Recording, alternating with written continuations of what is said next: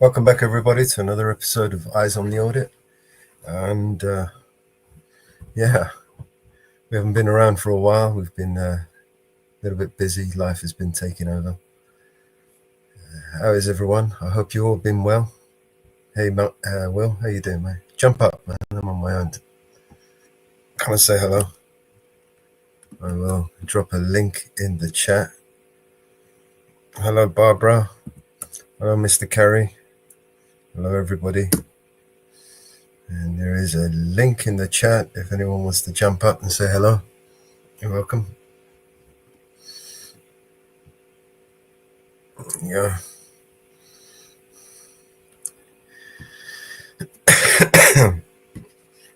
So, how are you? How is everyone? I don't like this layout. It's a bit crap.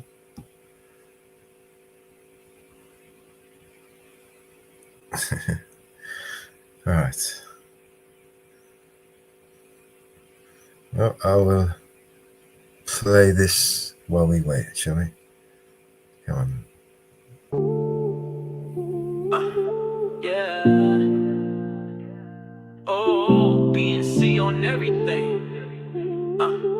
Yeah.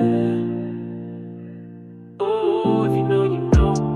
When I was young, I fell in love. We used to hold hands, yeah. We had enough, yeah. Then we grew up, started to touch, kisses beneath the moonlight in the back of the bus, yeah. Your daddy never thought much of me, and he doubted when I told you you were my destiny. But every night she found a way out of her reality. She used to meet me on the BNC side, in the city where the sun would never hide. And every day, you know, we glide through the back streets in a BNC Corvette ride. Baby, I just wanna leave tonight. We can go where our dreams ignite. Drive past the BNC coast, soak in the sea. Take my hand, baby, come with me. Yeah. We can do anything if we set our minds free. Rewrite the BNC story, leave the past in history. My love is yours if you take a chance. Give me your heart, let's live the romance. So come away, starting today. Create our own BNC world in a different place. Love's a spark that set our ideas free. So baby, run away with me. 17, dreaming of what life could be. A family, a home, all realities extremes. And suddenly, we hit 23. Now life's pressure got us feeling the squeeze. Bills to pay, jobs going nowhere. Old friends fading like whispers in the air. But now I look back at who we used to be, to the moments of love etched in our memory. He used to meet me on the BNC side, in the city where dreams never hide. And every day we'd ride and confide through the BNC back streets, embracing the tide. Baby, let's escape tonight to wherever feels right. Drive to the coast, lose ourselves in the sea. Take my hand forever with me, singing. We can do anything if we put our minds to it. Cross out the past, begin anew, pursue it. My love is yours if you're willing to take it. Give me your heart, no fear, let's embrace it. So come away, starting today, launching life anew in a different place. Love's the thread binding you and me. So baby, run away with me.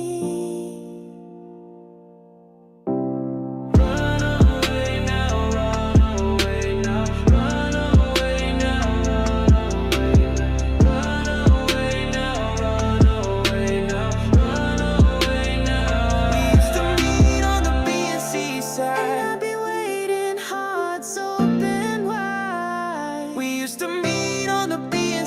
side. Where love was our guide, we never hide. We used to meet on the BNC side. The city where dreams collide. We used to meet on the BNC side. Under infinite skies, by each other's side. In the BNC city where the sun don't set, love couldn't die.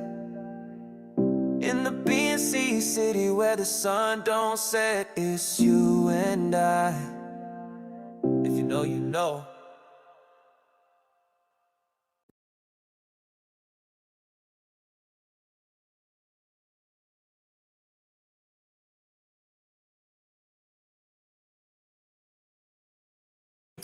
Hey, Mama Bear. Hey, don't know how long I'll be on, but I'm here. Yeah. Hi. How you feeling? Like shit. Oh, shit. I don't know if it's the infusion finally hitting me or what, but I've been down and out for 2 days. Right. Well, I hope you're feeling a little bit better. See if we can try and keep this on a light note. I mean, all this shit going on around us. Oh, I reckon- God. I'm so sick of it. Right? Oh, God, I am so sick of it. I am so sick.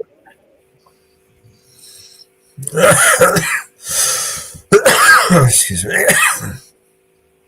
So Now, what we when you have got- family out in it, Hey? when you have family in LA that's, involved, they're not involved in the protest, but they're out there. Yeah, you I know, get it. It affects you, and they're doing everything possible to keep their family safe and away from that. It's hard, and you worry every day about them. Yeah. Hey, Ariel. Hey, Barbara. Mr. Carey.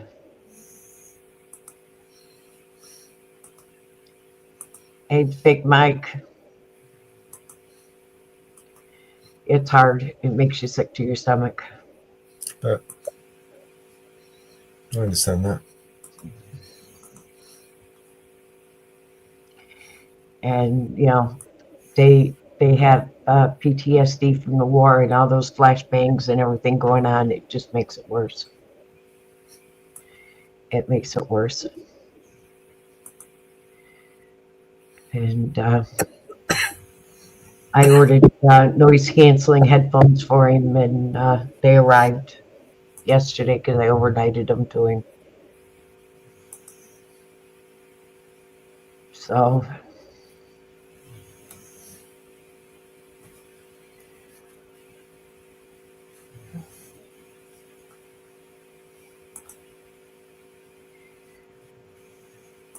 it just makes it all worse. And that's not helping, not feeling good. It just makes it worse. Hey, Ariel. Well, I uploaded another song, Ariel's song. Yeah.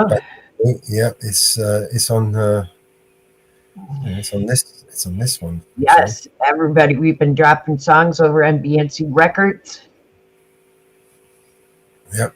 Good ones over there. We've been dropping them this last 2 weeks. So everybody, please subscribe to BNC Records. All right, here we go. Back the blue. Back the blue till it happens to you. Yo, you hear that? They talk about back the blue. To the blue backs you into a corner.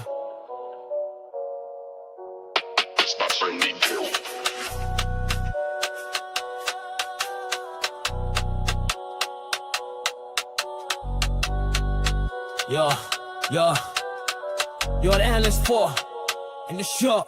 Yo. They on the telly chatting all that noise. Support the force, they say for all the girls and boys. But when the cuffs clicking, they ain't got no cause. That blue you back is breaking all your laws. Flashing them lights like they own the whole estate. Pulling up on man, sealing up your fake compliance. They scream with their hand on the heat, but when the camera's rolling, they retreat, can be beat. Saw with my own eyes on the block just last week. Brother got stopped for looking too unique. They searched his pockets to his dignity down. Said you ain't got rights in this part of town. They preach about justice, protection for all.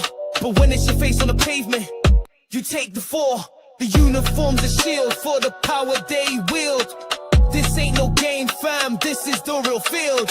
Back the blue till it happens to you. Yeah, you cheer for the system till it's coming for you.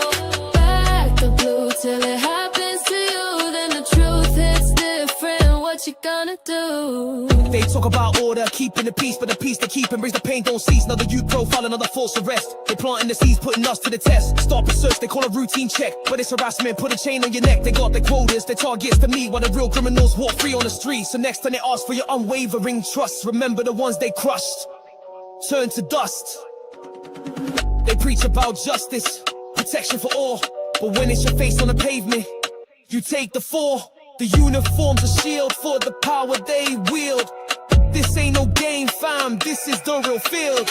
Back the blue till it happens to you. Yeah, you cheer for the system till it's coming for you. Back the blue till it happens to you. Then the truth hits different. What you gonna do? You see the headlines, they twisting the facts, covering the tracks, no turning backs. They say bad apples, but the trees are rotting deep, while the innocent suffer and the secrets they keep. But the cameras are rolling, the truth will prevail. No matter how hard they try, they gonna fail.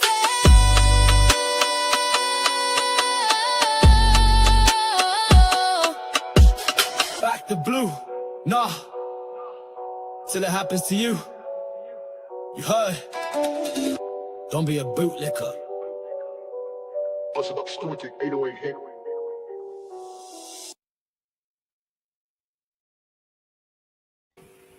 Okay, we got to change the link. No, that's not. If you know, you know, it's got the wrong link. Really? Change channels. Let me fix that. I'm doing it right now. Back the blue.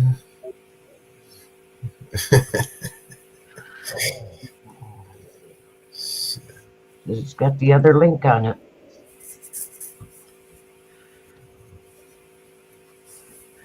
I'm changing it right now.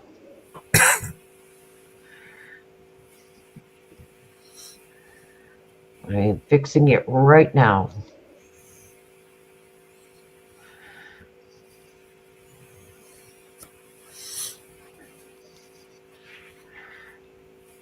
So we can get Ariel's channel up there.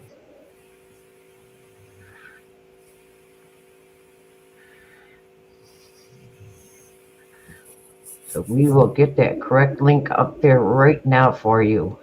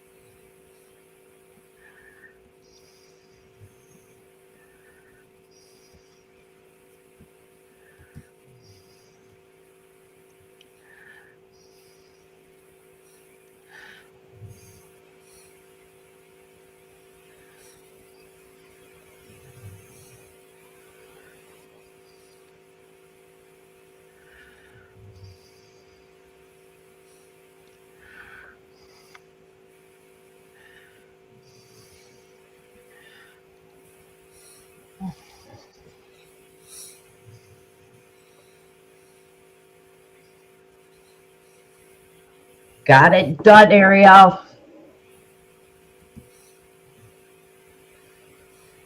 There you go.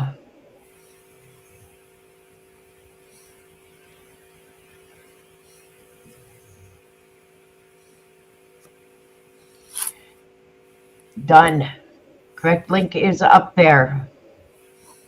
So please, everybody jump over to If You Know, You Know, and like and subscribe to that channel.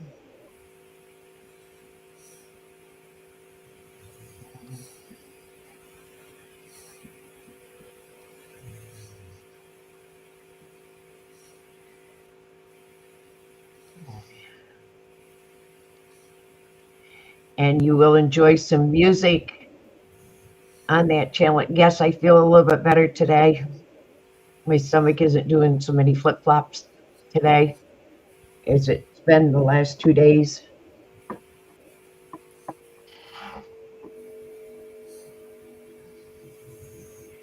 I still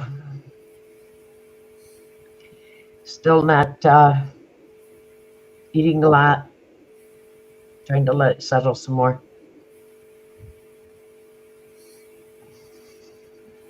So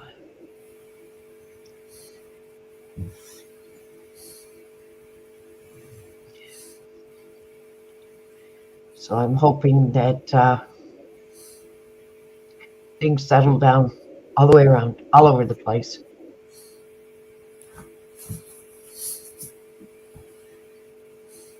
Enough of this horse shit. Enough of it. Enough of it. So what else is happening in the news? Oh, you mean aside from the fact that Elon Musk and Donald Trump are having a little tiff? Oh, that's been going on. You hear what he said, what he posted about his involvement with the Epstein? Well, we all knew he was on the Epstein list. That's nothing new. Everybody knew he was on the Epstein list. That's nothing new. Because that came out during Biden administration, that he was on the Epstein list. So that's nothing new. And people fell for that horse shit. It was already known fact that he was on the planes during the Biden administration, that he was on it. So's Obama, so's Clinton, so's Oprah. Many Hollywood stars besides Oprah's on the list. There's a long list of people that's on the Epstein list. Let's see, who else is there? God, we went through the list here quite a while ago of who's on the Epstein list. Of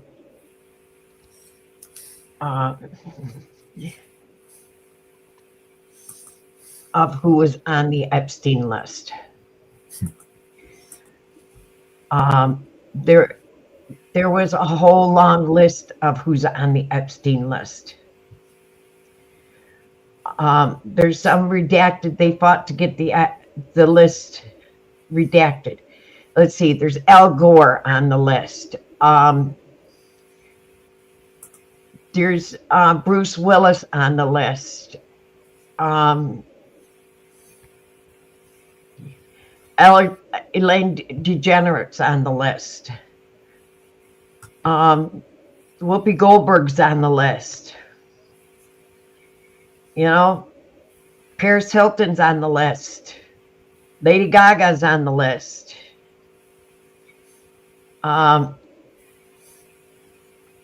Let's see. Ed Turtles. Ellen Spencer's on the list. Emmy Taylor's on the list. Gary Roxburgh's on the list. Maxwell, which we all know is on the list. Cher's on the list. Who isn't on the list? You know, Prince William's on the list. Prince Charles is on the list. Prince Andrew. Trudeau's on the list.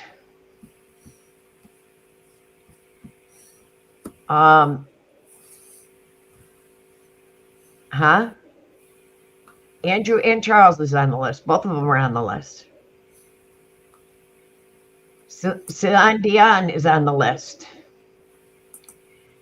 You know, George Clooney's on the list.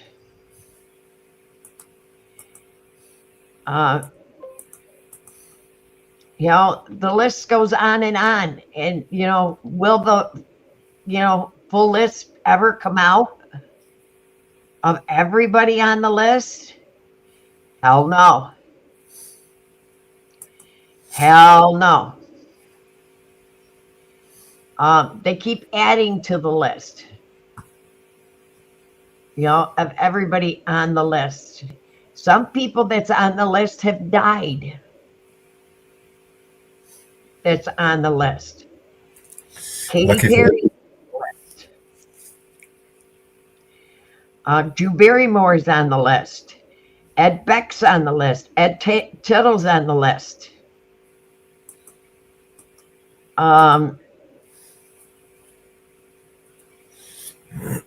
You know, the list keeps getting bigger. Tom Hanks on the list.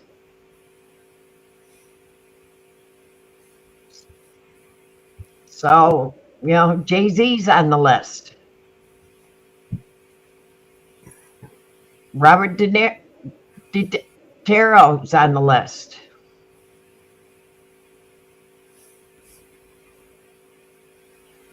So, you know, and everybody keeps saying Trump's on the list. Trump's on the list. Well, they keep forgetting about everybody else that's on that list. There's not only Democrats, Republicans, independents, movie stars, and unknowns on that list. But remember, there is also underage children on that list. And there's also victims on that list that have committed suicide. And also people that were killed in that list because they came forward that supposedly committed suicide. So remember that.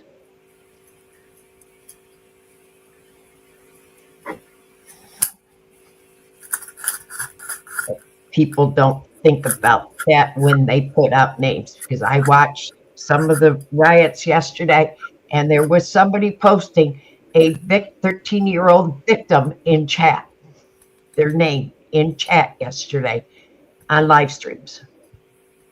Why would you put a 13-year-old victim's name in a chat? That person is just as disgusting as that person that committed the crime.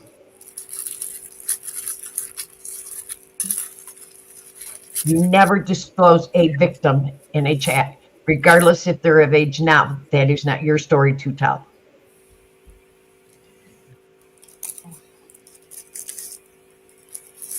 I don't care if they've gone public or not. It's still not your story to tell. Anybody that is a victim of a crime, that's not your story to tell. That's their story to tell.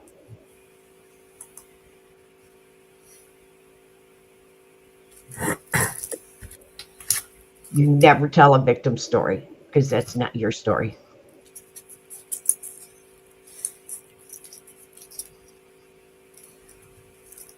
Unless that person is sitting next to you that can give you that permission.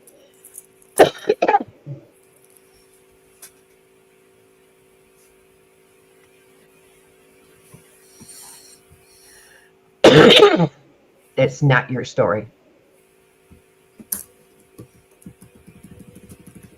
Unless you have the sole written permission of that victim.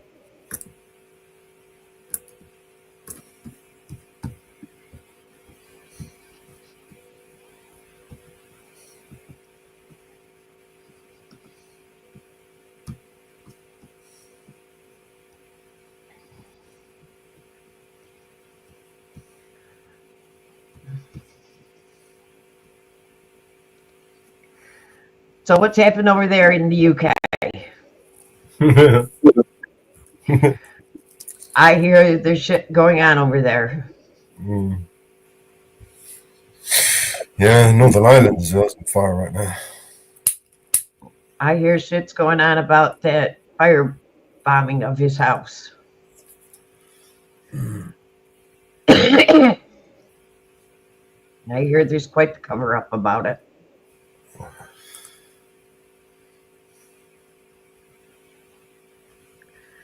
That's what happens when you let corrupt criminals run shit. I hear how Harry walked out of Clooney's interview. He got pissed off and smashed coffee mugs and walked out of the interview. Who? Who did? Oh, Prince Harry. All right.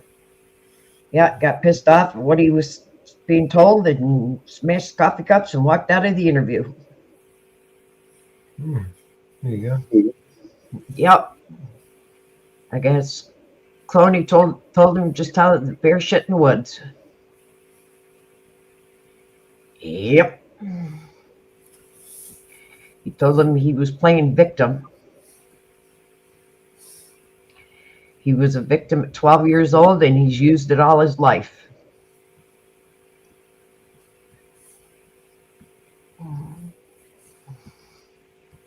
And he's just wants to be a victim of everything. And he's playing the victim card nonstop. Instead of healing from his tragic of his mother's death, he's just playing victim. Harry didn't like it, and he walked out of the interview. Yep.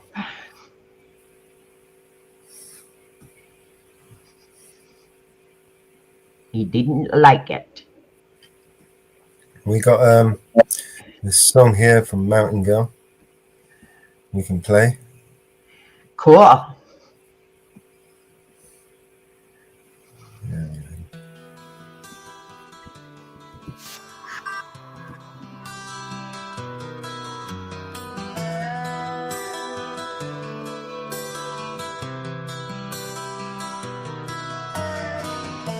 You're always coming in, and now you're backing out. It's hard to talk big with a shotgun in your mouth. I'm glad you brought your friends, they can watch it go down.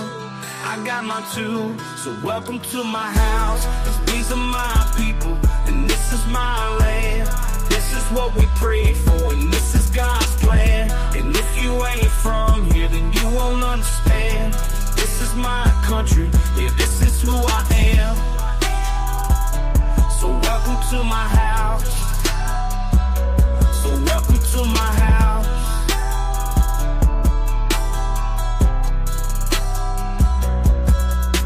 I'ma stand up for mine, you better believe it, 'cause today won't be your day, I can guarantee it. You should turn and walk away and get to leaving, or I'll let this 12 gauge do all my speaking. Don't push me on the edge, boy, 'cause I'm aiming for your head, boy. And all I see is red, boy. I told you not to cross that line. I'm giving you a chance, boy. You see the devil in the glance, boy. Shotgun knock you out your pants, boy. I told you not to fuck with mine. Lord have mercy. Lord have mercy. You're always coming in, and now you're backing out. It's hard to talk big with a shotgun in your mouth. I'm glad you brought your friends, they can watch it go down. I got mine too, so welcome to my house. 'Cause these are my people, and this is my land. This is what we pray for, and this is God's plan. And if you ain't from here, then you won't understand. This is my country, yeah, this is who I am. So welcome to my house. So welcome to my house. Baby girl inside this house right now, she's sound asleep. So it's probably best for the both of us if you just turn around and leave. 'Cause if you come in this fucking house, then you two gonna go to sleep. I promise you, boy, don't play with me. I pray to God my soul to keep. Especially in this day and age, gotta handle shit our own way. With a 30-30 or a 12 gauge behind this door, yo, hell awaits. My old lady, she rides too, picking up every shell case, moping up these blood stains, but she ain't seen a damn thing. Most of my people are convicts, hard-headed, no nonsense, so please approach with caution. You never know who's watching. You never know what's on the other side of that front door, and you knock it, might step out, like motherfuckers get the dropping. All the neighbors heard was the dogs barking. The sun was down, it was getting dark, and I told the sheriff ain't no problems. Like them bobbums.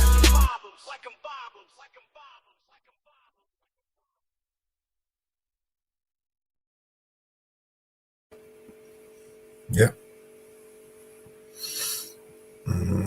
That's right.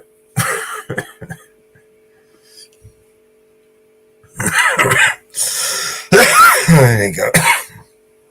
That went down the wrong hole. Oh, shit.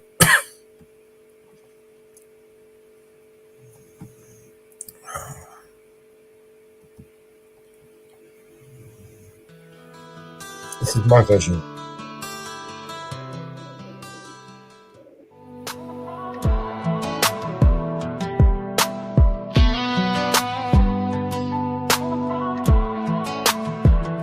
You strolled in bold, now you're backing out.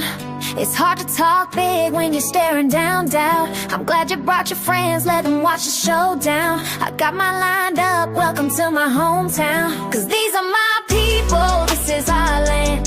This is what we pray for, this is God's plan. If you ain't from here, you might not understand.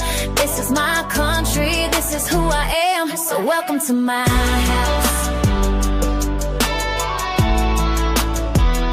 So welcome to my house.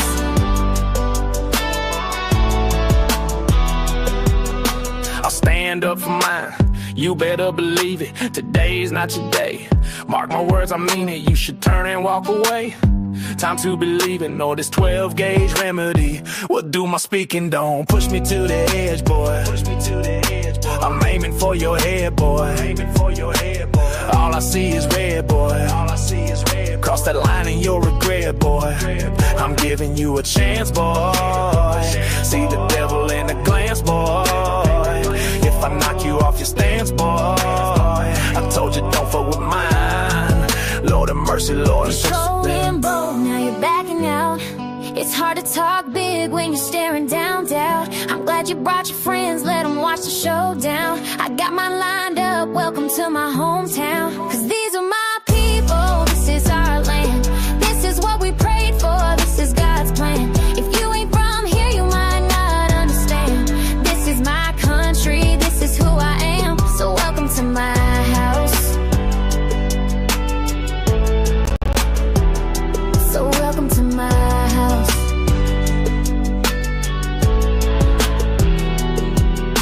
I've got a little girl fast asleep, so let's keep this peace. It's best for both our sakes. If you just take your leave, if you step into this place, you might find eternal sleep.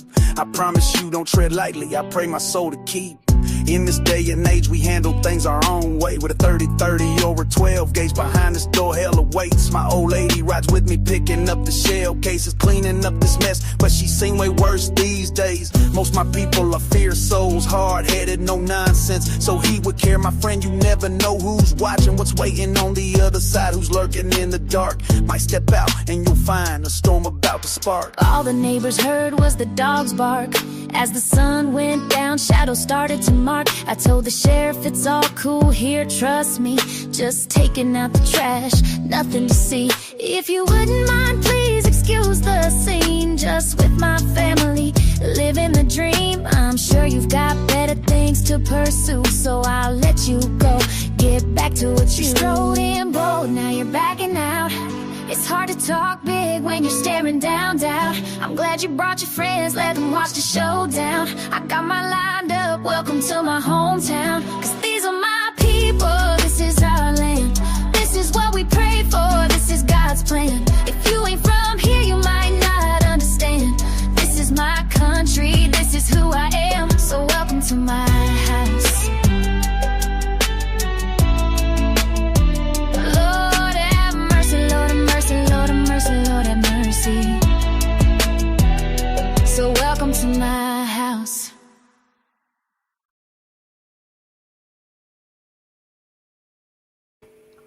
Cool.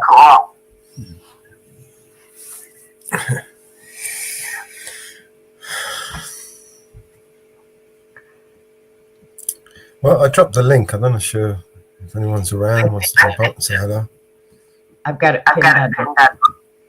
Oh, I got an echo. From me? No, it's from me. Let me go out and come back. Okay. All right. Let's see what we got here.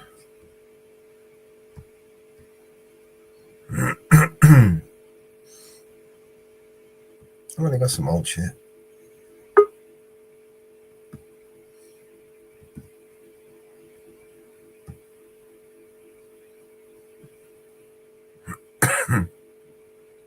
Okay. Anybody? Do I still have it? Nope. No, you're not echoing to me? Nope. It was me. Good. No, I had an echo from someplace.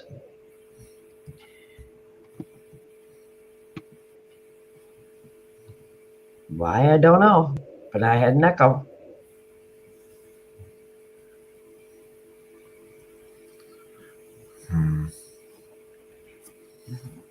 But yes, I see the rioting in Chicago, New York, Texas. It's spreading like wildfire. Yes, Chicago's rioting now. Texas is rioting. New York is rioting. They actually called in the bomb spot in Chicago because they were going into the manholes with stuff.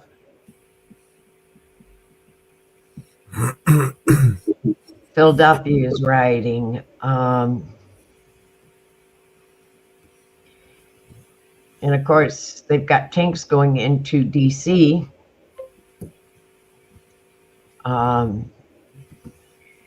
They have tanks going into DC because the 14th is 250 years of our military. And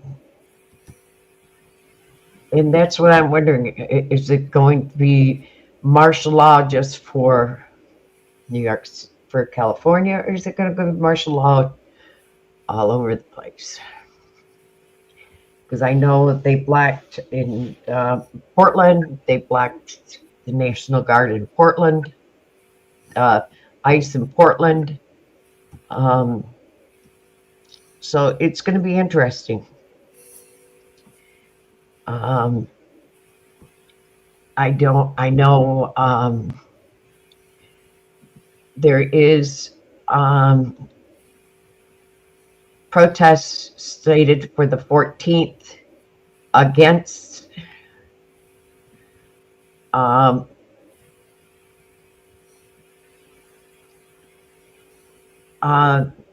this. They're calling for protest against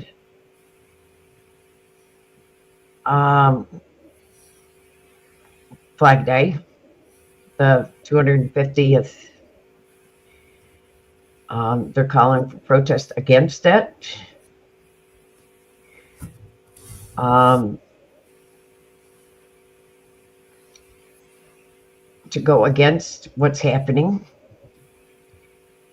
So there is protests. They're calling to protest against it. Because not only is June 14th the 250th year of our military, but it is also President's birthday. It's also Flag Day. So they are calling for protest against it. So they're calling to go to protest against it. So instead of protesting Flag Day and the anniversary of our military, which I think it should be the military and Flag Day, they're protesting against all of it. So people are trying to reverse it. So if Trump wants to celebrate his birthday, do it on his own time, not celebrate the military and Flag Day. Don't celebrate your birthday. Do that on your own time. In your own time. Not on our nation's time. So I agree with that. But for people to protest against Flag Day, which is our nation, that's wrong. That's wrong. And Newman suing, they lost it in court. There is a hearing that's scheduled for Thursday, but Newman did lose the emergency order. That was struck down. There is a hearing.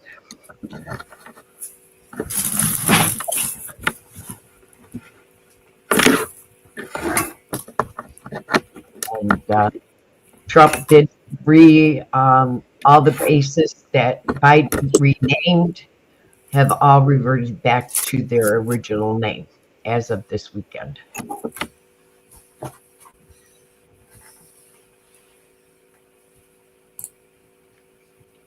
So Fort Hood is now back to Fort Hood. Fort Benning is back to Fort Benning. All bases go back to their original name now.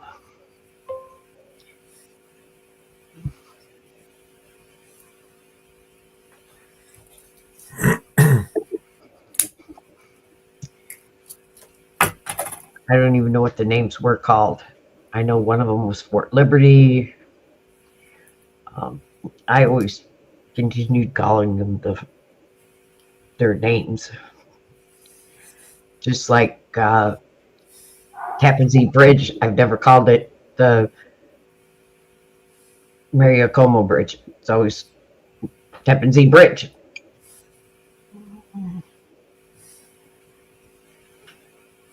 So if anybody asked me where the Maria Como Bridge is, I would know it's Tappan Zee Bridge.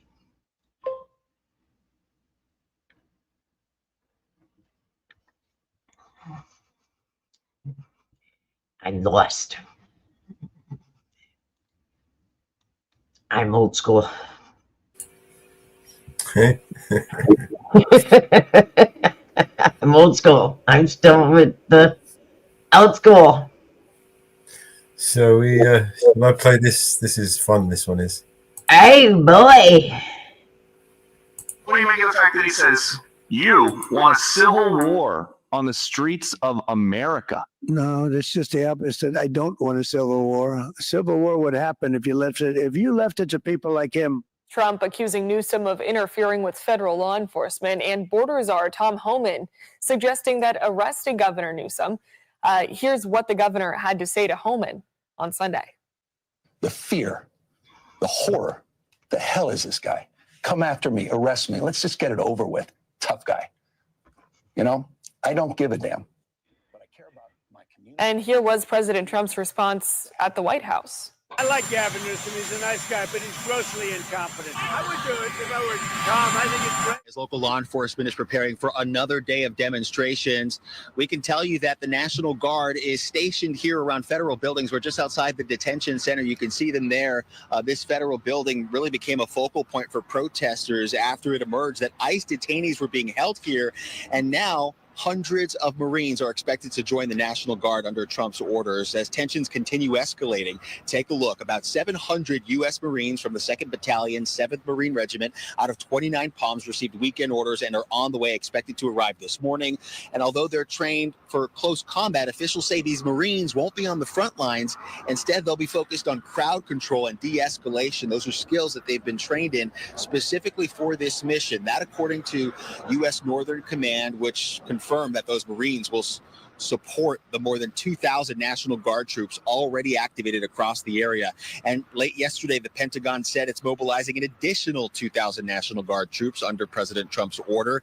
And that now pushes the number of military personnel to more than 4,000, with growing opposition from Governor Newsom and Mayor Karen Bass, the governor calling the deployment unnecessary, saying it'll only inflame tensions. Hello, Now, if we come Morgan, back hold out on here just to a our minute. live shot, we've been seeing these National Guard troops checking IDs for employees entering the building. Hello?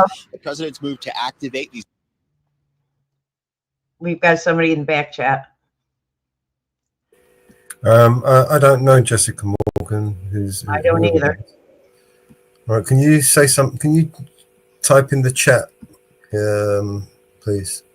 Jessica. Say something in the chat.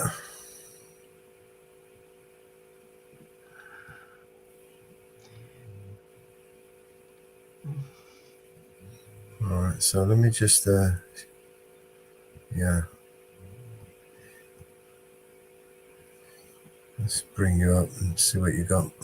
Hi, Jessica. All right, I'm in. What's up? Well, the sky mostly. Whoa, is that the Batman signal? It is. It sure is. I know that. What channel are you from? North Carolina. Okay, what? How did you find us? I've seen your YouTube videos. Like I just found you on YouTube, and I wanted to see what the channel is, what was going on. Right. You wanna type in the channel that you came in under? I found your YouTube channel like there's like a few seconds, and I decided to join in. Right.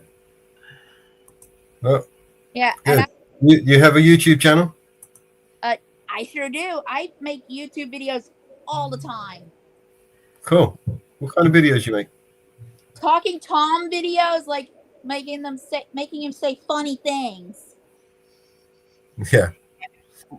Okay, you want to drop a link and see we can see some of your stuff? Okay, wait a minute. We can share it. I go by the name of Jessica Morgan 33. Okay, do you have a link? It's a bit awkward to find channels sometimes. Like you can search up my name and don't forget to like and subscribe. I'm trying to get 10 million subscribers Yeah. so I can get my own diamond play button. Right. Yeah, like my good friend Ben Azalar or iShow Speed. How old are you? For me, obviously, I am the son of Jessica. I'm 15 years old. Okay, well, you're gonna have to go because we're an 18 and above channel. Wait, is the stream about to end? Yes, No. we are. Thank you for joining us, Jessica. We'll see you on another one, yeah? All right. Oh, we did that one. Okay.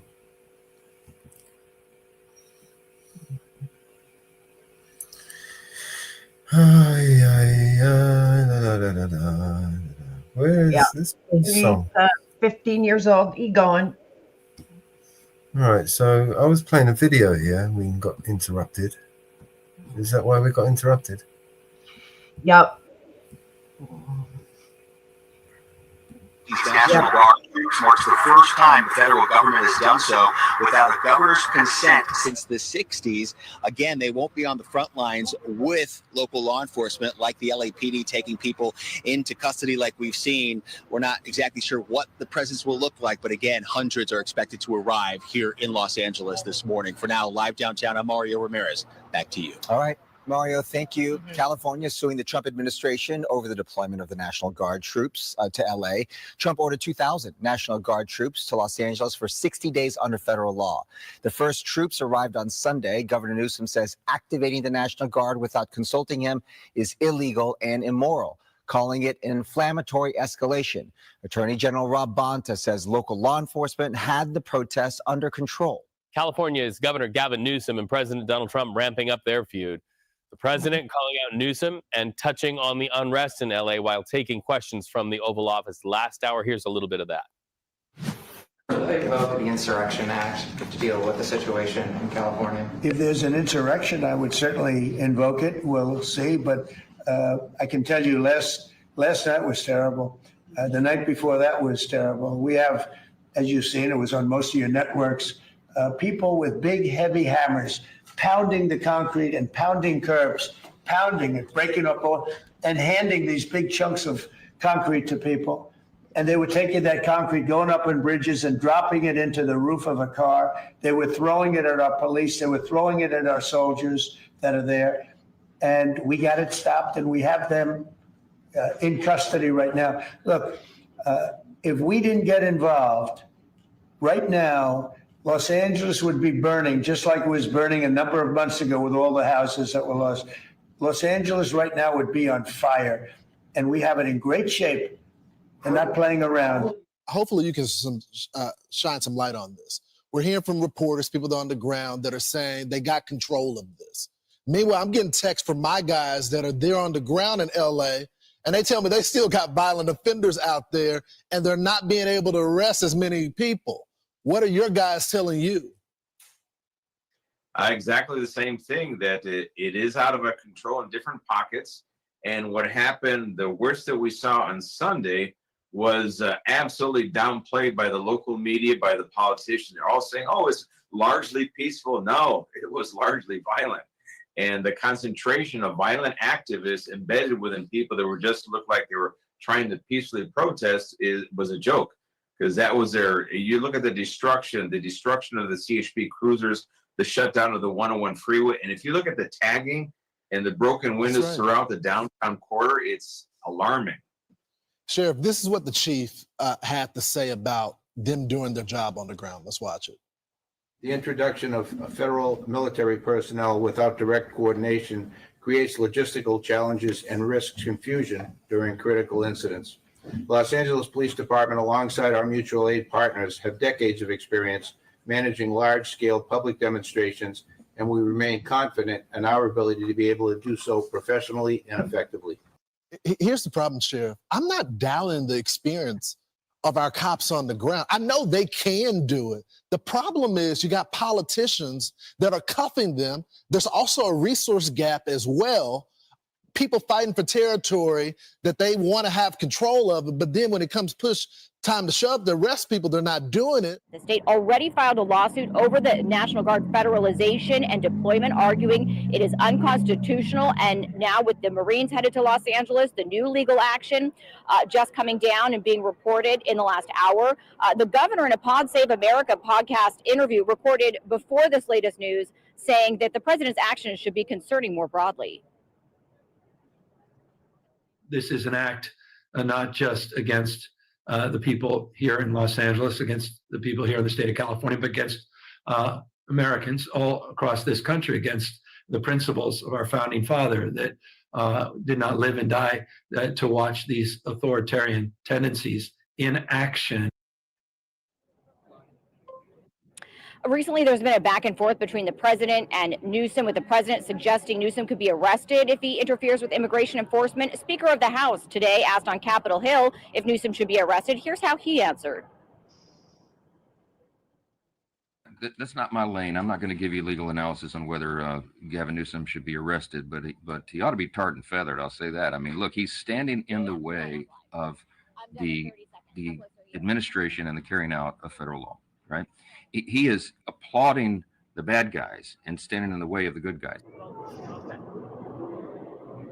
Take a look over the weekend. You may recall Paramount was in LA County City, where we saw protests that started in response to an ICE staging area near a Home Depot. Well, today, a lawmaker representing that area of LA County in Congress, she expressed concerns over the president's rhetoric. They're using words like insurrection. They're using words like invasion, because I believe this is their way to lay down the groundwork to try to have martial law and invoke the Insurrection Act. And I think that's a concern. And remember, this is an order not just for California, but for this entire country. So you can see the very different rhetoric, whether you're hearing from Democrats or Republicans, this issue highly political. And back here on the ground in Los Angeles, we're learning from the Pentagon the cost of this, the National Guard and the Marines being sent here. The Department of Defense reporting it comes with a price tag of $134 million. Then the reporter asked me, well, could Governor Newsom or Mayor Bass be arrested? I said, well, no one's above the law. If they cross the line and commit a crime, absolutely they can. Gavin Newsom he's daring Tom Homan to come and arrest him. Should he do it? I would do it if I were Tom. I think it's great. Gavin likes the publicity, but I think it would be a great thing. He's done a terrible job. Look, I like Gavin Newsom. He's a nice guy, but he's grossly incompetent. Newsom saying on X, the president of the United States just called for the arrest of a sitting governor. This is a day I hoped I would never see in America. I don't care if you're a Democrat or a Republican. This is a line we cannot cross as a nation. This is an unmistakable step toward authoritarianism. Also happening today, Defense Secretary Pete Hegseth is appearing on Capitol Hill to testify about the Pentagon's budget. He will likely get questions about other issues like the deployment of those Marines and Signalgate. That hearing is supposed to kick off at 9:30 a.m. Eastern Time today. Lawrence Ainsley and Brian. Thanks, Maddie. Yeah, they have $1 trillion budget to discuss, but let's talk about Signalgate from 2 months ago. Just real quick, some of the quotes coming out of these rioters, quote, "We need to take down this empire once and for all," was heard out there. Also, it's important to point out most of the businesses that have been damaged are Hispanic businesses, and the ones that have been looted, like T-Mobile, as well as Foot Locker, Hispanic businesses. I mean, these were the owners there. So what the hell are you doing? But yet, the LAPD said they were overwhelmed days ago. It's brilliant, right? That's the funny part. They were overwhelmed days ago. That's the hysterical part. I bet you he got a tongue lashing by the mayor and by the governor for sedating that. What about for stating that?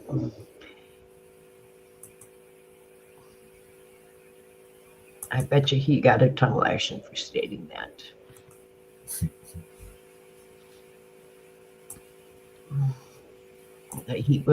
They were overwhelmed. But meanwhile, they've got every police officer from every neighboring town and village in there, helping them. No crimes are being solved because every detective is now in uniform and calls are not being answered. So if you have a crime, anything happens, you are not getting 3 to 6 hours for a call because of the riots. And a black lady was trying to get to work, and the protester told her, "Tough luck. You are not getting through the picket line, the protest line, to get to work to support her 3 children because of the protests." They told her, "Tough luck. Join the protest. Not go to work to feed her children." They told her, "Tough luck. Join the protest." She wasn't getting through the protest to go to work to feed her children. The protest was more important than feeding her children. So if you have to go to work, tough luck. You're not going to work. You have to join the protest instead of going to work to feed your children. The protesters don't care.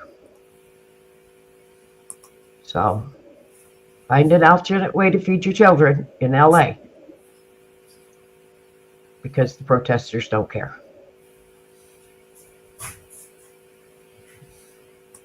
How is that fair to the people that have to go to work?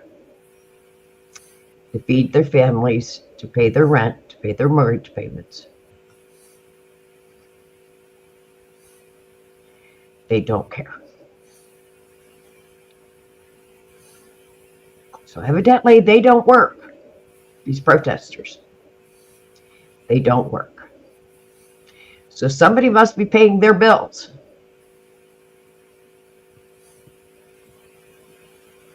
So who's footing their bills? Somebody must be footing bills for them. Follow the money. Follow the money.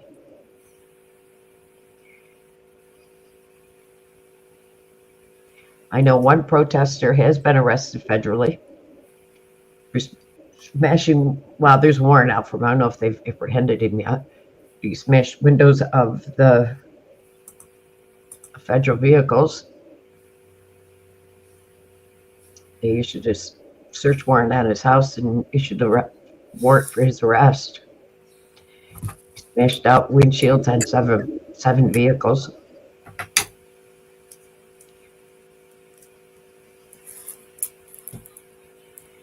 That was Oliver X.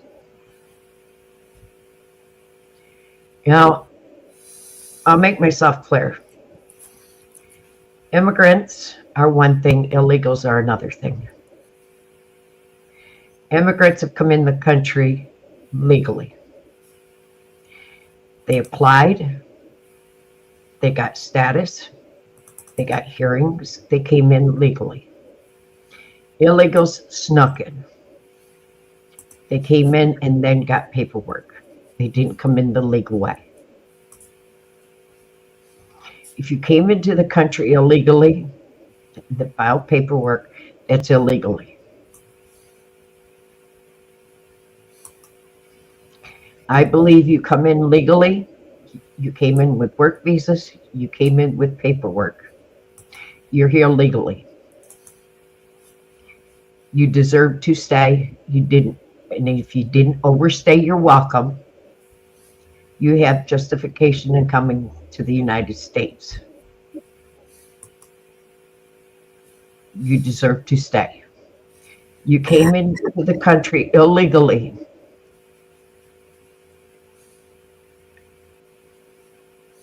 You don't have the right to stay. I have friends that came in here legally.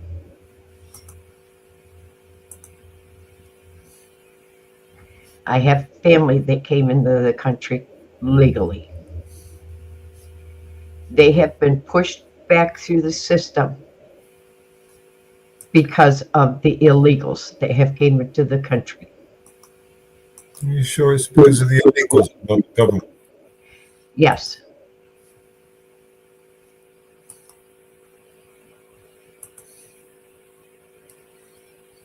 Yeah. Because they are in LA.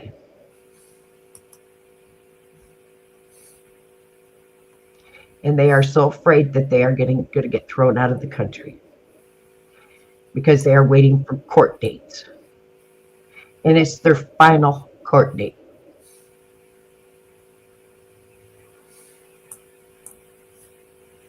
To get that final seal on their paperwork.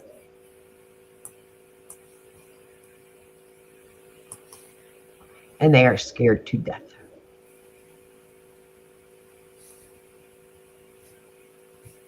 And it's the final person in the family. Because 3 of them have already got their final paperwork.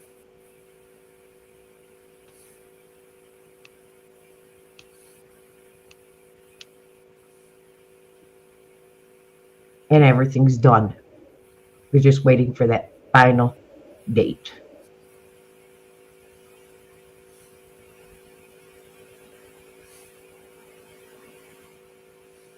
And the courts are tied up.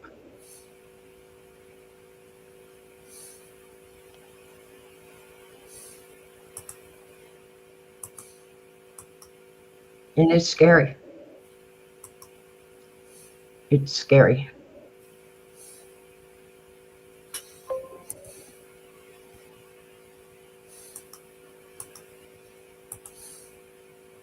And that's why I've been so sick to my stomach.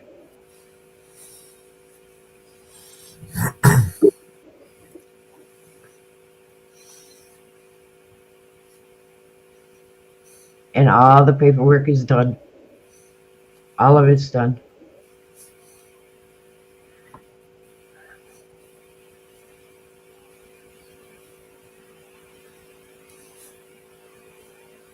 It's done. It's just waiting for the final stamp of approval.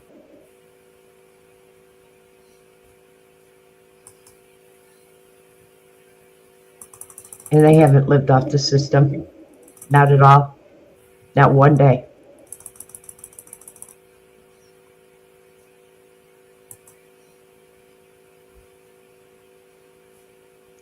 And that's the scary part. They haven't lived off the system at all.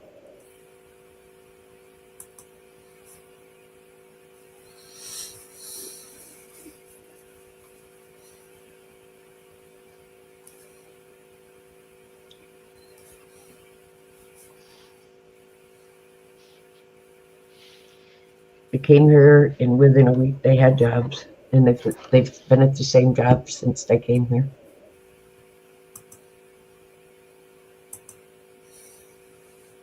They have work visas. Hey, Tommy.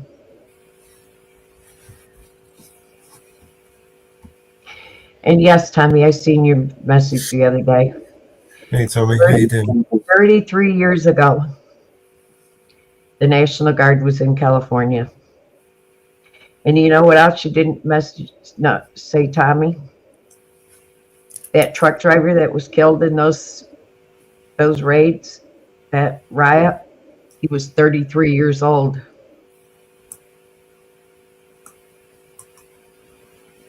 So 33 years ago, the riots, the National Guard went into LA, and that truck driver was 33 years old. Another psyop, maybe? He wasn't killed. He was injured. But yes, 33 years ago, they went in.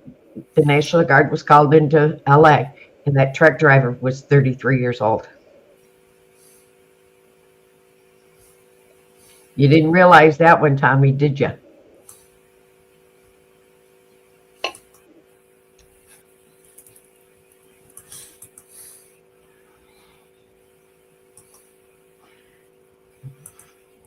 When you put those numbers up, did you?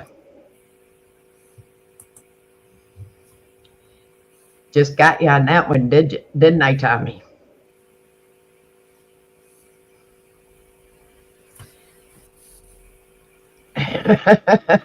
Got you there. He died, I think he was 68 when he died. Hey, Paulo. Hey, Apollo, how you doing? I think he was 68. He died from the complications from that injury.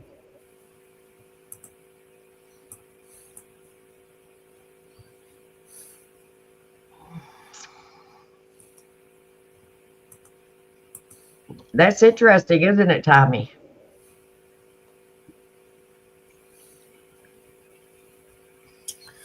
We've got a bit of gematria going on there. Really? The symbolism. That's why I say, you know. Yes, he did. He suffered all those years from the injuries. Yes. Yes. I can't remember the injuries he had.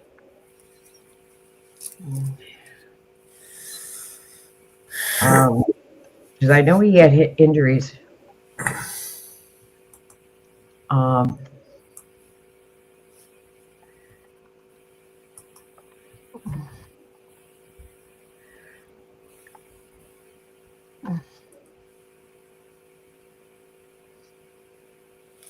Back the blue till it happens to you.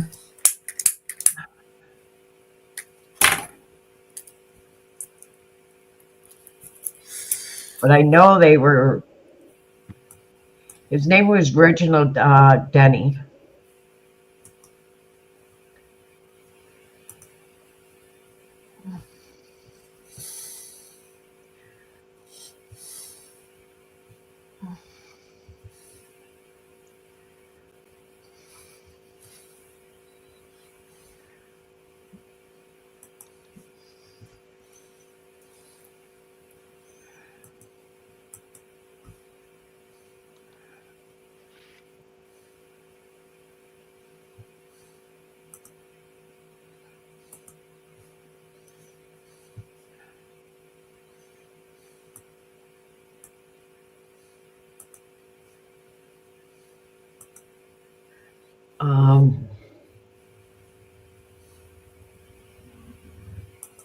I know he had a brain injury. He had a brain injury. I know that.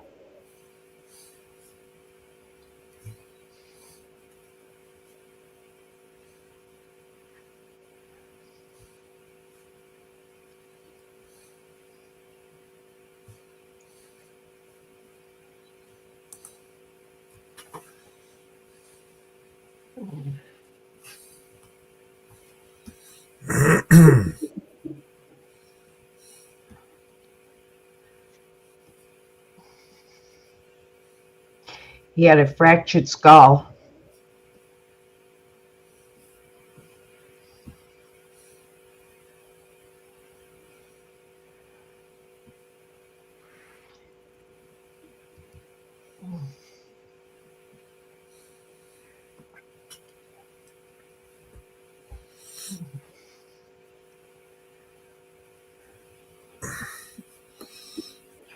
He had a fractured skull.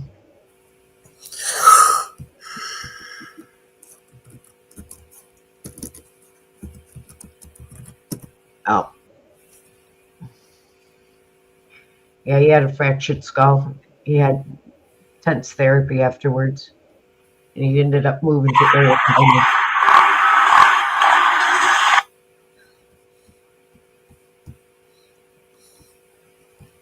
He ended up, city of LA ended up paying him $3.8 million.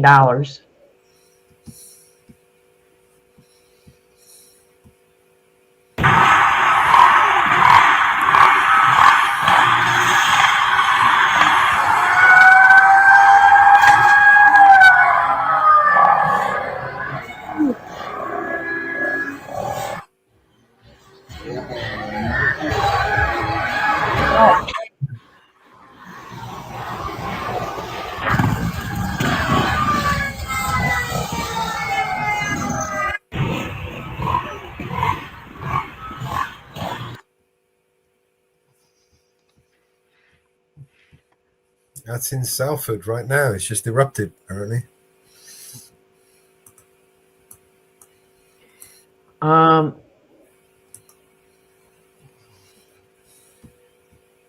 guess Ireland's erupting as well. Bit of a contagion, eh? Maybe we should get Bill Gates to make us a vaccine for it. I guess Ireland has erupted. It's contagious. Huh.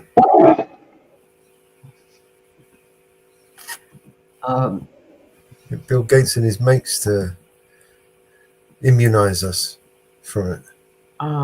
Ireland, I guess, is going at quite violent.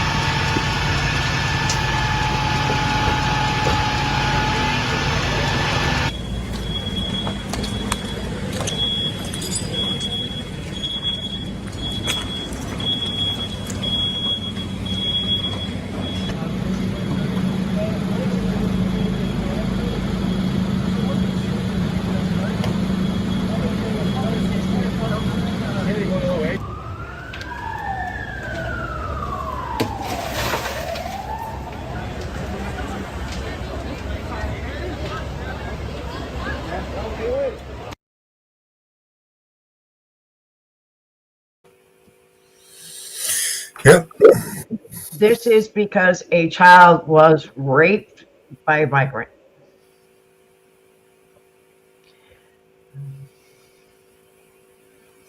And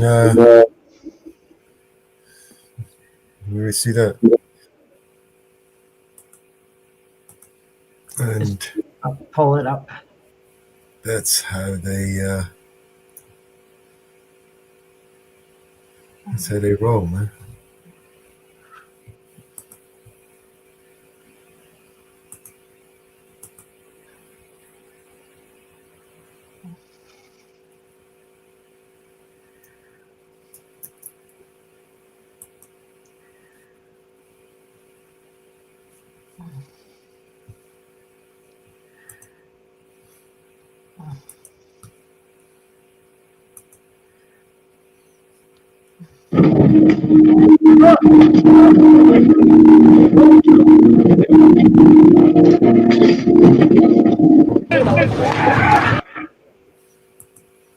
Homes torched and missiles thrown at cops riot Ireland over sex attack.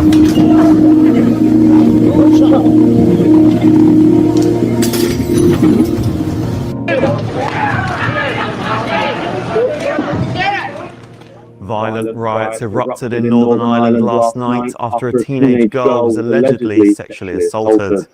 Chaos continued through the night with missiles lobbed at police and homes torched in Ballymena. Shocking footage shows homes going up in flames and petrol bombs sparking fires in the streets. The carnage started just hours after two 14-year-old boys appeared in court, charged with attempted rape. The boys confirmed their names, which cannot be reported, and their ages through a Romanian interpreter at Coleraine Magistrates Court on Monday morning, according to reports. The large group of protesters gathered close to where the alleged assault took place over the weekend, with people initially coming together to support the victim's family. Demonstrations then turned violent, with locals burning plastic road barriers and bins as part of a barricade on the street. A number of houses were also attacked by the masked youths, who could be seen kicking in doors and throwing missiles at windows. It's understood that at least 2 houses were set alight, with flames from these homes spreading to other properties. In a statement, the Police Service of Northern Ireland said, a number of missiles have been thrown towards police, with damage reported to a number of properties. Police have urged people to remain calm and act responsibly as the court case continues.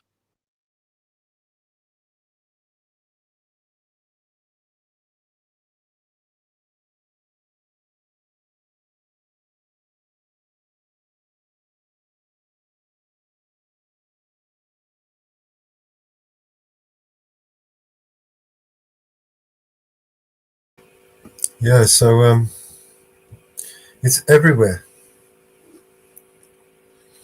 It's not just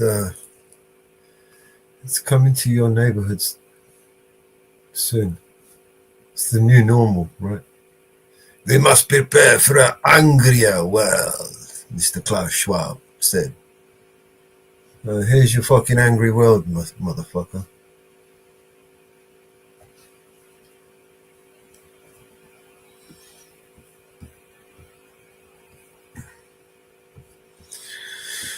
Oh, yeah.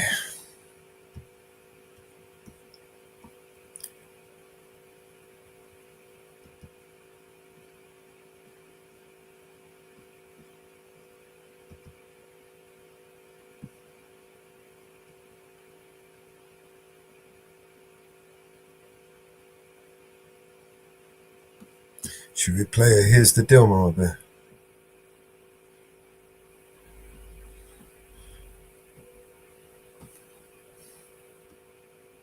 Actually like to. Let's play this one. A bit more controversial. Let's go.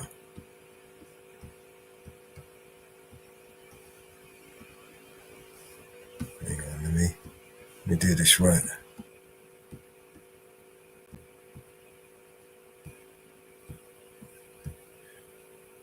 To see some dark MAGA. I think it's time for Trump to get dark MAGA. I don't know. I don't think we've seen dark MAGA yet. I think it's time to go dark MAGA on California. Actually like to see some dark MAGA. What has happened to all these popular social media influencers who claim to love liberty and yet are overtly calling for tyranny and trashing the Bill of Rights. This is Owen Schroyer. I just want you to listen to what he says, and let's weigh this and look at it through the lenses of freedom. This is crazy. This was Trump earlier today, and he said this in clip one.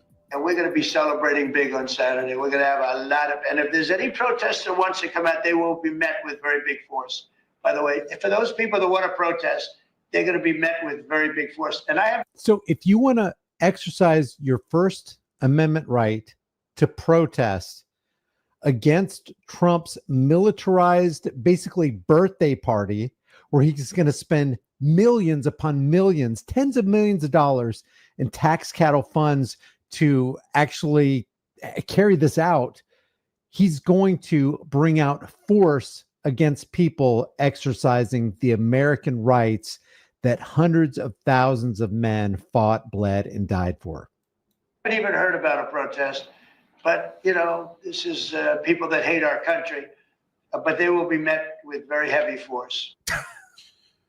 So I think we may have had this live, or I just might have missed it, but this was Trump.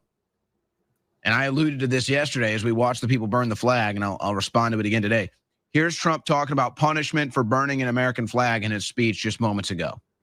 And the only flag that will wave triumphant over the streets of Los Angeles is the American flag. So help me God. The American flag is the one that's going to wave triumphantly over the street. I guess not. Okay, well, the clip caption said Trump calls for prison for anybody burning the American flag. So I don't know if I got the wrong clip or if you guys want to find that. That's what the caption said. So I don't know why the caption said that. If we do know 3 times Trump has said that. He's calling for a minimum of 12 months in prison for burning an American flag, a Chinese-made American flag. If you are not free to burn an American flag on American soil, this isn't the land of the free or the home of the brave. I would say they should be arrested. And it's an interesting thing. You got to find outside the box solutions to these problems so they can fight it in court and probably win. I mean, I might even argue that it is your free speech right if you want to burn an American flag. It like hurts my soul to even say that, but yeah, if you want to burn any flag, if you want to burn a Mexican flag, a Hamas flag, an Israeli flag, whatever, that should all be considered free speech. But that's not the point. The point is that we're gonna try to put an end to this crap. And if you're gonna burn an American flag, we're gonna arrest you, and you're gonna have to defend yourself in court. We're gonna do that. That'll go to be the most stupidest, nonsensical shit that I've ever heard in my fucking life. You're getting arrested. We're detaining your ass. We're sick of this crap. I don't know. Maybe you sign an executive order. You can't burn an American flag. I mean, you absolutely have the right to burn an American flag, but if you do, we're going to arrest you. What a motherfucking stupid moron this guy is, right? What a stupid fucking idiot. A hypocritical, double standard moron, right? Who has no fucking idea. Okay, let's carry on. Now, I'm not going to fight that. What kind of conflict is going on inside of Owen Schroyer's mind? What kind of cognitive dissonance is this? I mean, he seems kind of wishy-washy, but on the other side of it, he seems kind of resolute. Yeah, put him in jail for burning an American flag. You deserve to go into a cage, be locked into a cage against your will for burning a piece of fabric? I might say, well, it's a free speech issue. I don't know if I agree, but not dying on that hill. Don't burn an American flag. I'm not going to die on the hill of American freedom and expressing your rights. Now, I don't suggest you burn an American flag. I'm not going to go out and burn an American flag. I'm not going to burn any kind of flag. It's just not in my heart to do that kind of thing. But if you're not free to burn a flag that you own without being punished and thrown into a cage, there is no freedom. There is no freedom of expression. And then where does it stop? You have the government put their foot in the door of putting you in prison for burning an American flag. Then what's next? And how are you going to stop that tyrannical snowball, which leads to a tyrannical avalanche? once it started. You're not going to stop it. Go to But wait, Owen's not done. jail for burning an American flag? Don't burn an American flag. But it's a little. How about don't throw him in jail? That's what Owen Schroyer should be saying here.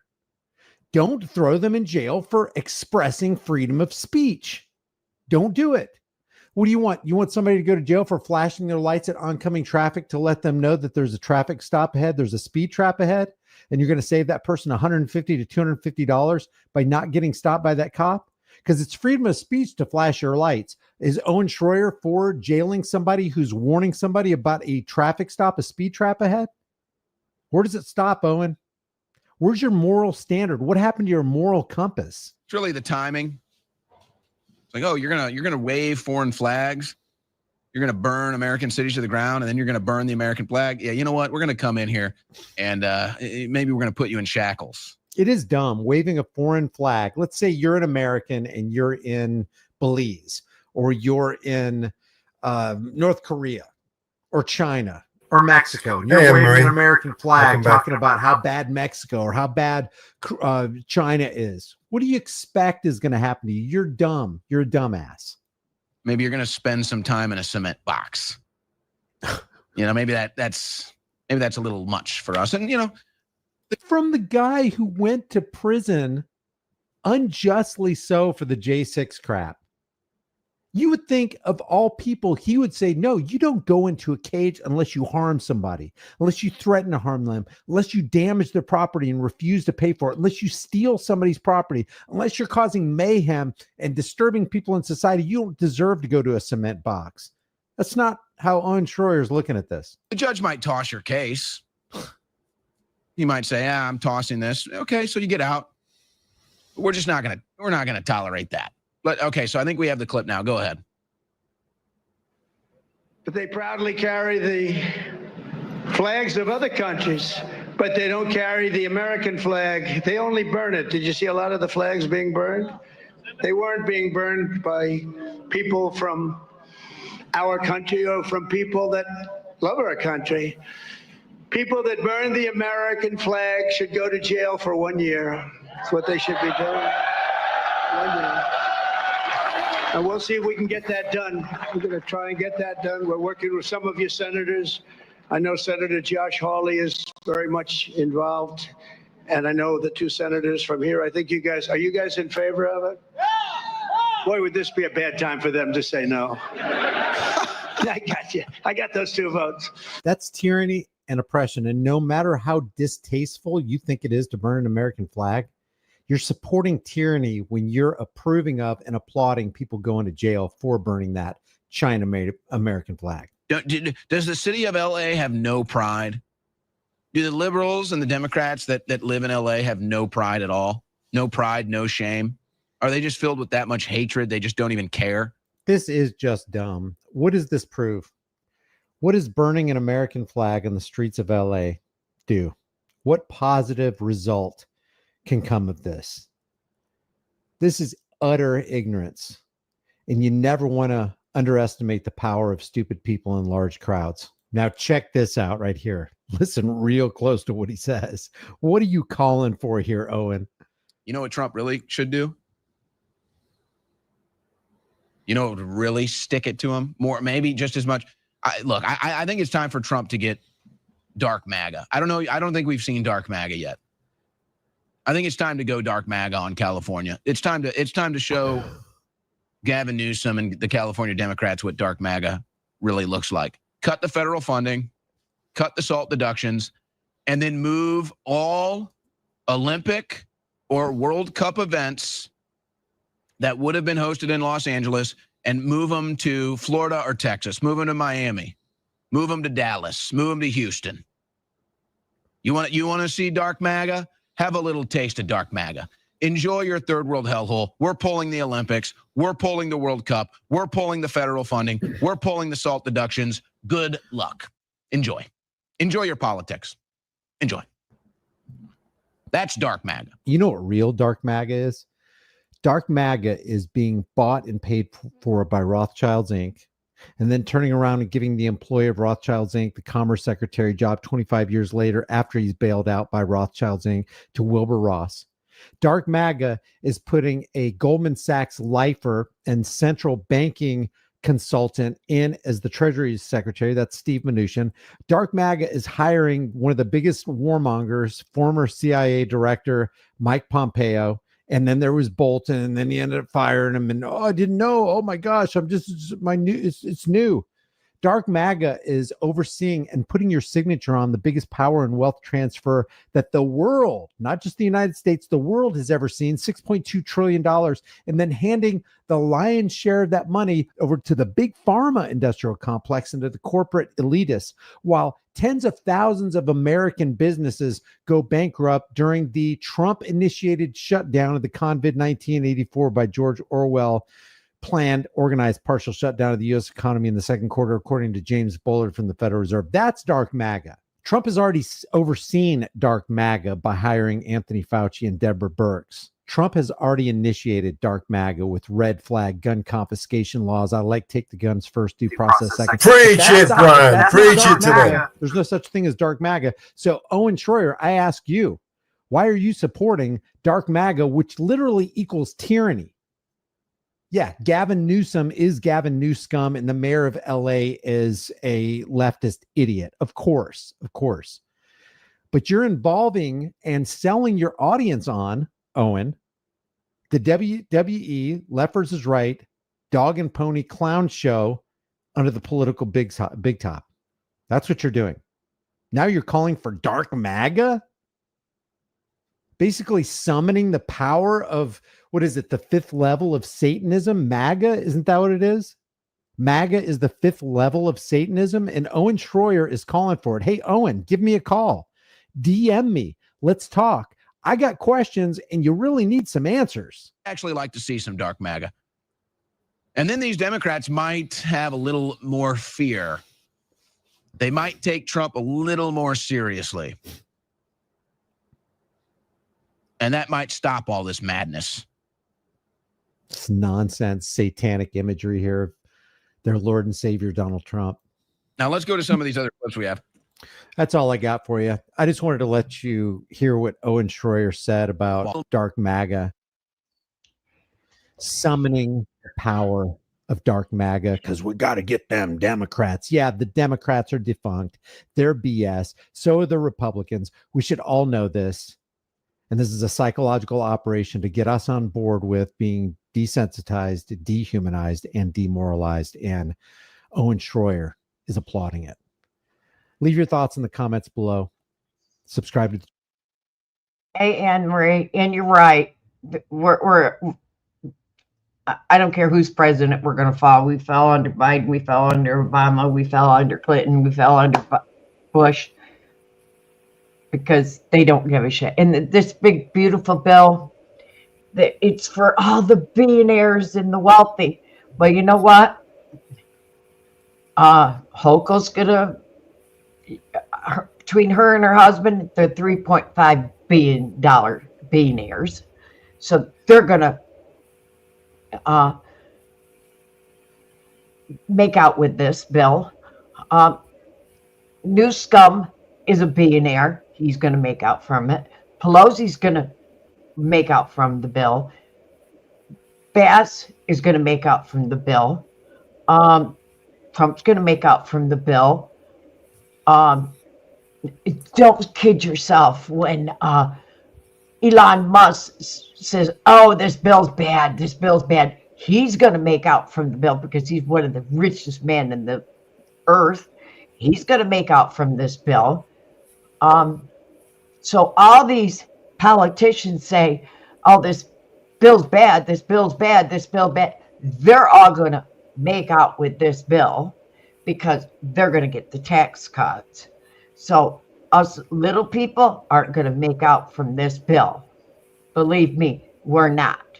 Just like here in New York State, our illustrious governor is giving all this money to the people that pay taxes. Well, us senior citizens that are on Social Security, we don't qualify to pay taxes.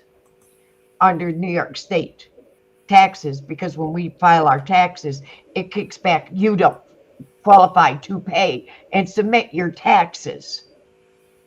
So it gets kicked right out of New York State, so we don't file our taxes. But I pay almost $4,000 a year in property taxes. So I don't qualify for all this free money she's handing out to taxpayers.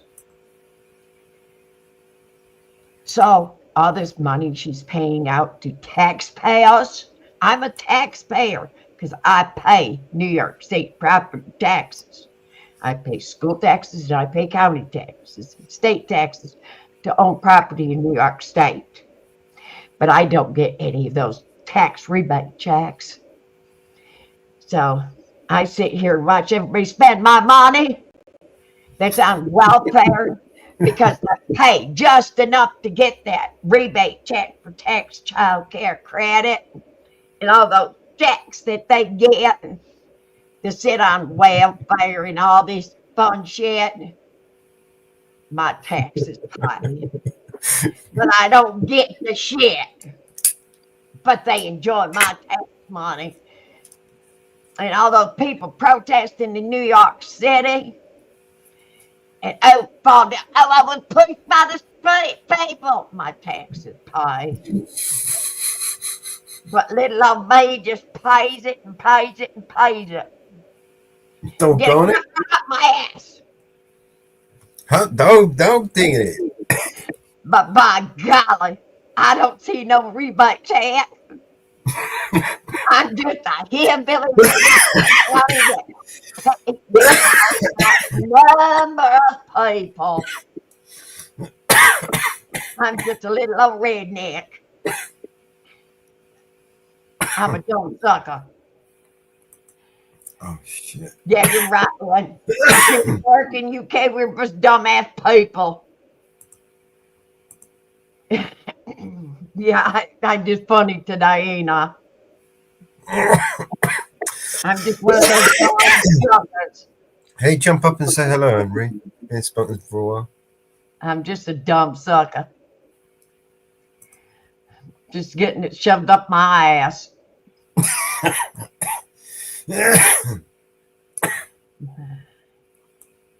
I'm just a dumb sucker. Don't worry. Trust the plan. Donald Trump's going to save us. Yeah.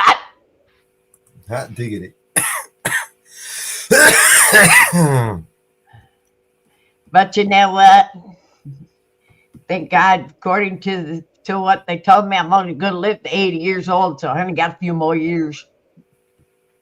So I'm going to enjoy getting shoved up my ass one way or another here in the. Well, the link's pinned in everybody's channel, so just hit the link at the top of the page. Come on up and join us, dumb suckers. Dumb sucker in the UK getting it shoved up his ass, and a dumb sucker here in the US getting it shoved up our ass. We enjoy it. We just sit around enjoying the dumb shit. Allegedly getting it shoved up our ass.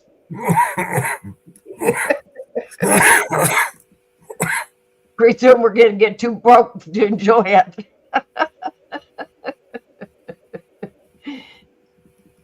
We're going to meet in the middle of the ocean. I'm going to get a dinghy here in the U.S. Mel's already planning his dinghy in the U.K. Enjoy it in the middle of the ocean. That way we're not taxed.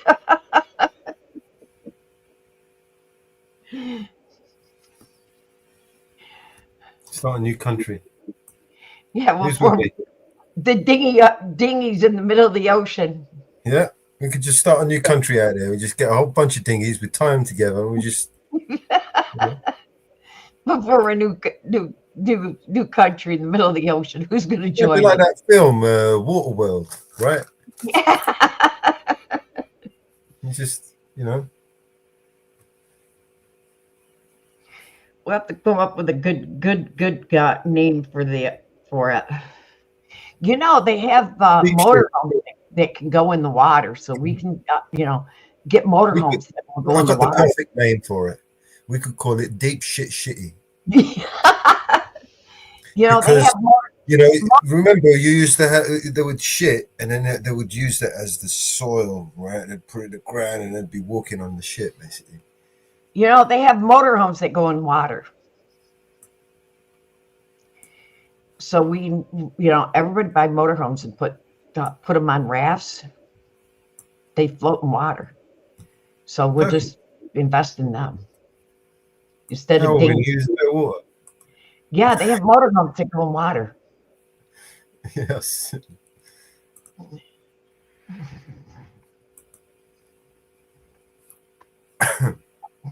Deep Shit Shitty.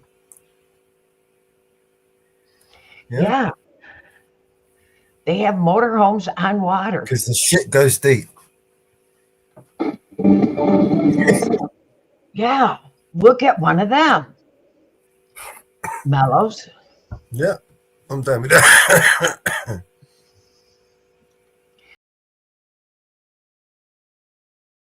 Now, why can't we do something like that? Yeah, we'll get 2 of them. How with the dinghies? Right. We'll just do something like this. We'll just do something like this. Then we get Perfect. the luxury of home. You know? Yeah. Fishing. And we got the beds, we got the food, everything. Fresh fish every day. You know? No tax. Perfect. I mean, yeah. Amazon deliveries might be a problem. Now we just got the ships going by. We can have them delivered. Yeah, I'm sure Amazon delivers that way. Well, we can just have airdropped. Yeah, I suppose they do the drones, don't they? Yeah. Have to, where are you? Latitude 16 long. What's your address? Here's the latitude.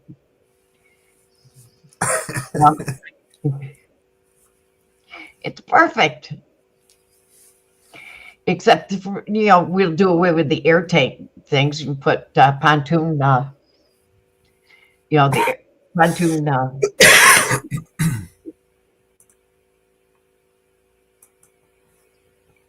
No, that's perfect. You know, they have floats underneath homes, you know, the floating homes, you know. That's perfect. You know.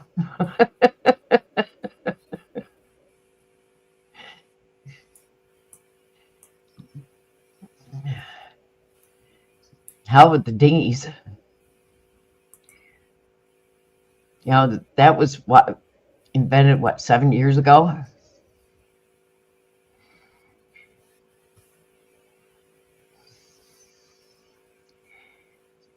That's perfect. I'm sure that's, you know,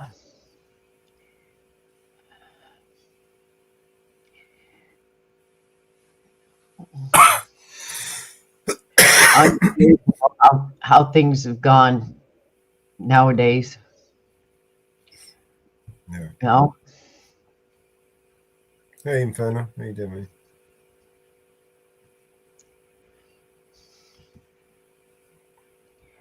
You know? But it's unbelievable. Hey, Inferno. Yes, those people have lots of things to do. Jump up, Inferno. Yes. Well, you can get one too, Inferno. You can get one too. Join us.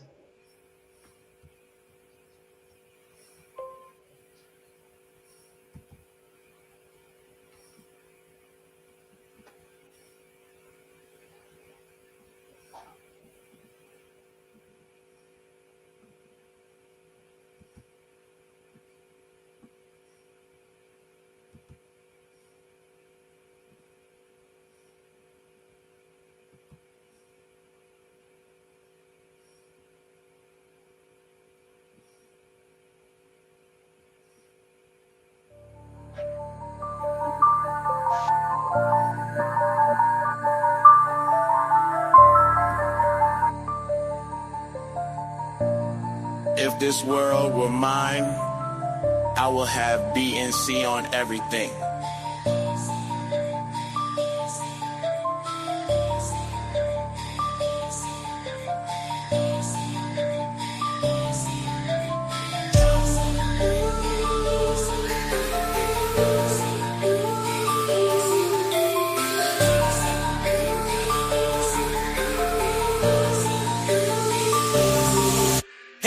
Roman numeral 7, babe, drop it like it's hot. If this world was mine, I'd take your dreams and make them multiply.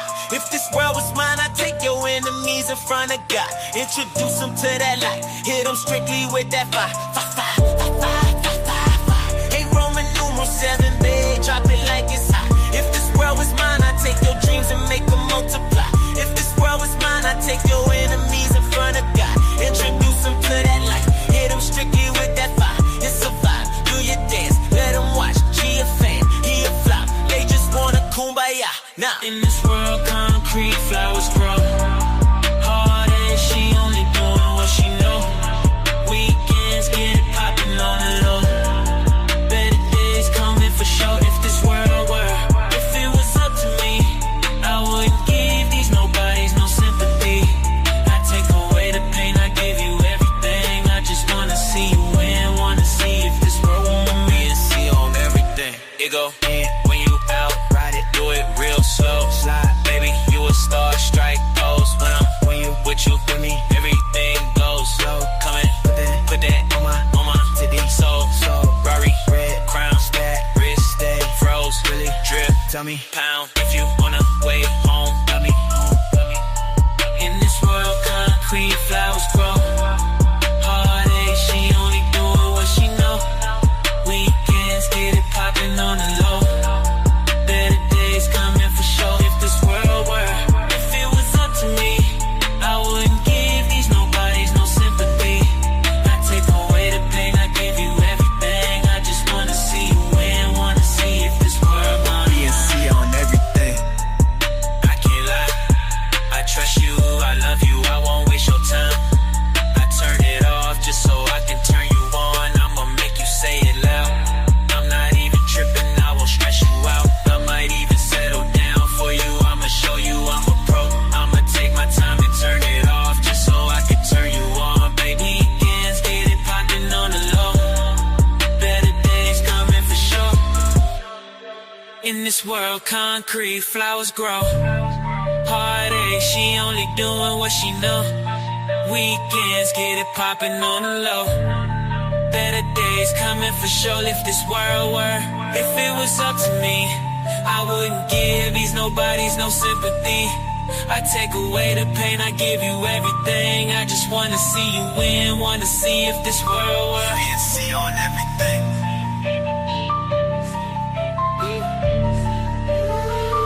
BNC on everything.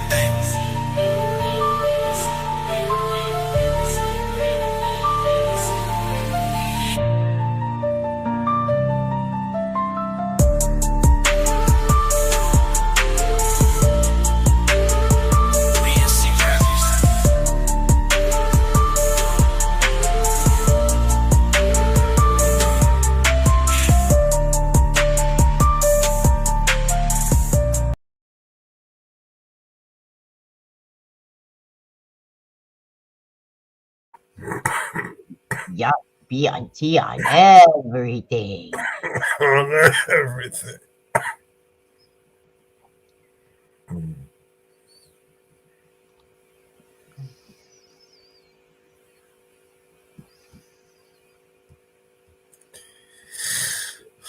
Sometimes I feel like deleting everything here and starting again.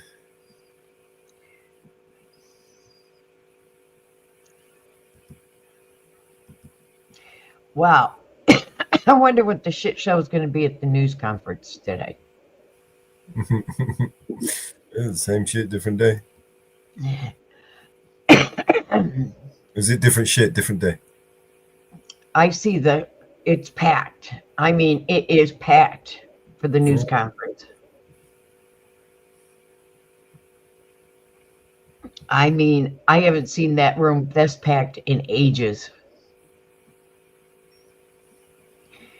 I mean, it is packed.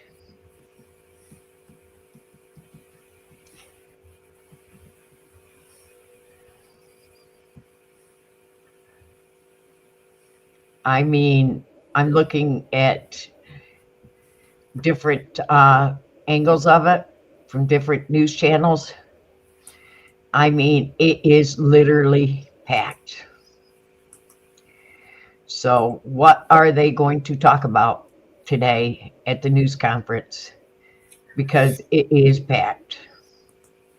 Well, not what they're supposed to be talking about, that's for sure. I mean, it is packed. I have not seen it this packed in ages. I mean, it is packed.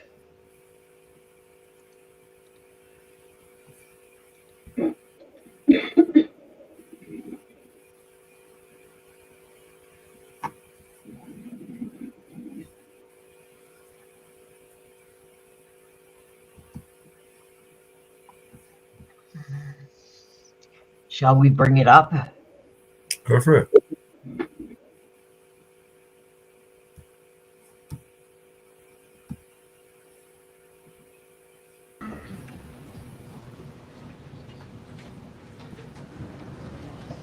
Good afternoon, everybody. How are you? Good to see you all. What we have seen transpire in Los Angeles, California in recent days is shameful. Left-wing radicals waving foreign flags viciously attacked ICE and Border Patrol agents as well as Los Angeles police officers. These criminals injured police, threw rocks at police cars and officers, burned vehicles, shut down freeways, and lobbed Molotov cocktails, all because the Trump administration was removing violent criminal illegal aliens from the city. These attacks were aimed not just at law enforcement, but at American culture and society itself. Rioters burned American flags, chanted "Death to ICE," and spray-painted anti-American slogans on buildings. But President Trump will never allow mob rule to prevail in America. The most basic duty of government is to preserve law and order, and this administration embraces that sacred responsibility. Democrats like Governor Gavin Newsom and Mayor Karen Bass shamefully failed to meet their sworn obligations to their citizens. They didn't have the courage to do the right thing and protect law-abiding Californians from rioters. That's why President Trump deployed the National Guard and mobilized Marines to end the chaos and restore law and order. The mob violence is being stomped out.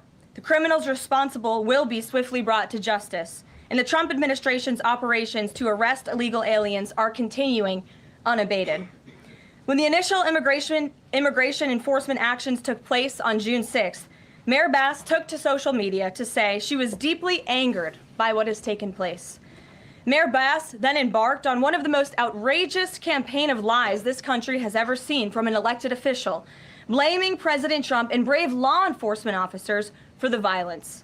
She accused heroic American immigration and customs enforcement officers targeting illegal alien murderers, rapists, and pedophiles of, quote, sowing terror in communities and disrupting basic principles of safety in our city. Around the same time, Governor Newsom claimed that immigration enforcement actions were causing chaos. That's how radical Democrats have become. Their opposition to President Trump has forced them to side with illegal alien criminals in their communities and violent rioters and looters over law enforcement officers who are just doing their jobs. Mayor Bass and Governor Newsom fanned the flames and demonized our brave ICE officers. Instead of defending their city and their state, Karen Bass and Gavin Newsom claimed that in order for the riots and the violence to stop, ICE needed to leave and immigration raids must end. In other words, the position of the Democrat Party is that the federal government is not allowed to enforce our laws and to arrest and deport illegal alien criminals. They're attempting to use a violent mob as a weapon against their own constituents to prevent the enforcement of immigration law. This is deeply un-American and morally reprehensible. President Trump received a clear mandate from voters to reverse the illegal invasion ushered in by Joe Biden's open border and to end the lawlessness represented by Karen Bass and Gavin Newsom's California. President Trump promised to carry out the largest mass deportation campaign in American history, and left-wing riots will not deter him in that effort. Sanctuary cities and states will no longer be allowed to shield illegal criminals from deportation. Just take a look at some of the illegal monsters who were taken off the streets in Los Angeles in recent days. A Vietnamese national, a known gang member with a conviction for second-degree murder. A Mexican national with convictions for child molestation who was armed with a dangerous weapon and had previous arrests for robbery and domestic violence. A Filipino national with convictions of rape, assault, burglary, and theft. A Mexican national convicted of statutory rape, narcotics violations, and hit and run. A Nicaraguan national with convictions for domestic violence and hit and run, and a previous arrest for willful cruelty to a child. And an illegal alien from Mexico who was arrested after allegedly throwing a Molotov cocktail at law enforcement officers during the Paramount riots on Saturday. He is now being charged with attempted murder. Law-abiding American citizens do not want these public safety threats living in their communities, no matter what Democrats like Karen Bass and Gavin Newsom may claim. And let this be an unequivocal message to left-wing radicals in other parts of the country who are thinking about copycatting the violence in an effort to stop this administration's mass deportation efforts. You will not succeed. Any lawlessness will only strengthen this president's resolve to defend the majority of Americans who want to live their lives peacefully, free from the fear of violent criminal illegal aliens. As President Trump said, order will be maintained and illegal aliens will be expelled from our country. In economic news, the latest Consumer Price Index inflation report came in today below expectations again. Since President Trump took office, inflation has come in below economics expectations every single month. Core inflation held steady and remains at the lowest level since March of 2021. Wage growth remains strong. The average private sector worker is on track to see their real earnings increase by around $1,200 adjusted for inflation. And prices continue to fall for everyday Americans. Energy prices fell from April to May. Gasoline has fallen each month since President Trump took office, down 12% over the past year. And prices for meat, poultry, eggs, and fish are all down from April to May as well. Under President Trump's strong leadership, America is beating Joe Biden's record high inflation crisis. And once the One Big Beautiful Bill passes, our economy will boom like never before. This bill is the largest tax cut for middle-class Americans in history. The One Big Beautiful Bill gives a 15% tax cut to working Americans and families. We'll see increased take-home pay of $10,000 per year. The One Big Beautiful Bill expands the child tax credit to $2,500 for more than 40 million American families with children. And the One Big Beautiful Bill cuts taxes for overtime workers, saving them nearly $2,000 per year, and ends taxes on tips, saving tipped workers nearly $2,000 per year as well. All of these provisions are broadly popular with an overwhelming support from the American people. We need Republicans in Congress to finish the job and send the One Big Beautiful Bill back to President Trump's desk for his signature as soon as possible. With that, we'll get to questions. I'm sure you have many of them today. Here in our new media seat is Elizabeth Mitchell, the White House correspondent for the Daily Signal, who's not afforded a seat in this room, but today she is. Thank you, Elizabeth. Thank you so much, Caroline. I have two questions, if that's okay. First, a few Republicans on Capitol Hill are suggesting that President Trump scale back deportations, even as ICE is reportedly gearing up for raids in 5 more Democrat-led areas. Would anything dissuade President Trump, and would he consider sending in Marines if anti-ICE violence occurs in these cities? Well, I think I may have just answered both of your questions with my opening monologue. The Trump administration is going to continue the mass deportation effort that the president promised the American public. Many of you were at those rallies in cities and communities across the country when the president spoke about his commitment to removing violent illegal criminals and anyone who has broken our nation's immigration laws from American communities. And God bless our ICE and Border Patrol who are working hard on that effort. This administration is going to continue that. And it's part of the reason we do need the One Big Beautiful Bill to pass as well, may I add, because the bill provides funding to hire more ICE agents and Border Patrol agents, more personnel on the ground to conduct this important public safety work. Thank you. And on another topic, President Trump has indicated that aides to former President Biden who used the auto pen to sign major orders and pardons should be investigated for potential crimes. Does he think that Biden allowing or at least being negligently unaware of this activity was an impeachable offense? I haven't heard the president address whether it's an impeachable offense, but it could perhaps be a criminal offense, especially on behalf of staffers who may have been utilizing the president's signature without his authority or consent. I understand that Republicans on the Hill are moving in the right direction to call attention to this and to bring in some former White House staffers who clearly knew more than they ever shared and never addressed with the American public. And so we look forward to seeing where this investigation continues. And I know the Department of Justice is also looking into the matter as well. Alex, good to see you today. Good to see you, Caroline. Thank you. You mentioned foreign flags being blown during these protests. There are protest activities being organized for this weekend. Part of it are Democrats saying they want to reclaim the American flag. It's also being titled No King's Day. Does the president see himself as a king? And does the White House expect to see American flags being flown during these protests this weekend? The president views himself as the president of the United States of America. This is a constitutional republic, and we want to see all of our citizens be proud of the country in which they are given the privilege and the blessing to live. And I think that those images of foreign flags being waved with, by illegal criminals and by violent rioters in the face of cars blowing up and of flames in the city. I have photos of that here to show you.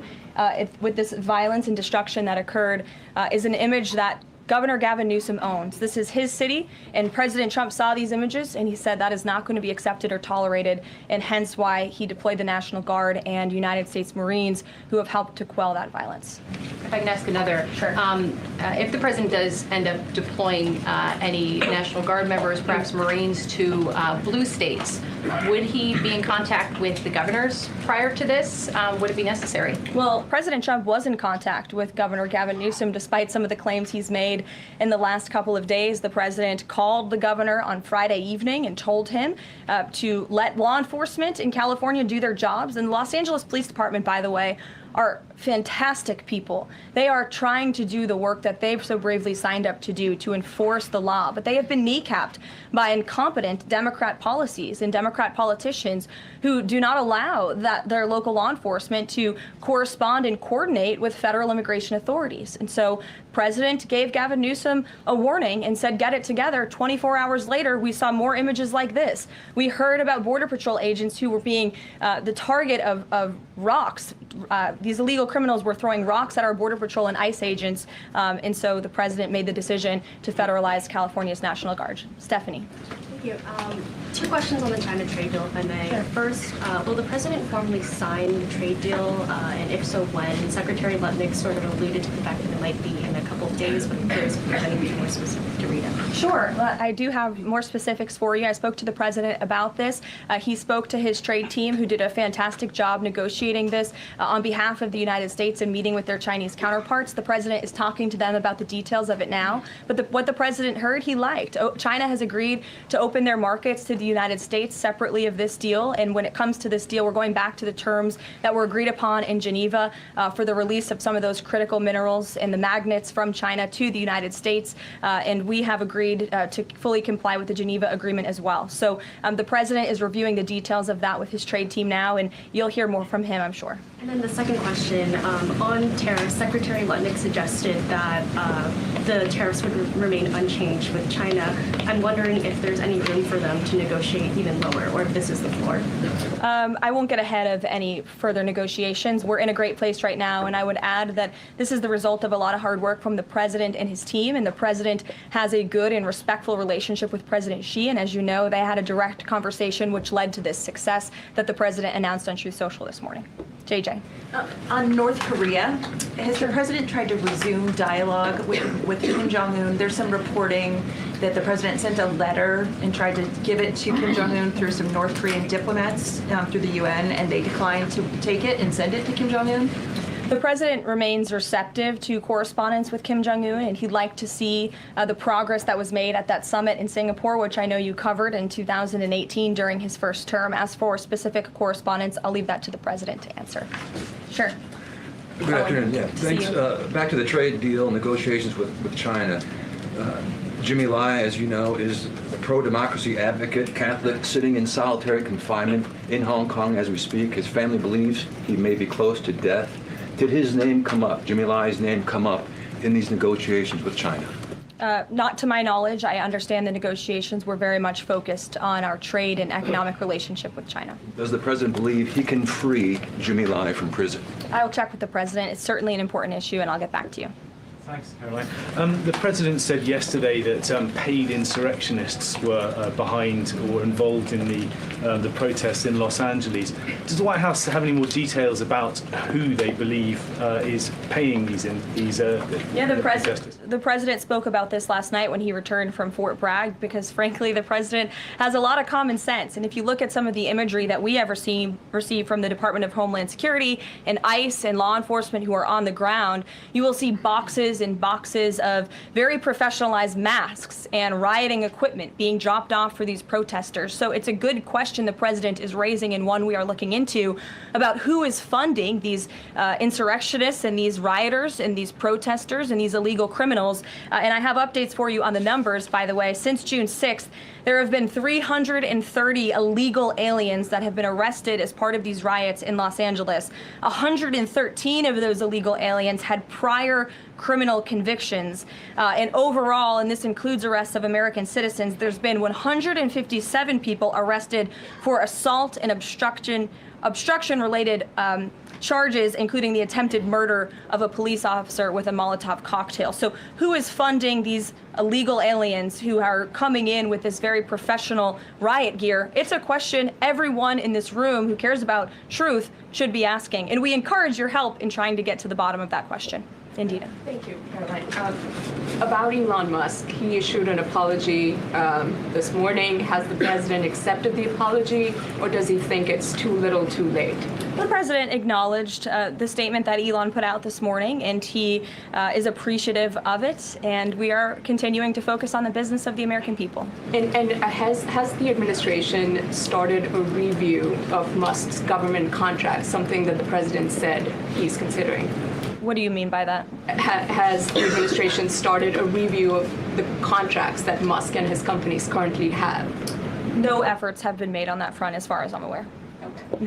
And just one more, if I may, on just everything sort of we've seen so far with the president's response to the LA protests.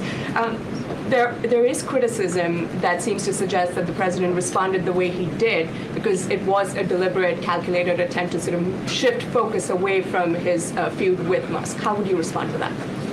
The president responded to the LA riots, condemning the violence to from Musk.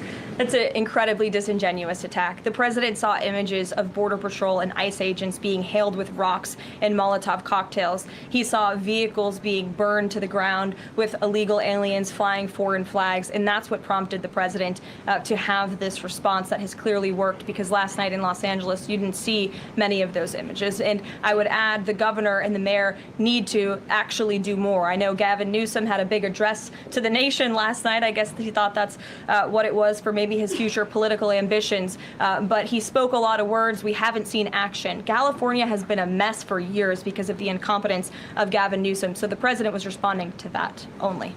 Caitlin. Caroline, two questions for you. Sure. Over the weekend, Secretary Noem sent a memo to the Pentagon asking Secretary Hegseth to have and direct the military that's on the ground in LA to arrest and detain what she said were lawbreakers. Is the president okay with that? And under what authority would the members of the military be able to arrest people inside the United States? I can't speak for a letter that came from the Department of Homeland Security. I can't speak for the president and what's currently happening on the ground now. And as you know, the president federalized the National Guard under U.S. Code 10, which he has the authority to do.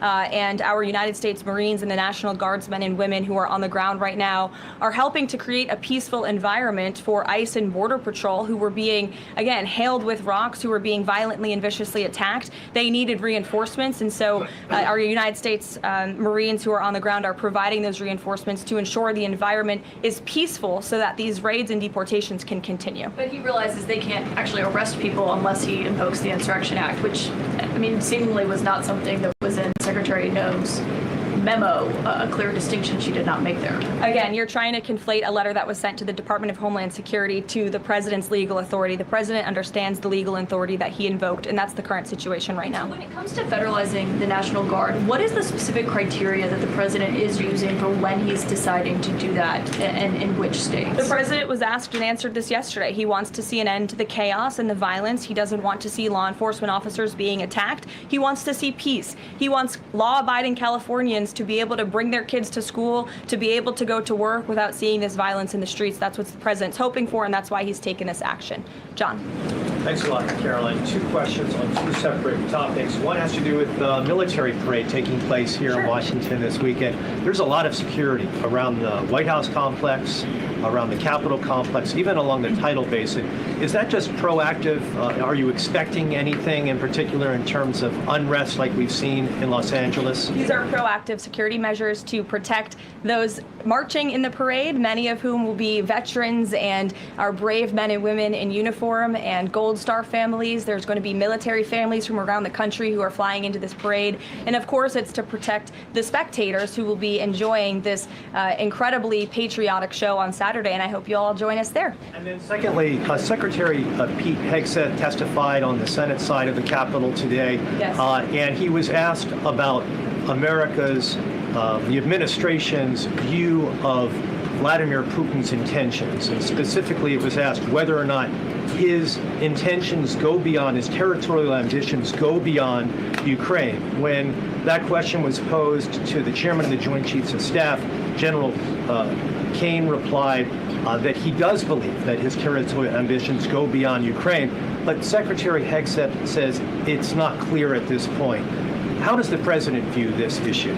The president has spoken on this. He said, as he calls it, he believes Ukraine was always the apple of Putin's eye. And he made it very clear to Putin in his first term not to invade Ukraine. Putin didn't invade Ukraine because of President Trump's peace through strength foreign policy agenda and the effective deterrence policies that he implemented in the first term. Unfortunately, because of the weakness and incompetence of the previous administration, Vladimir Putin made the decision to invade Ukraine. And now we have this brutal war, which the president is working very hard to end. Jasmine. Thanks so much, Caroline. The president warned that any protests on Saturday would be met with force. Can you clarify what kind of protest President Trump does support or find acceptable? The president absolutely supports peaceful protests. He supports the First Amendment. He supports the right of Americans to make their voices heard. He does not support violence of any kind. He does not support assaulting law enforcement officers who are simply trying to do their job. It's very clear for the president what he supports and what he does not. Unfortunately for Democrats, that line has not been made clear, and they've allowed this unrest and this violence to continue, and the president has had to step in. So if there were peaceful protests on Saturday for the military parade, President Trump would allow that? Of course the president supports peaceful protests. What a stupid question. Raquel. Thank you so much, Caroline. Raquel, and then I can go to you, Francis. Go. Thank you so much, Caroline. I have two questions. One about Israel. Yesterday, the U.S. ambassador to Israel said the U.S. no longer is pursuing the goal of an independent Palestinian state. Can you confirm that the president is no longer supporting a two-state solution? And is President Trump considering diplomatic action against countries who takes action against Israel during next week UN conference? Right now, the president views the situation in Israel and Gaza as deeply unfortunate and needing to end. And the president is realistic about the current state of affairs in this region of the world. And that's why the president has said the number one focus and priority of the administration is to release all of the hostages from Gaza and to end this conflict as soon as possible. The administration is still pushing very hard for the release of all the hostages. And as for what happens next, clearly Gaza is an uninhabitable place. It needs to be rebuilt with the help of our Arab partners, and the president wants to see that happen as well. Take a couple more. Just one on the G7 engagement. President Trump is traveling there on Sunday. Other presidents beyond the G7 leaders are also going. President Lula from Brazil, President Sheinbaum from Mexico, and President Zelensky from Ukraine are also going. Do you have confirmation if President Trump is meeting any other leaders on the sideline of the G7? Yes. wants to know about the ULA engagement in ULA. I can confirm there will be quite a few bilateral meetings between the president and other foreign leaders. The White House is still working very hard to finalize that schedule, and we will provide that for you as soon as we have it. Great. Thanks, Caroline. Just back to the China trade deal, can you talk about the status of the export controls that the U.S. imposed? Are those no longer being imposed? We are fully complying with the Geneva Agreement. Go ahead. Sure. Thanks, Caroline. One foreign question for you and one domestic.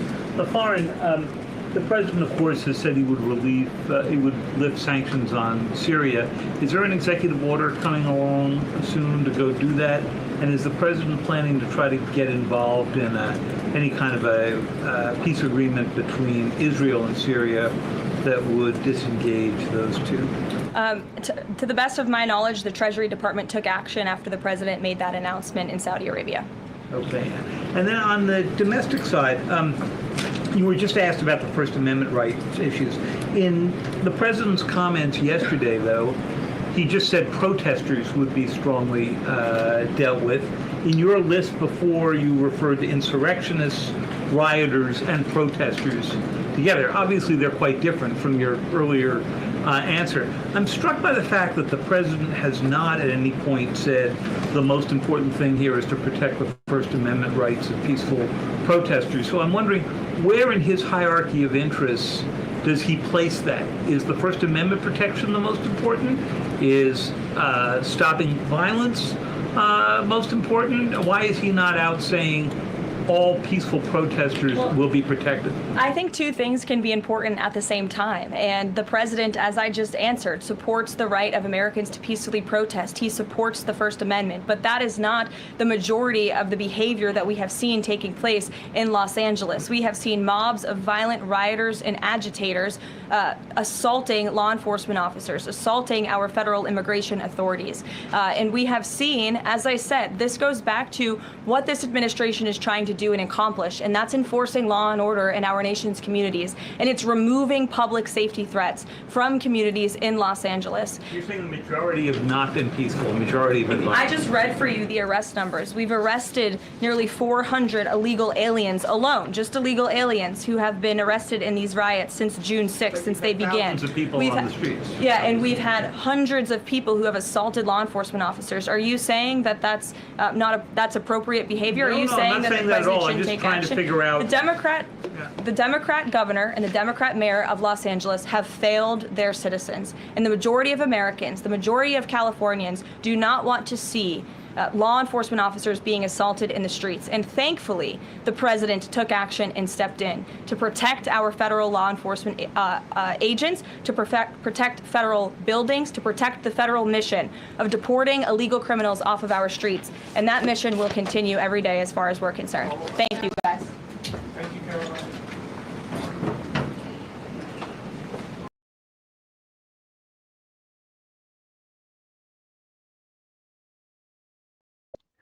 Well,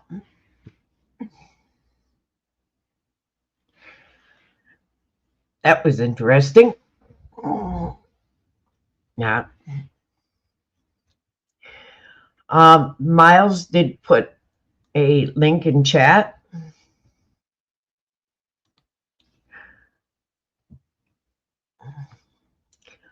I have pulled it up.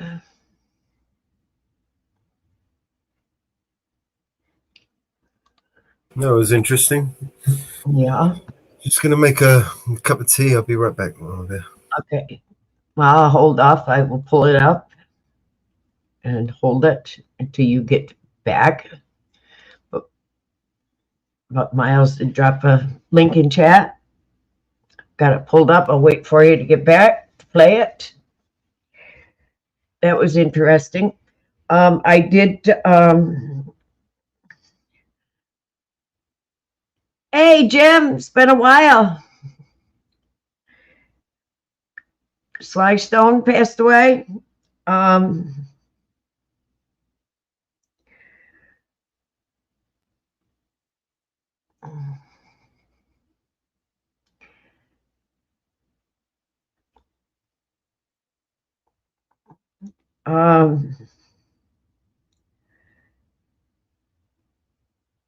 Yes, California has a curfew from 8 p.m. to 6 p.m. Um,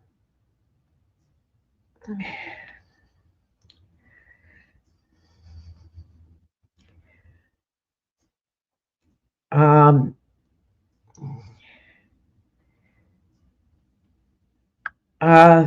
the one guy that was arrested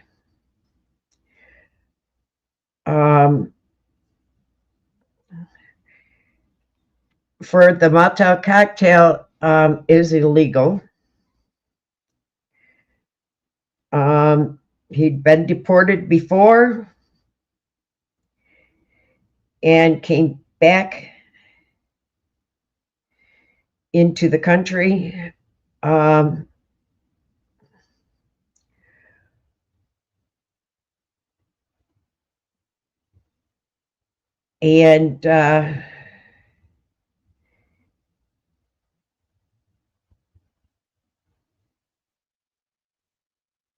And now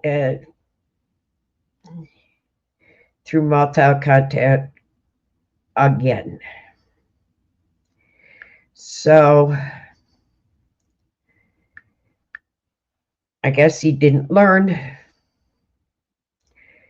the first time, so he learned a second time. Yes, Brian Wilson from the Beach Boys passed away. He is known for many songs. He is famous for California Girls and Good Vibrations. So he is a very well-known singer. So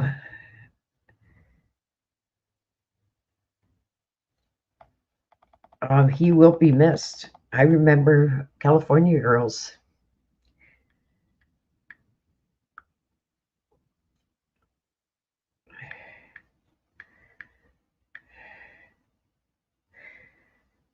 Sly Stone passed away the other day.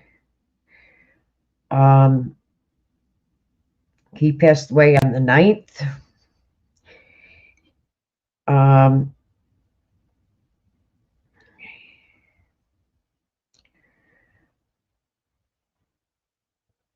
He was also a very good. He was known for Family Affair, Hot Fun in the Summertime. Thank you.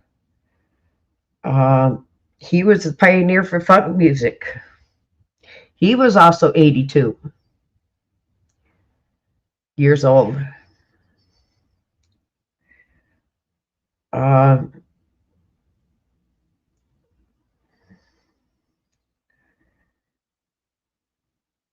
He had COPD and many other underlying issues.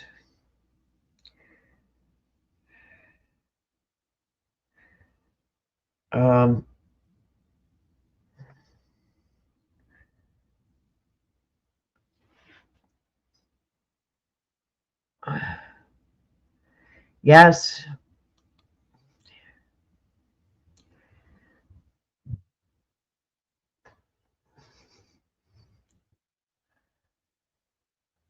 Yes, he had an amazing.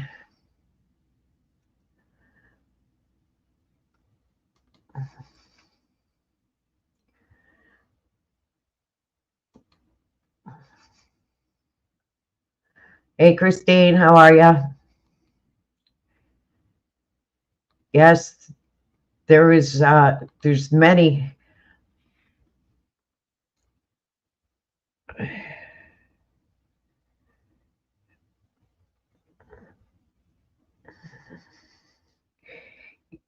Yeah, he's pioneered the funk and soul. Sly Stone did the funk and soul.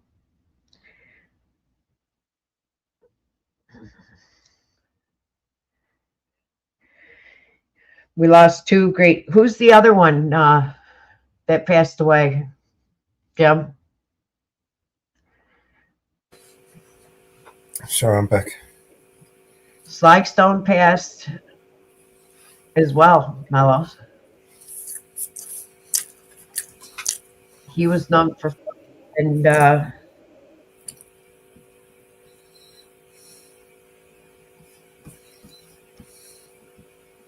so we lost Slagstone and we lost Beach Boy. I don't know who the third one is. Oh, none yet. They usually come in threes.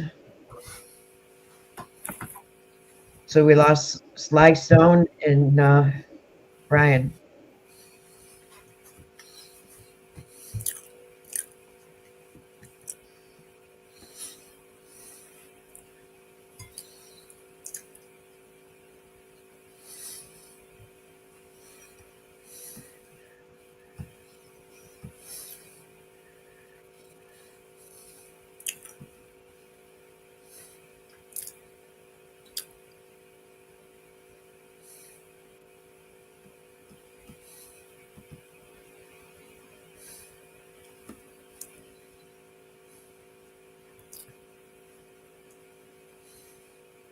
So we lost 3 of them.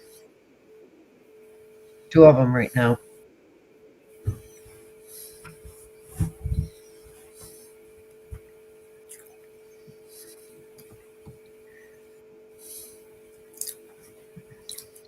So who would be so tomorrow the possibility we may lose the 3rd.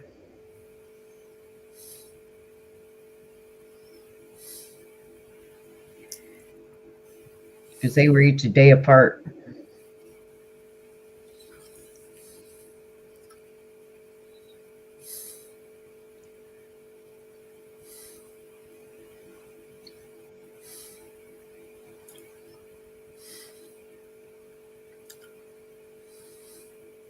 Let's hope not.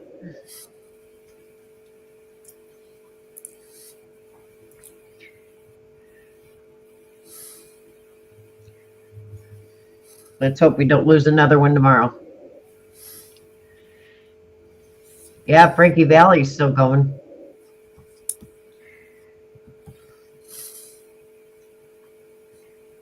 Yep.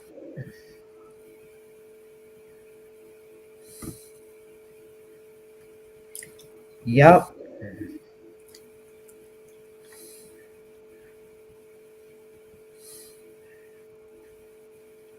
A lot of the old timers are still going.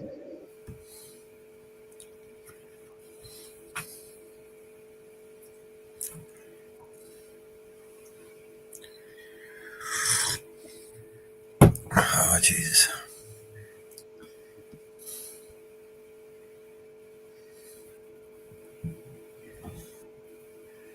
What's this video? Okay. I'm not sure. Let's play her and find out. Keep rocking in the free world, baby.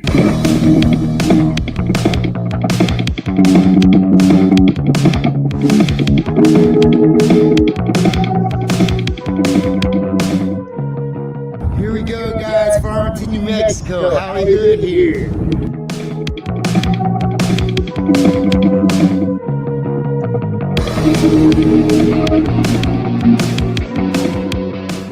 Got a little accident going on out here.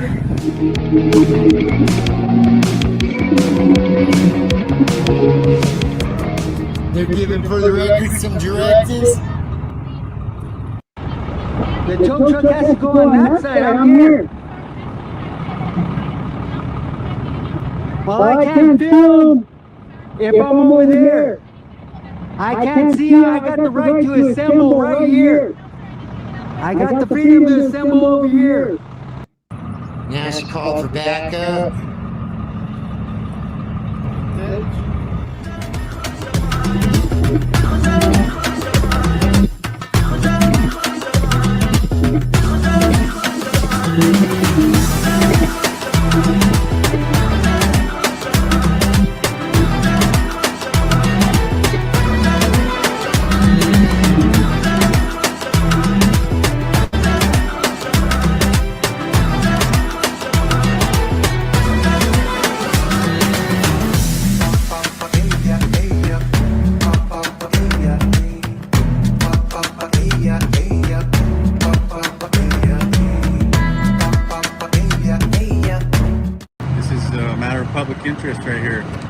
We have the right to be here.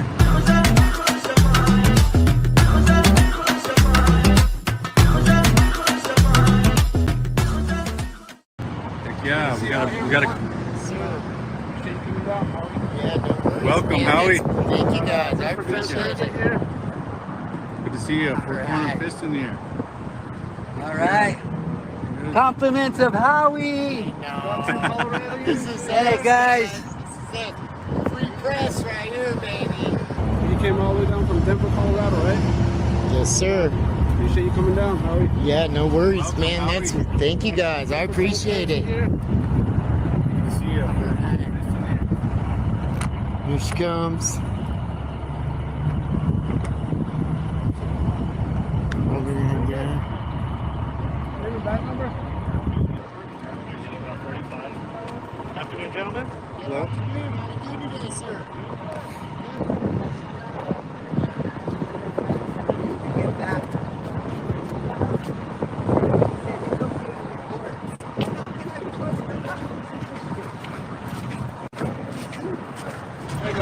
Good job, guys. Good job. Keep up the good work.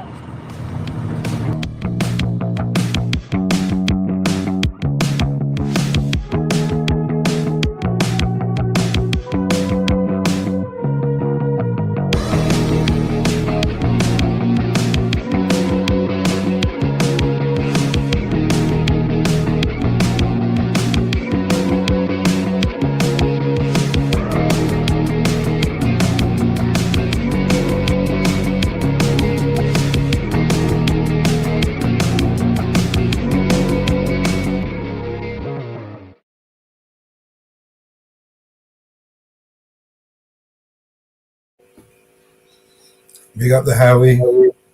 Very good, Howie.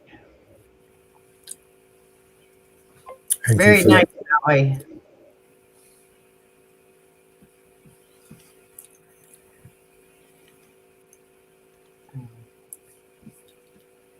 I like that. They did a good job. Very good job on that.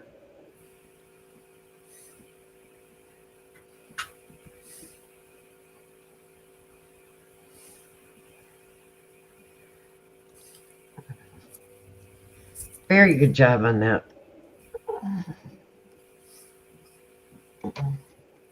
Everybody go and like and share on my Howie's channel.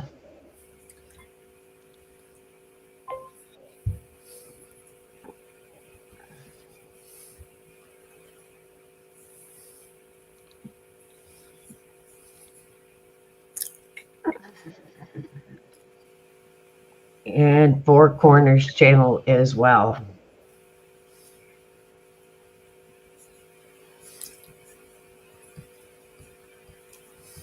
Whoops, I forgot my.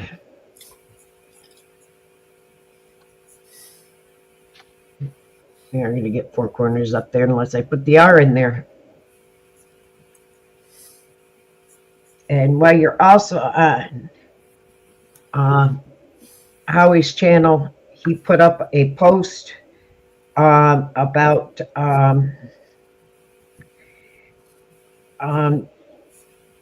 two cops that were fired by Denver PD. They were suspended from Denver PD, and they left Denver PD for excessive force, and they went to Aveda's police department and were hired for them. Please go to the city website and file your grievance with them. Let me see if I can pull the post up on their channel, on Howie's channel.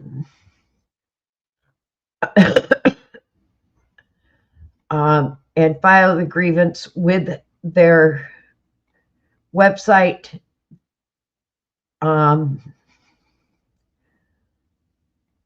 Because they were let go with Denver PD.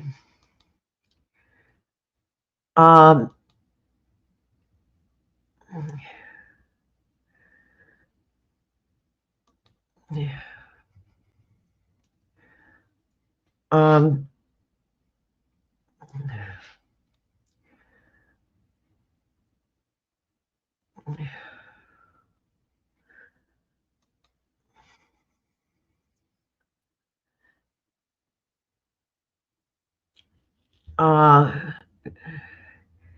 they were let go at Denver PD.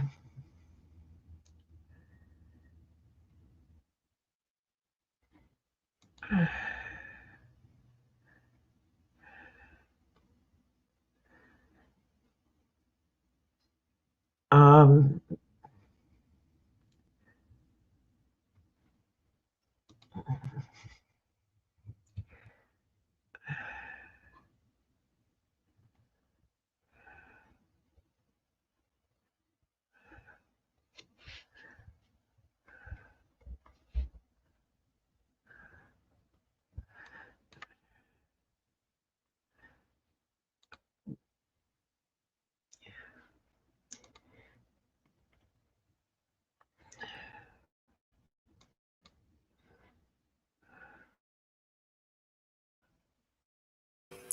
Conveniently, what they're not talking about, let right? me see, I can pull this up without.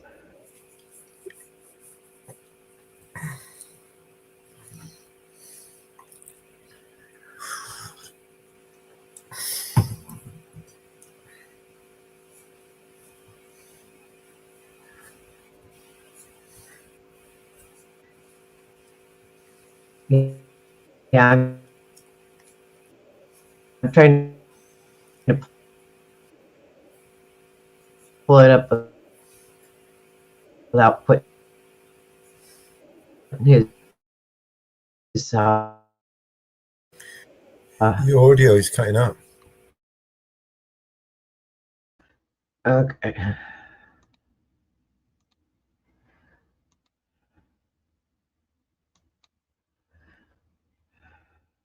Okay.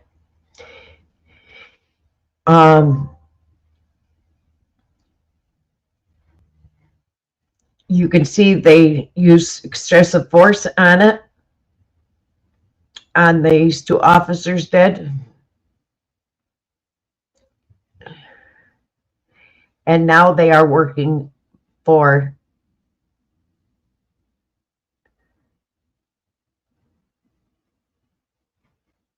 they are Denver Sheriff's Department personnel. And now they left. They were suspended for using excessive force. And now they are working for Evera Streets after they almost broke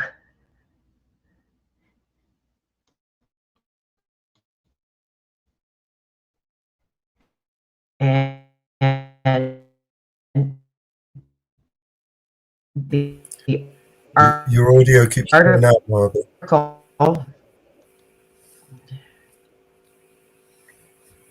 Your audio keeps cutting out, Margaret. I'm going to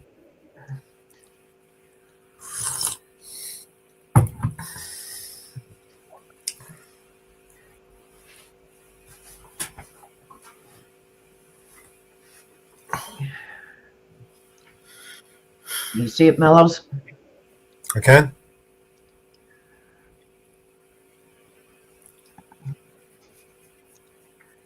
You want to read it? It'd be better if I was sharing it. I could. Now here, let me drop the link in the back for you.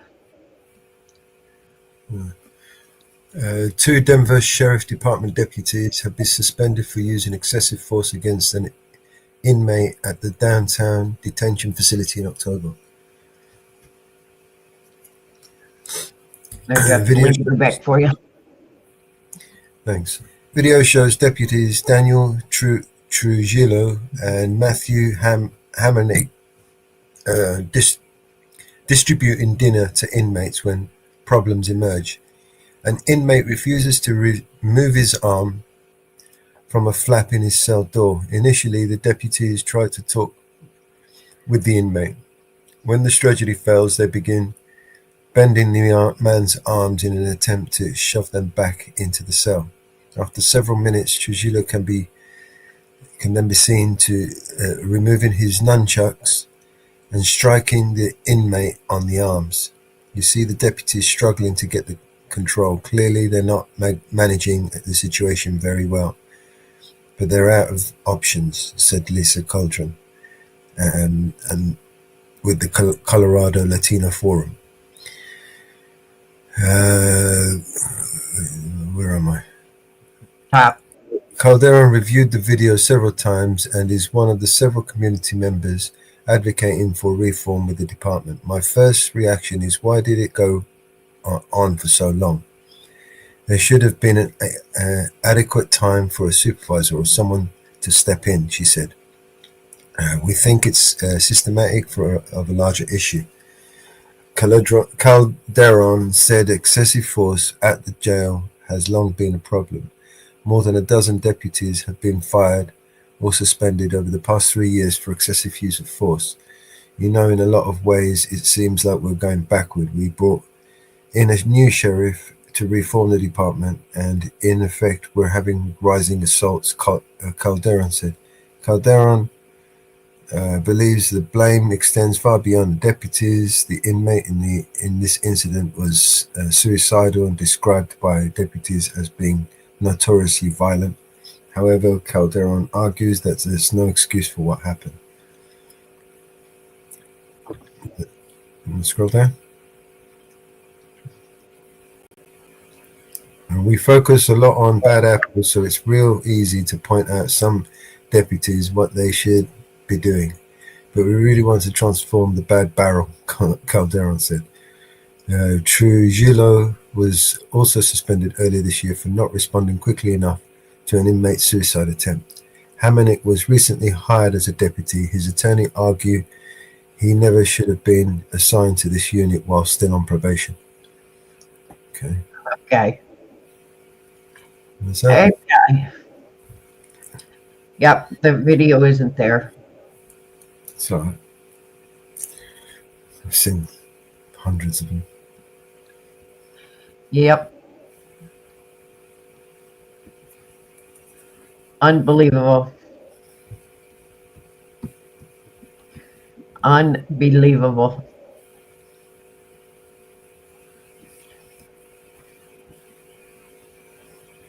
Unbelievable.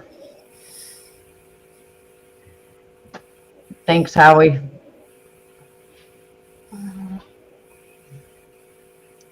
Unbelievable. Yep. And oh, by the way, I did read that some of those that were fired during the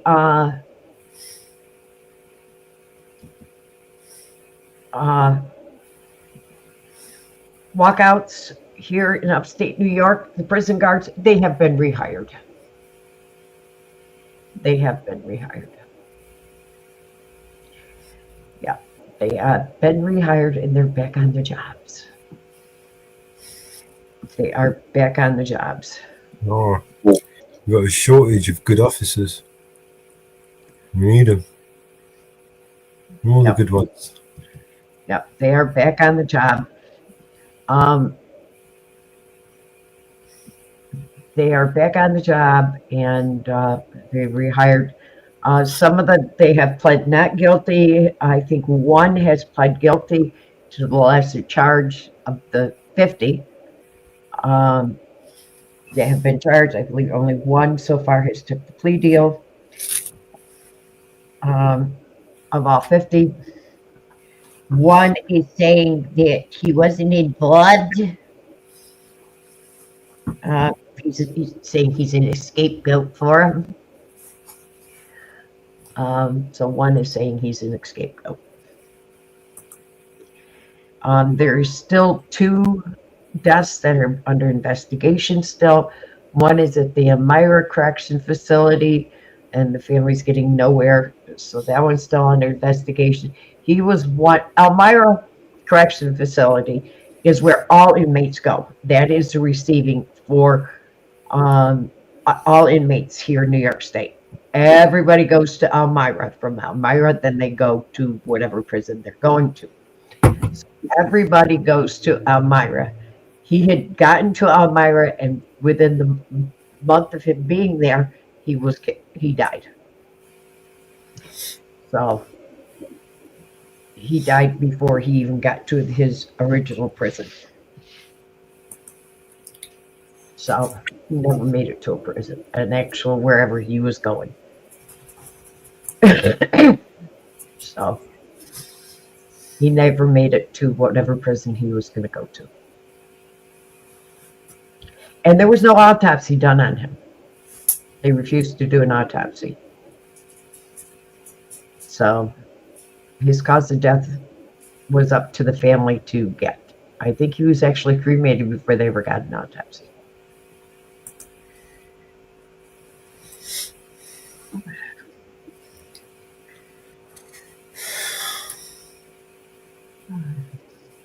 Yes, that is very true. That is very true. 90% of the good cops turn bad, and there's only about 10%, and they're usually pushed out. And if they do make it to retirement, they've kept their mouth shut. And they'll tell you they've kept their mouth shut and kept low. So they're actually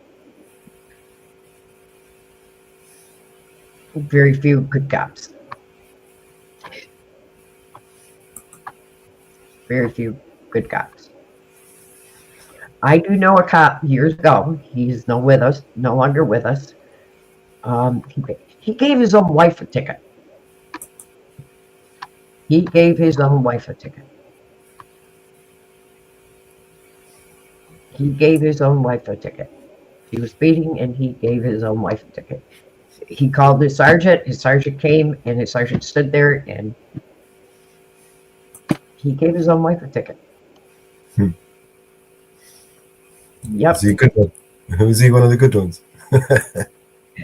Yep. He told her, if I ever catch you speeding, I will issue you a ticket. Jesus. I will issue you a ticket. And he caught her speeding, and he wrote her a ticket.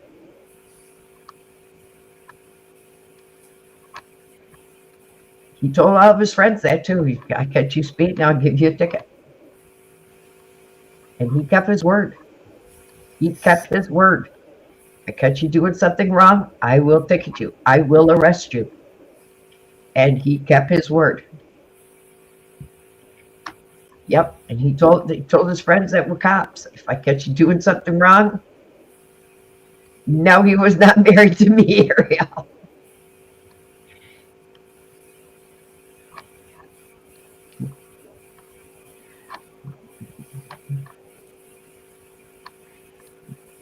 And it was funny because my ex-husband worked for the highway department, and he was a truck driver. And he told him, my ex-husband, he says, I put up those stop signs and I'll run those stop signs. Well, he ran that stop sign. That trooper stopped him and gave him a ticket for running that stop sign. He thought he could put him up and run them. Well, he found out different. Because he got a ticket for that stop sign. He thought he could run them. Well, he found out different. He could put them up, but he couldn't run them. And I died laughing. I died laughing. I died laughing when he got that ticket. And I died laughing when he told the judge, well, I put it up. The judge did reduce the fine, but he still got the ticket.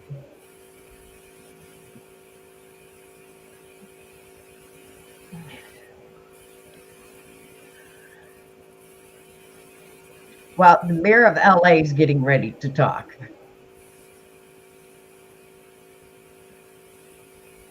Shall we listen to that? Yeah, sure.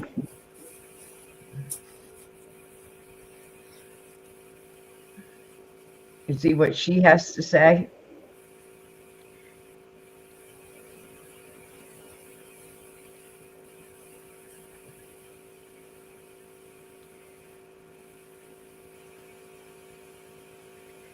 We'll see what she has to say. See if she says there's been no damage. Since we know they've arrested people for Molotov cocktails, and we know there's car fires. We know there was arrest after curfew, since she's invoked the curfew.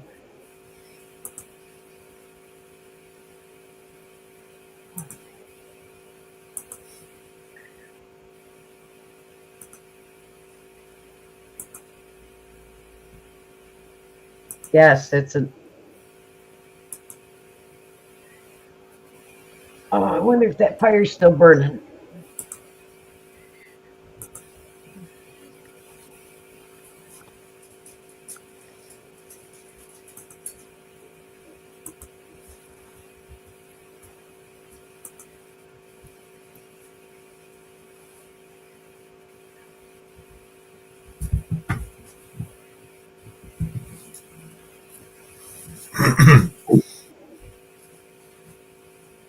Well, they lifted the evacuation order in Burbank, and it's under control.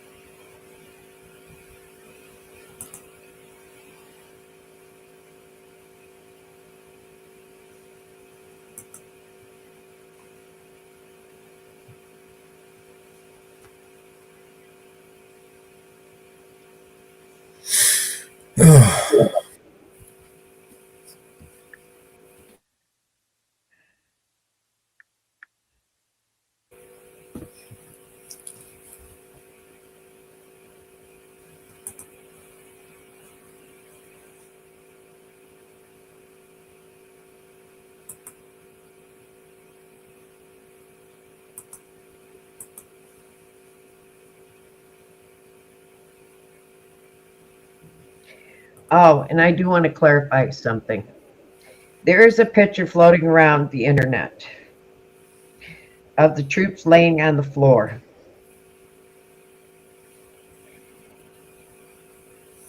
That is a false picture.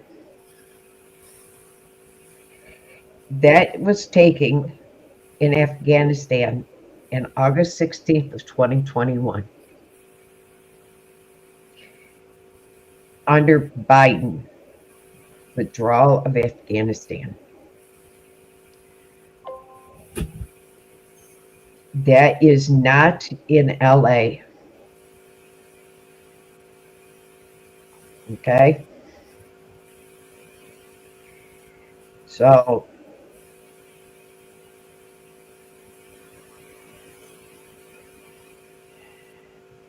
it was not taken in DC, was not taken at the inauguration, none of that. That was all taken in Afghanistan. So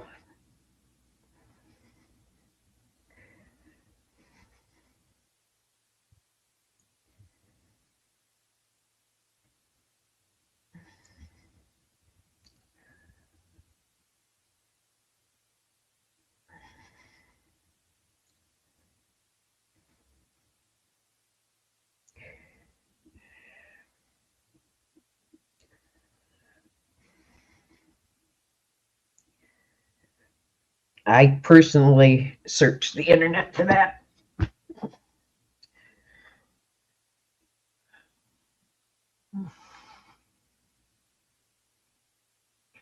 Because I personally was upset over that. To verify.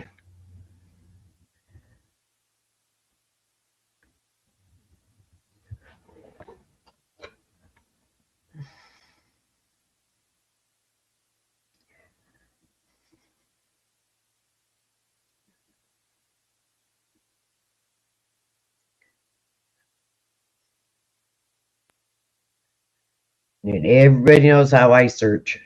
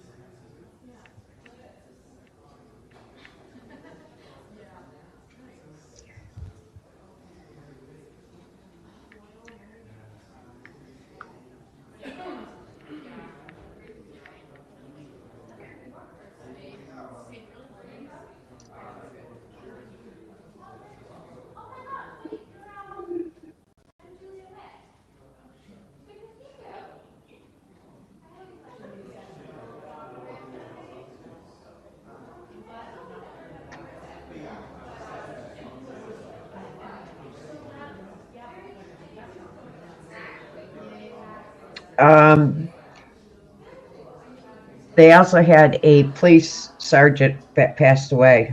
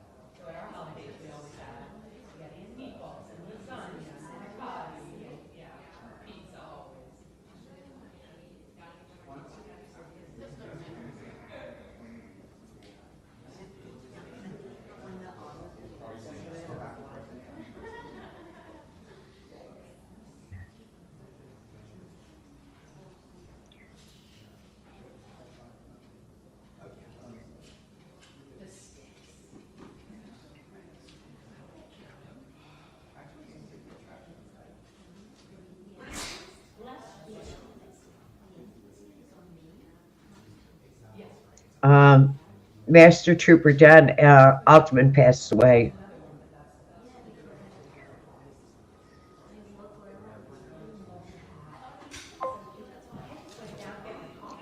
And it's also Career Day.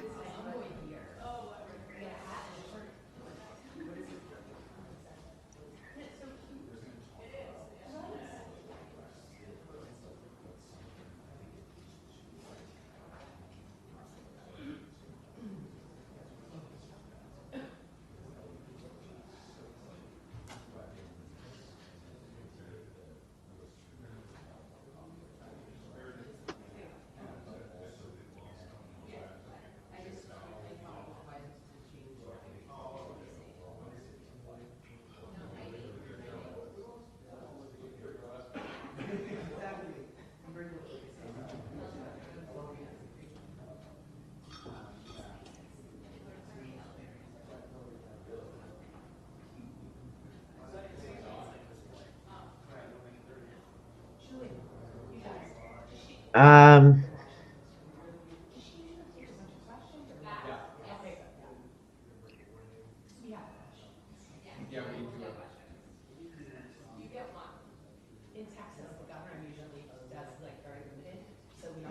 Cancer.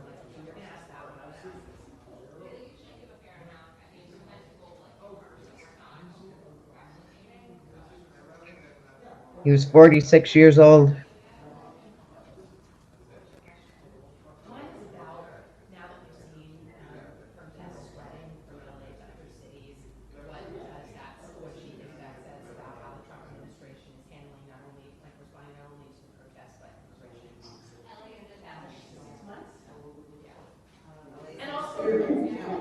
He was with the department 22 years.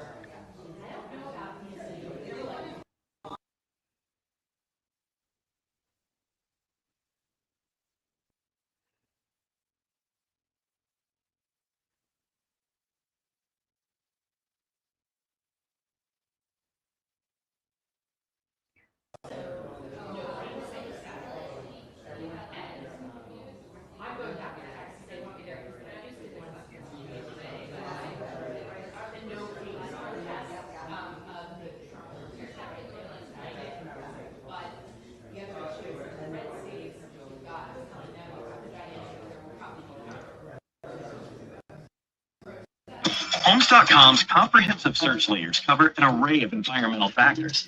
Just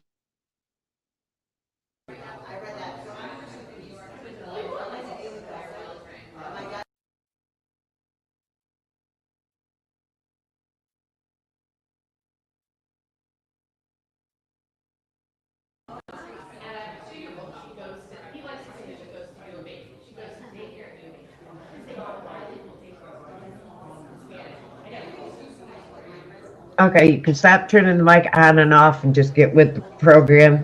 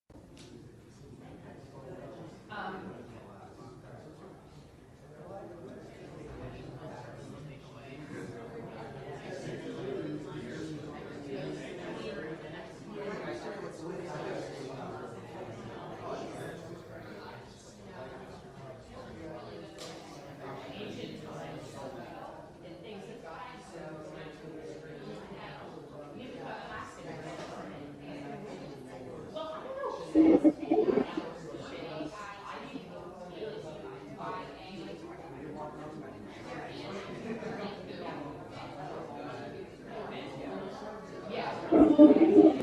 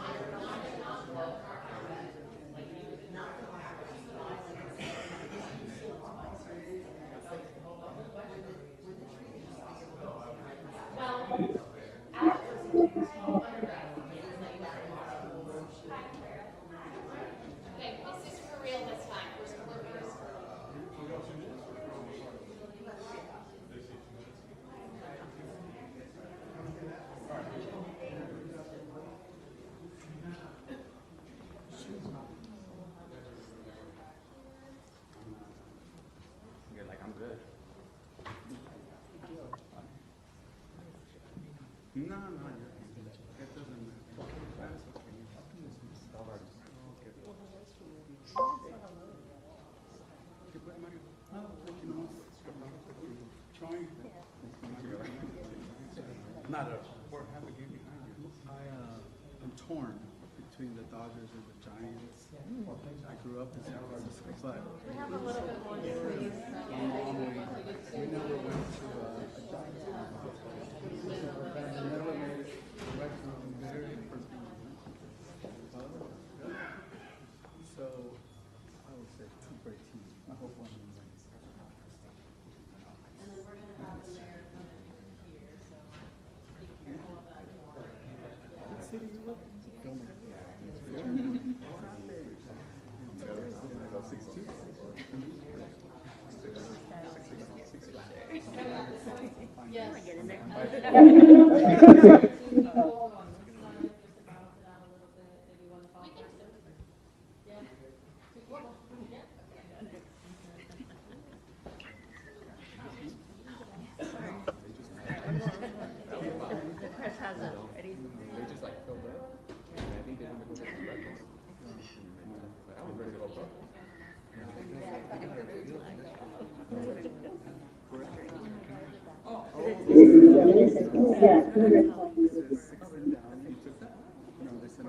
The church is right here, but they literally arrested this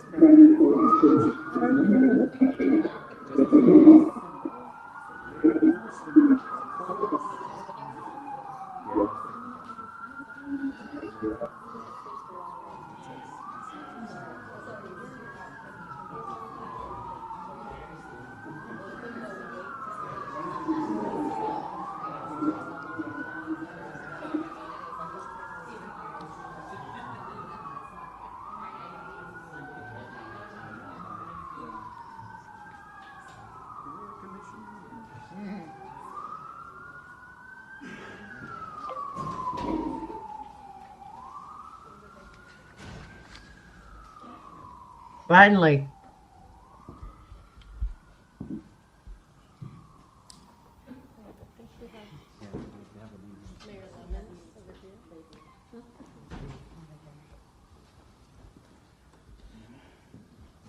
Everybody ready?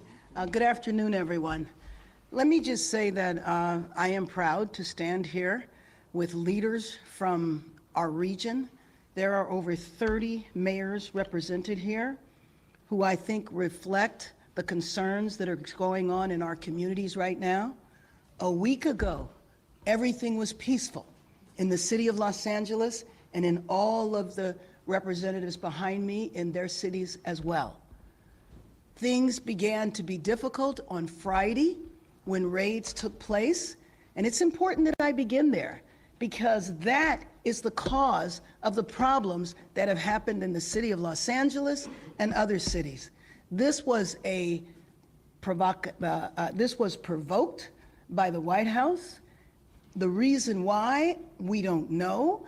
I posit that maybe we are part of a national experiment to determine how far the federal government can go in reaching in and taking over power from a governor, power from a local jurisdiction, and frankly, leaving our city and our citizens, our residents, in fear.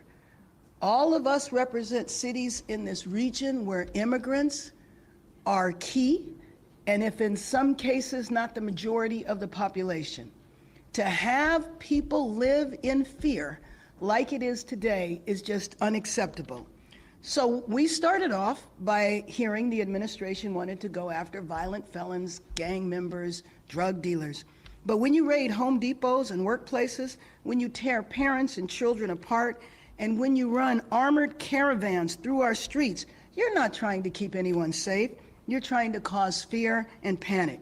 And when you start deploying federalized troops on the heels of these raids, it is a drastic and chaotic escalation and completely unnecessary. These aren't the criminals the administration is allegedly targeting. These are mothers and fathers, restaurant workers, seamstress, home care workers, everyday Angelenos trying to make a living.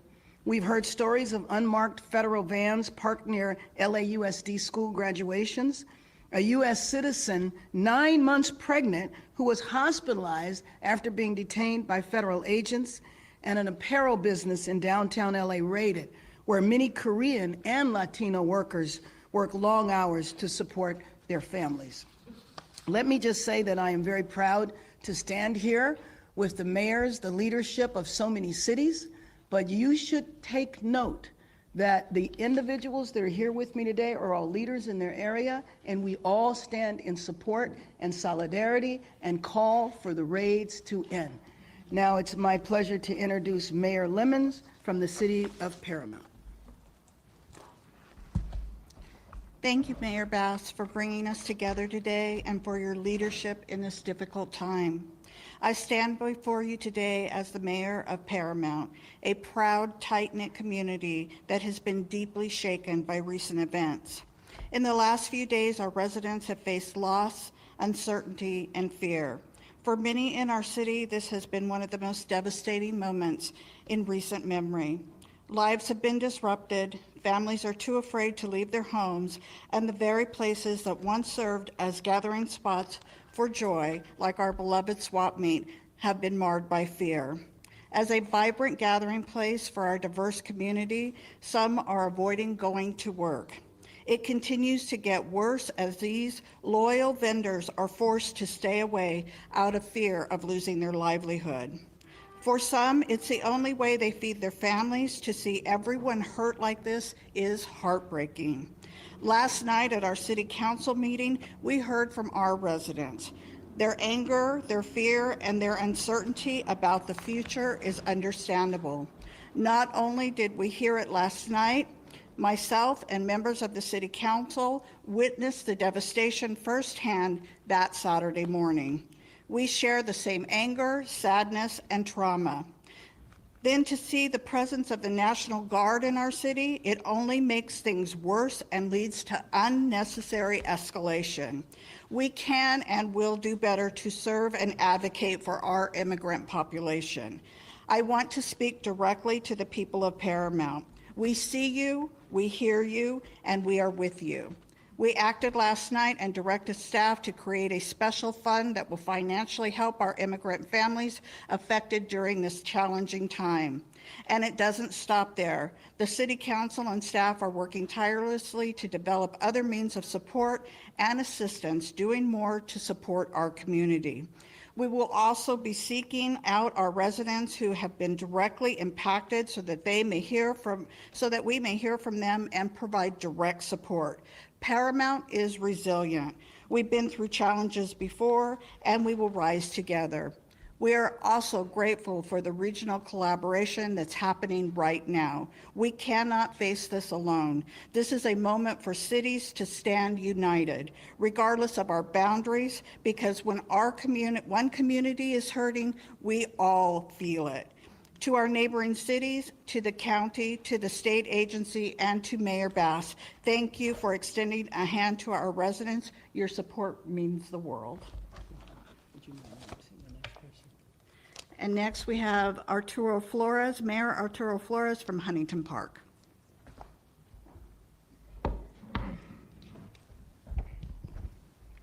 Thank you so much, Mayor Lemons, for those remarks. Good morning. My name is Arturo Flores. I am the mayor of the beautiful city of Huntington Park. I myself am a combat veteran of the United States Marine Corps. I've served in the theaters of Iraq and Afghanistan in defense of this country and in defense of the Constitution of the United States. Militarization of immigration enforcement has no place in our neighborhoods. And the deployment of Marines on U.S. soil is an alarming escalation that undermines the values of democracy.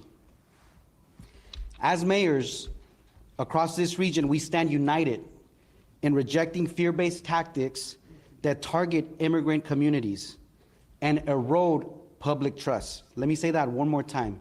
We stand against these fear-based tactics that target immigrant communities and erode public trust.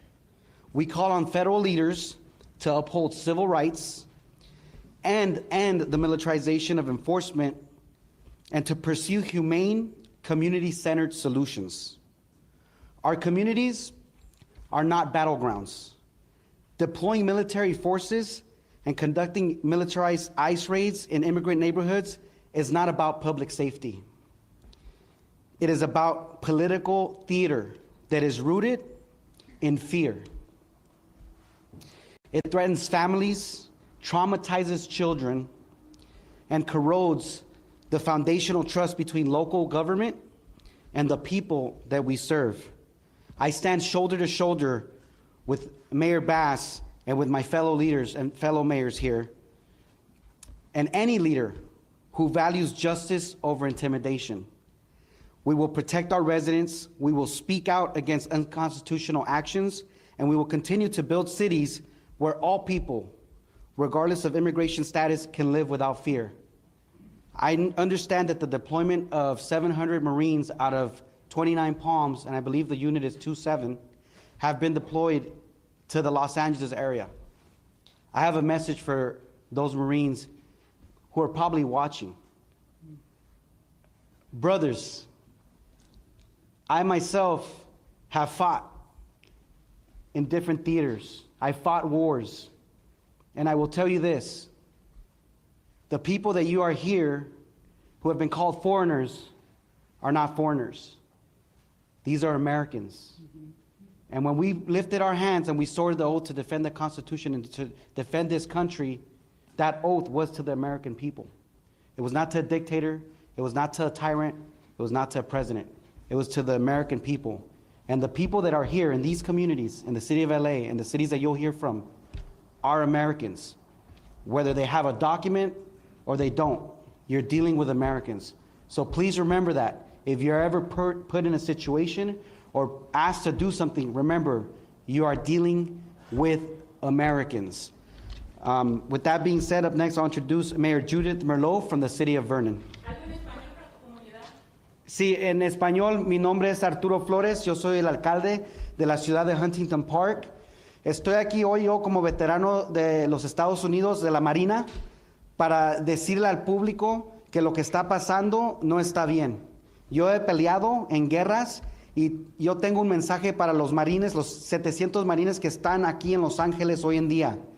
Que las personas que ellos van a ver, que ellos van a estar en Los Ángeles, no son personas que son de un diferente país, no son personas que son terroristas. Estos son personas que son americanos. Entonces nosotros como una comunidad tenemos que elevar nuestra voz y decir que este tipo de injusticia no se vale. Y el mensaje es que las personas que están aquí en Los Ángeles son americanos. Con papeles o sin papeles, somos americanos porque creemos en el sueño americano. Después quiero introducir al alcalde Judith Merlot de la ciudad de Vernon. Gracias. Hi, everyone. Thank you, Mayor, for having us. As Mayor of the City of Vernon, I want to reaffirm our city unwavering commitment to the safety, dignity, and well-being of individuals, regardless of immigration status. I'm here today to stand in solidarity with Mayor Bass and the other local elected officials facing immigration raids and military presence in their cities. These recent events have been stressful and upsetting for many, In many challenging times, I want to reassure you, the people of Los Angeles, Southeast Los Angeles, and throughout the region, that we are your public servants, your neighbors, and your active partners, striving to maintain safe and inclusive communities. Thank you. I am now going to present Mayor Maria Davila from Southgate. Thank you.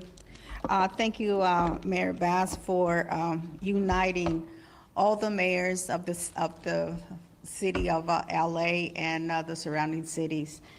As a mayor of the city of Southgate, I'm at home with everything that is going on and how ICE is scaring our communities. Just as we were on our way over here, we were notified that they were raiding the city of Southgate. And that's unacceptable, because you're targeting communities, you're targeting residents where children are living, where they reside. And this is unacceptable. It is hard for us as elected officials to hear that a person who is representing us up in the federal level is capable of doing such a horrendous, just unbelievable things to our constituents and to our people. We understand, that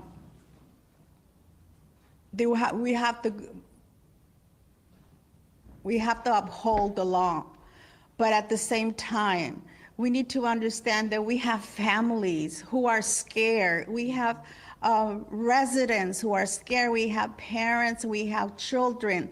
Now our children are out of school. And what are they gonna do? Are they gonna be kept at home just because, the raids are continuing here in our communities? That's unacceptable.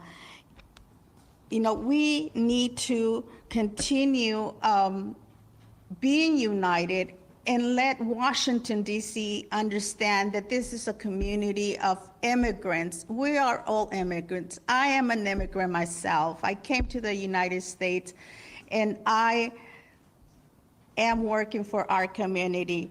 The current action of ICE treats immigrants as criminals. We are not criminals. We are hardworking people. We came to the United States to work, to better our families. The humanizing and targeting people who often threat, Southgate stands with our surrounding cities and to all our community. The people of the city of Southgate, I'm talking to you. You are not alone. We are here with you, and we are going to be helping and also making sure that everyone is safe. So with that, I am going to be calling up Mayor from Ventura, Jeanette Sanchez Palacio. Thank you. Good afternoon or good morning still, everyone. Thank you for being here. Thank you, Mayor Bass, for inviting us. Thank you to all the mayors who are here throughout California. And while you may see many of us, there are many more who are not here, who could not be here with us today, but who support this effort in being united together. We are outraged and heartbroken by the recent and ongoing ICE activities targeting immigrant families in our community. These actions are not only inhumane, but they are also an affront to the values we uphold in Ventura, but also throughout the state of California. The city in Ventura in our region is an agricultural region. They are sustained by labor, resilience, and cultural richness of immigrant communities. And when our workforce lives are in fear, the fields will go unharvested. The impact is felt not only at the local level, but it will also be felt at the national level. Everything will be affected, and every American who is here and relies on the labor of these individuals will also be affected. These same individuals are also the community who held up the large portion of essential workforce while we were in the pandemic.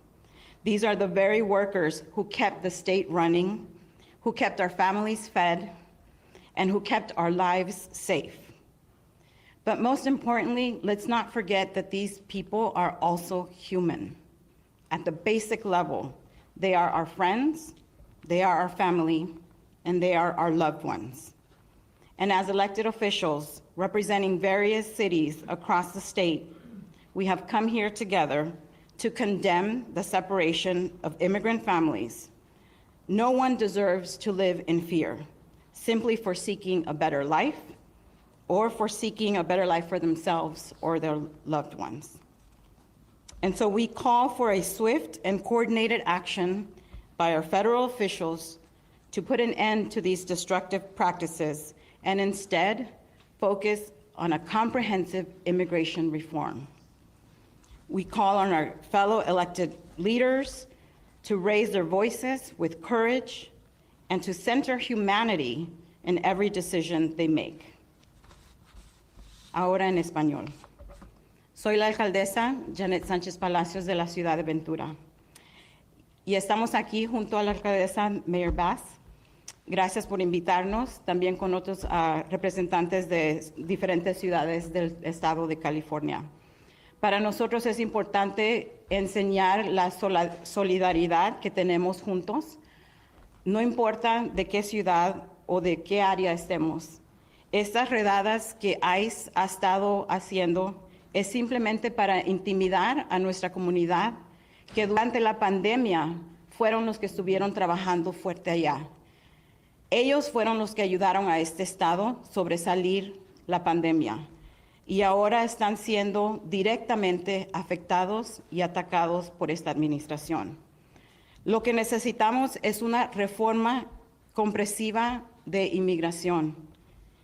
Y aunque tenemos muchos funcionarios aquí presentes, hay muchos más que no pudieron estar aquí que también apoyan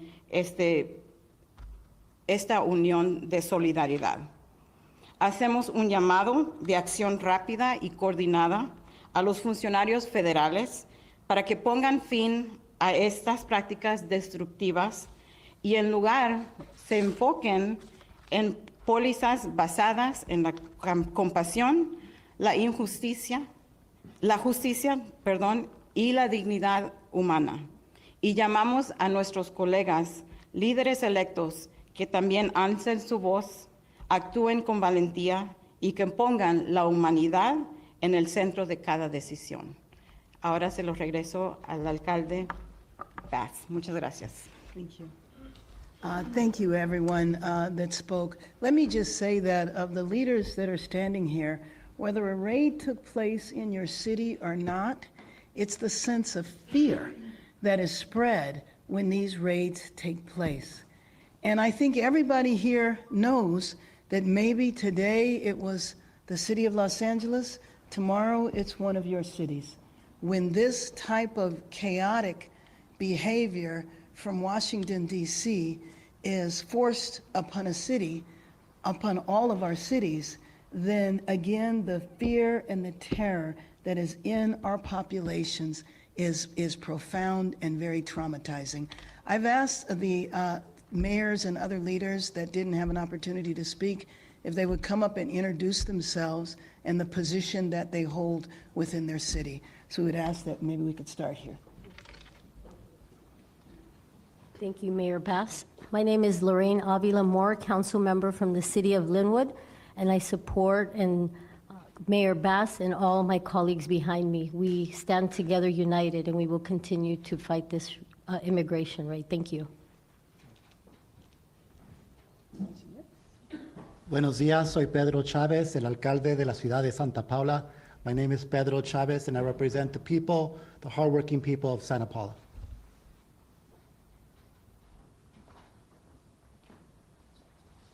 Muy buenos días a todos. Me llamo Jorge Chávez. Soy el alcalde de la ciudad de Bell Gardens. My name is Jorge Chávez. I am the mayor of the great city of Bell Gardens out in southeast Los Angeles.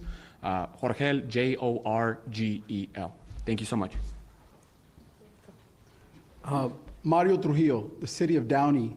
ICE was in my city this morning. They raided the Home Depot, the LA Fitness, and I understand they arrested an elderly man in front of Our Lady of Perpetual Help, a place of worship. He was dropping off his granddaughter at OPH school. Our job as elected officials is public safety. We would submit to you that these raids at Home Depots, restaurants, places of worship, or schools are not keeping our community safe. They are creating havoc and fear. This is not the way to provide public safety to the community. We're calling on the administration to change course and do their job correctly. Thank you. Soy Mario Trujillo, alcalde anticipado y current council member de la ciudad. Nuestro trabajo como personas elegidas es protección. Lo que la gente quiere de nosotros como los elegidos es protección de su familia y sus casas. Lo que está haciendo el gobierno federal no está probando esa protección.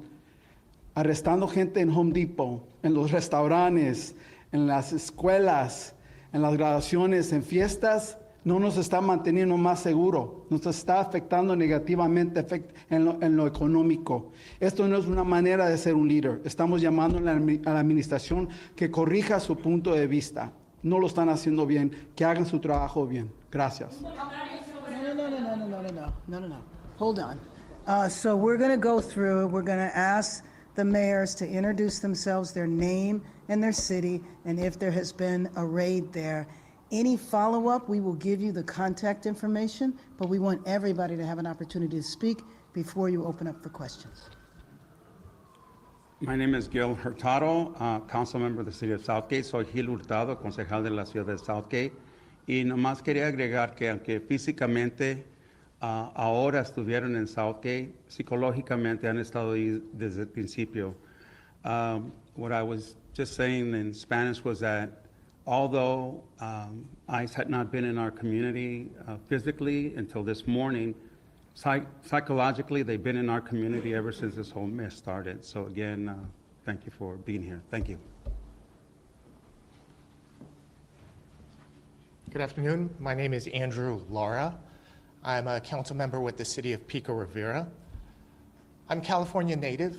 My ancestors were baptized at Mission San Juan Capistrano in 1807. So we are a group of people who know what it's like to be illegal in our own land. The very first thing that California did when they became a state in 1850 was pass a law that allowed the enslavement of California natives. So I stand in solidarity with my colleagues behind me, and I denounce the fear that is taking place in our communities. And I thank Mayor Bass for your leadership. Thank you. Buenos días, mi nombre es Alberto Méndez, soy de la ciudad de Fillmore. Hello, my name is Albert Méndez, I'm with the city of Fillmore, and I stand in solidarity with Mayor Bass and my fellow mayors. Thank you. Good morning, everyone. Sal Melendez, mayor for the city of Montebello. And I just want to echo what one of my colleagues said from Southgate. Physically, ICE has not been in the city of Montebello, but psychologically they're there. Our community is in fear. Our community is afraid to go out. And I want to thank Mayor Bass for putting this together. And I stand in solidarity with all of my colleagues in the region. Thank you. Good morning, Jessica Ancona, mayor for the city of El Monte. Buenos días, Jessica Ancona, alcaldesa para la Ciudad del Monte. Although we haven't had ICE raids in the city of El Monte as of Friday, back in February, we did have a raid or a family detained, the brother and mother of a young woman who was battling cancer. Their primary caregiver of the young lady was taken, as well as the brother. At that time, I mobilized resources to get them representation on behalf of Congressman Gil Cisneros. I reached out to the Attorney General's office to provide them as much support as we could. So I'm here standing with all of my colleagues, mayors, council members, local officials, and thank you, Mayor Bass, for having us. Coming together, standing united in denouncing what is going on. We want the National Guard out of our region. We want the military out of our region. They have no business here. And we also want ICE out of our cities. We need to keep our families safe. And I stand united here with all of my colleagues. Thank you.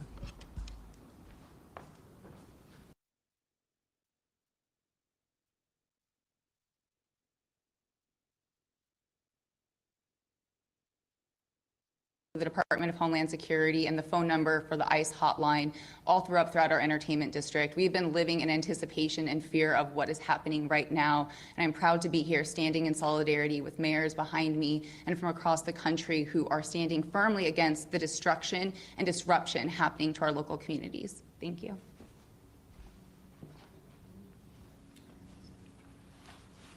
Good afternoon. I'm Melissa Ramoso, council member and former mayor for the city of Artesia.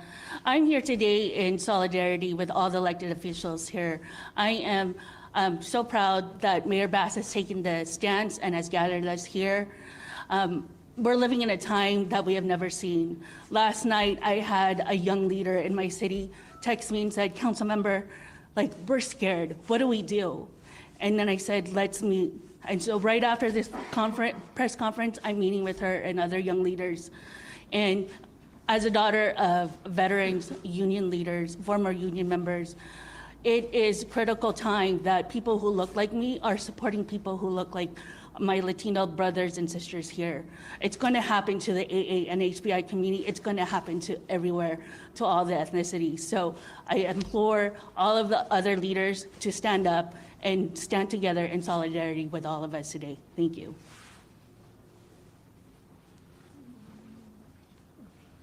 Good morning, everyone. My name is Dr. Cynthia Gonzalez. I'm the vice mayor for the city of Cudahy, the Cela region, and although the raids haven't happened in our small city, they are happening in Southeast Los Angeles pretty heavily, and we stand united. And I also want to speak to Americans, especially to those who have allowed our community to be the scapegoat of this administration, that made you feel that your American dream hasn't happened because of us. I have a doctorate degree.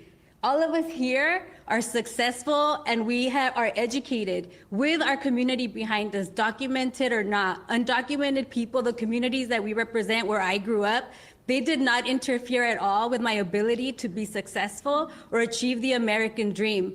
If at all they helped feed us. They helped take care of my daughter when I needed babysitting and I couldn't have family members do it. There are neighbors. We don't ask our neighbors whether they have documentation or not.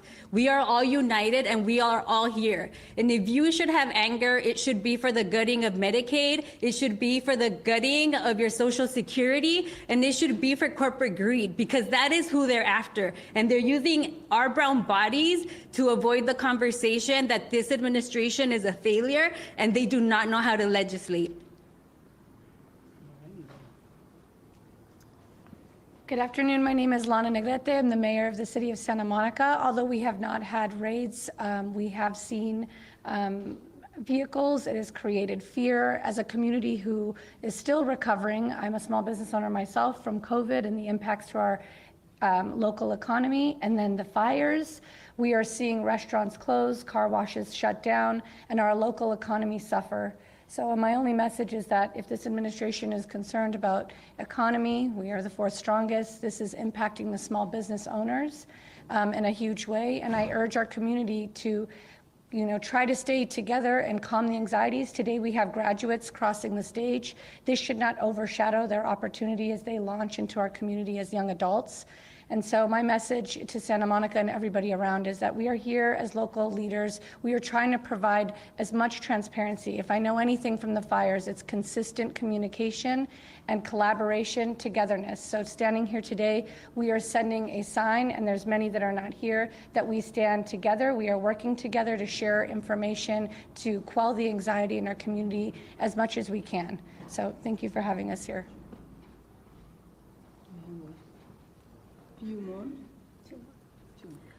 Good morning, good afternoon, everybody. My name is Brenda Olmos. I'm the vice mayor from this beautiful city of Paramount. On Saturday morning, myself, along with Assemblymember Solache, we were gassed and we were hit with the rubber pellets or whatever they were shooting at us. I'm asking you, please listen to me. Stop terrorizing our residents. You need to stop these raids. We were at a council meeting last night where members of our community were crying to us. And Mayor, we need help. We need direction. With all of our great city council members, we need help and guidance on what we could do for our residents. But I'm asking you, please stop the raids. This has to stop now. Thank you. Good morning. I'm Doug Halter, Deputy Mayor of the City of Ventura, and this is absolutely unconscionable what's going on. I had never thought in my life that I would be seeing this sort of disruption and this sort of terrorism attack on our citizens, on our community, on our residents, our friends, our family, our neighbors, our workers, our employers. Everything that impacts one part of our community impacts all of us. And to see this coming from our own country, the country that I was raised by my Italian grandparents to love and be so proud of, and to see this happen, it's just unconscionable. This has got to stop. We've been asking for comprehensive immigration reform for at least 30 years. Now, if he really wants to be a hero, get on it and get it done. And leave our people alone, because we will fight and we defend them. They're part of our community. They will always be a part of our community. Thank you.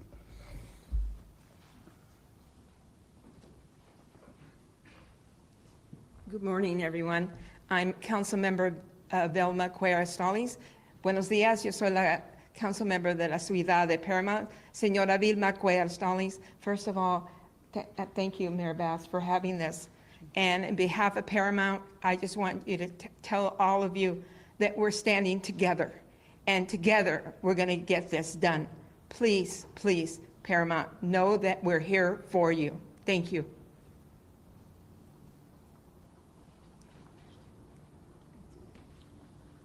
Buenos días, mi nombre es Leticia López y estoy con la ciudad de City of Vernon.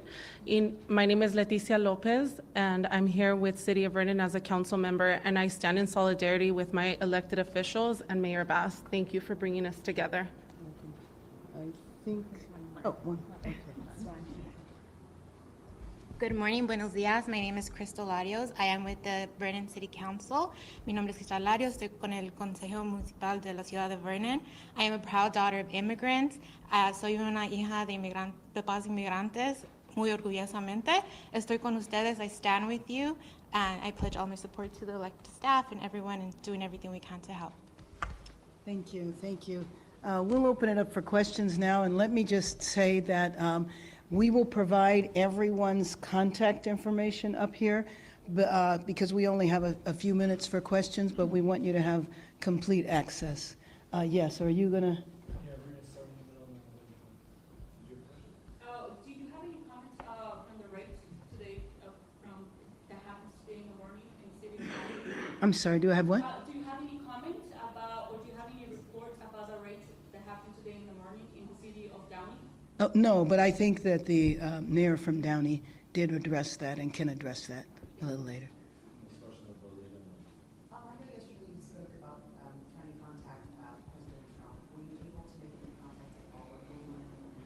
I have actually a call in the next few minutes, not with him, but to get that call set up. Well, yeah, that I want to speak to the president and that I want him to understand the significance of what is happening here. You know, there are reports that if all of the military that have been designated to be deployed, if you add them all up, it's more military than are serving today in Iraq. And the money that is being spent, $130 million, all of our cities could use that money.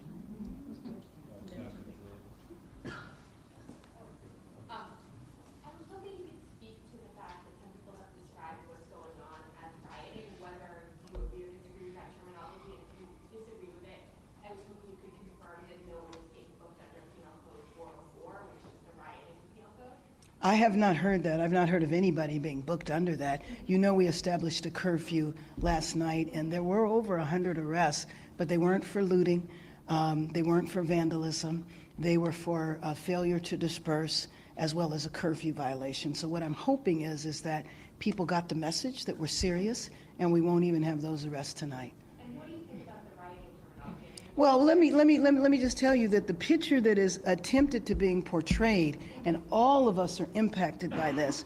If you look at TV and you see people who are demonstrating, some inappropriately, some violently, which I believe that anybody that's involved and violence or looting or vandalism is not supporting the cause of immigrants. Otherwise, they wouldn't be doing that because they know that that can trigger an even greater reaction from the administration. And so that is a picture you'd know in downtown Los Angeles because we are here. You know that this is isolated to several streets in downtown Los Angeles. The curfew that we put in place yesterday is about 6 square miles of a city that is 500 square miles. So the portrayal is that all of our cities are in chaos, rioting is happening everywhere. It is a lie.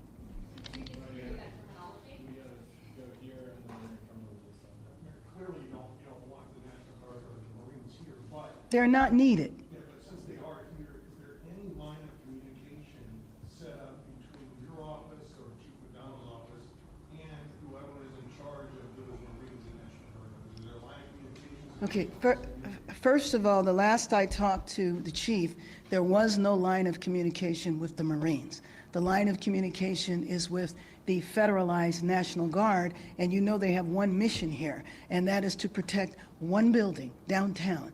They weren't needed for that then, they're not needed now. When we did the curfew last night, it was all local law enforcement. You believe there should be a line of communication? Absolutely. I mean, well, first of all, I don't think it should be happening at all. But yes, there should be a line of communication. So U.S. Attorney Bill did announce some charges today. Oh, he did, okay. And he said, quote, when protesting crosses the line into violence, the penalties will be severe. He's talking about up to 10 years in prison for possessing Molotov cocktails. At the same time, your president threw out a one-pardon the January 6th riot. So all the posts that are being posted by everybody in the arrest are false. And given that I was there on January 6th and saw an insurrection take place, the idea that this, what is happening here, is an insurrection is just false. And I think it is deliberately false. I don't think they're confused. We're going to come down here to the post and then try to get back. Thank you. Madam Mayor, the protests are spreading from Los Angeles to other cities. Yes. And I'm wondering, what does that say about how the Trump administration is handling not only these protests, but their immigration policy? Well, I mean, I think that the other cities recognize if the nation's second largest city and our region that has 88 cities in it and is larger than 40 states, that's LA County, if it can happen here, then what does that say about states whose population doesn't even match the population of our county? We're going to go to Craig, Josh, and then AD. Good morning, Mayor. The curfew enforcement last night, you realized with me on KNX some time, it was very late. It looked very much like it was successful in achieving its goals. I want to know what your take is on what unfolded last night, how it went, and then secondarily, is this curfew order going to be extended? You had said first you review it today, potentially a few more days, and then you also, I think, indicated last night at KNX that you thought maybe it could end by the weekend. Well, yes. So let me just say that the emergency declaration that I signed yesterday does not have a time limit to it. And so the curfews will go on as long as they are needed. But you know, it's really kind of interdependent on what the response is from the federal side. If there are raids that continue, if there are soldiers marching up and down our street, I would imagine that the curfew will continue. What I'm hoping is that Angelino's got the message last night that we are serious. The fact that the arrests last night were relatively minor, I am hoping that we won't have any arrests tonight. The only order last night is expected. Yes, it did. We're going to go to Josh, AP, and then down. Mayor, I know you've Oh. asked the administration to stop the raids, but have you gotten any indication that the raids are going to stop? No, as a matter of fact, I think all of us probably have the same, I mean, at this point in time, we're functioning on rumors. And so the latest rumor that I'm aware of is that it's going to last for 30 days, but I really do have to say it's a rumor. Has anybody heard anything different? Right, but you see the point, we don't know. And that uncertainty creates fear and terror in our people. And I know you don't know what the Marines are going to do. No, I do not. Are you open to the idea of suggesting that maybe they assist the LAPD in enforcing the curfew? Absolutely not. as one of our Marines who is up here, they are trained in warfare on foreign lands, not domestic. They cannot arrest. I don't know what role that they would play. And then just think about having the military here. When you see what's going on around here, if you drive a few blocks outside of downtown, you don't know that anything is happening in the city at all. Hi, can you just talk about the metrics that you're considering for lifting the curfew? You know, you said things generally went well last night. Do you see that again? The metrics for lifting the curfew are twofold. Number one, a night where there's no arrest, okay? But number two, it's interdependent on what happens with the administration. And then, you know, you describe these arrests as minor. Minor meaning unlawful assembly and curfew. Right. Not movement, not. No, of course not. But we did see, you know, police on horseback, police firing. Right. Projectiles at seemingly peaceful demonstrators last night. So what do you say to people who see this as excessive force against people who are, you know, out on the streets protesting the same stuff that you're describing as unconscionable? Well, what I do believe is that we need to evaluate what has happened. One thing about our cities is that there's cameras everywhere. So individuals might not have been arrested on the day they committed the crime. It doesn't mean they won't coming down the line. But there have been allegations, and we need to check into each one of those.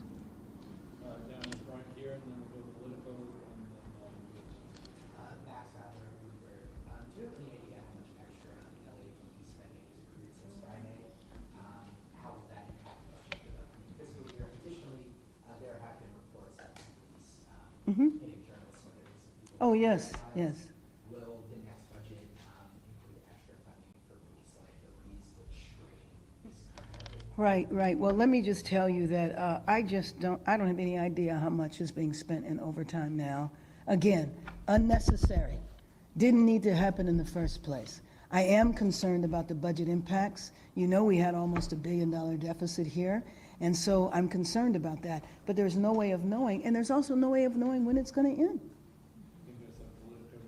So you talked about how we don't really know when the raids are going to stop. Right. This is a signature policy of the Trump administration. Do you have any indication that this is a realistic ask of them to stop the raids? And if that doesn't happen, like, what is Plan B? Well, let me just tell you that the alternative is to stay silent.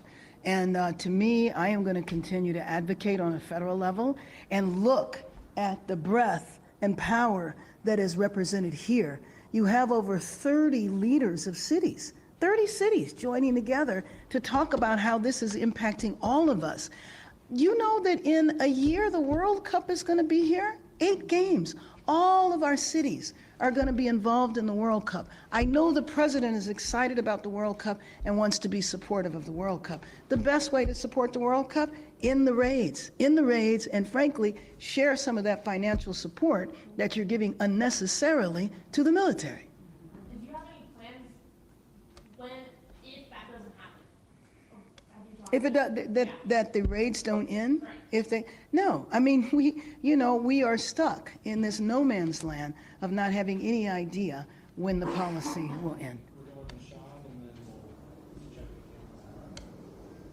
Hi, Sean. Back to the being approach to the protests, and there's some pretty clear tonal differences between the way California leaders have been talking about these protests versus the ones in 2020 during the pandemic.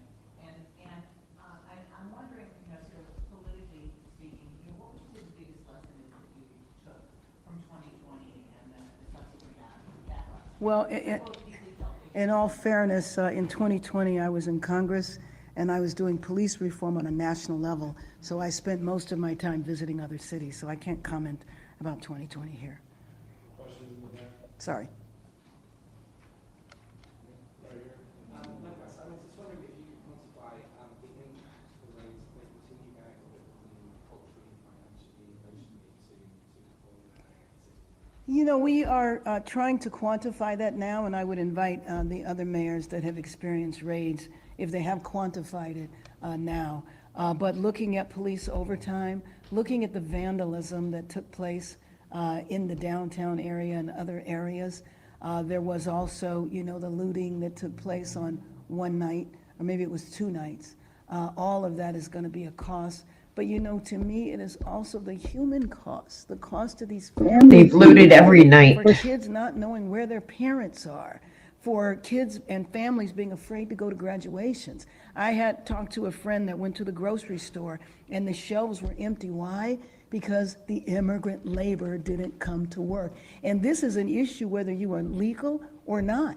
You have people going to the immigration office for their annual check-ins that they're supposed to do with papers and going in and getting detained along with their families. So, I think the cost has to be looked at comprehensively, not just to vandalism and police overtime, but the human cost to the disruption of these families.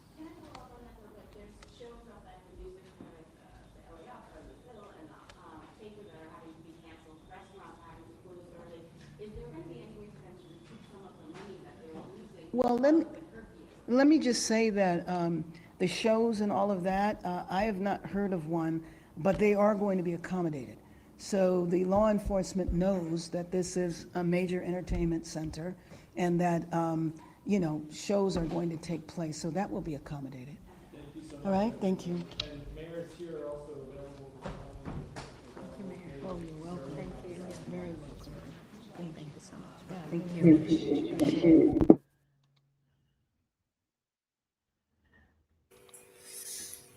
There you go. That was a lot of lies. Did you expect anything to miss? And I did find an interesting article. Twin daughters of top LA Democrat arrested in ICE raid for allegedly assaulting police officers with deadly weapons. Interesting. But they're all,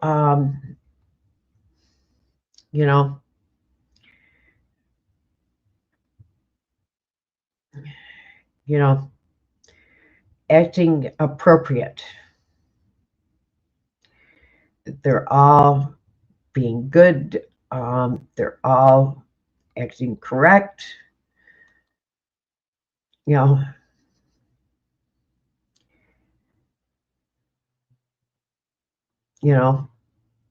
There's no problem with them,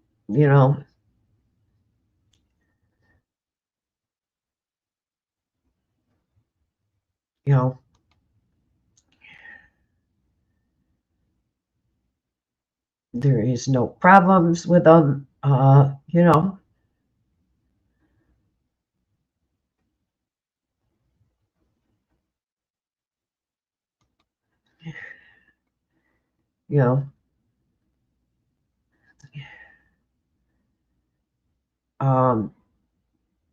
one guy that was arrested throwing Molotov cocktails at protesters just happened to be an illegal and deported once before. Why isn't she talking about that stuff?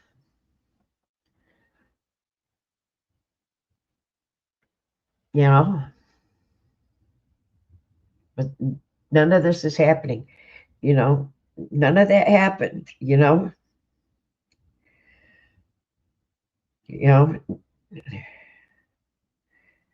None of that is happening. None of that's happening.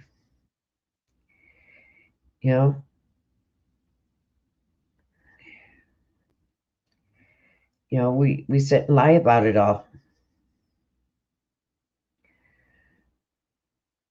None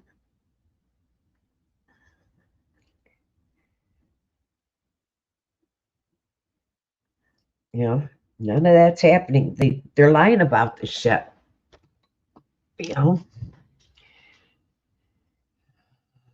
I just don't get why they lie about it. I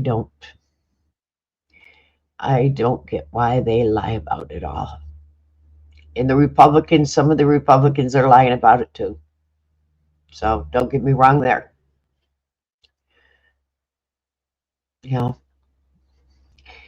And, you know, they say they have papers, but some of those papers are fake. They're frauds. They're fraud. Some of those fake papers are frauds. They just busted a whole company in Nebraska at a packing warehouse, and they all have fake papers. And do I agree with what just happened in Boise Heights? No, because federal officers were involved in a hit and run accident, and they did not stop, which they should have.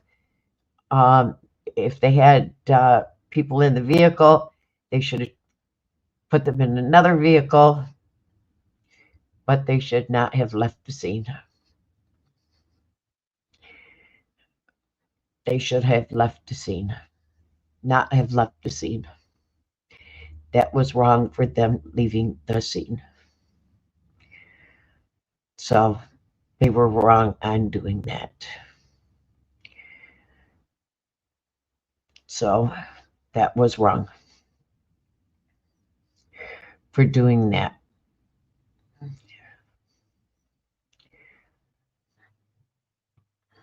So, and oh, Miss Greta. Have you heard about Miss Greta? Of course. Her. She done got deported. She done got deported. Yeah, she got kicked out. The rest of her crew are still being detained, by the way, but she's already in France. She done got deported. But she was kidnapped. She was kidnapped. Did you know that? She got kidnapped. Did you hear that? Yeah.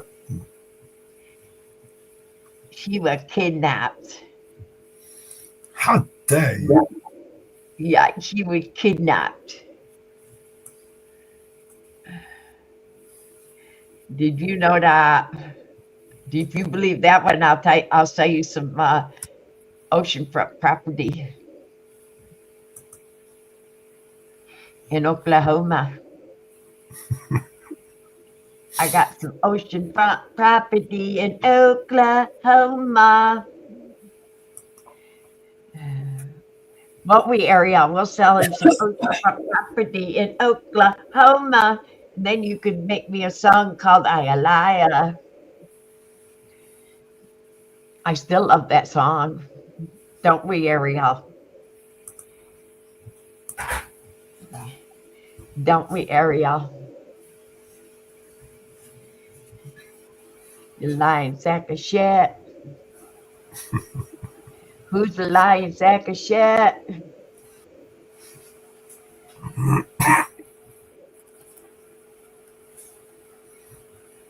Who's the lying sack of shit? But yeah, yeah.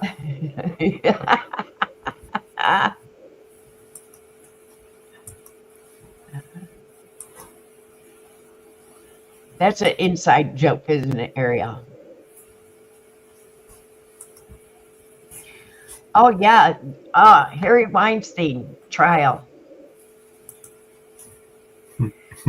It is in. They are deliberating. The jury is deliberating. It is now in the hands of the jury.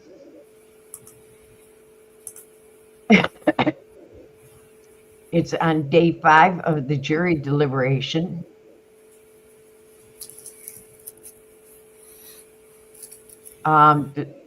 There's been rumors that the jury was attacking each other. So I guess it's kind of an interesting time in the jury. So it's kind of being interesting in the jury. So But, Inferno, they are protesting in Austin, Texas.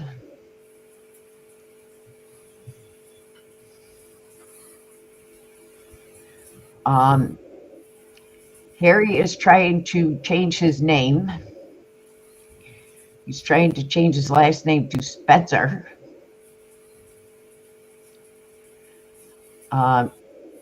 He does no longer going to be tied to the king. He's trying to change his last name to Spencer. And the Spencer family said no go. And I guess he ran his mouth enough again about the Spencers.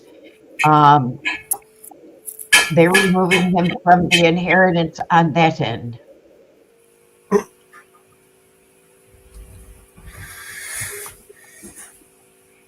So I guess that is going to backfire in his face. So he just getting kicked all the way around. So poor Harry.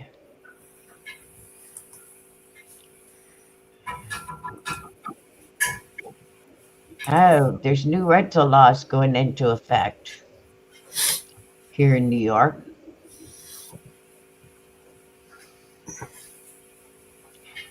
No more broker fees here in New York.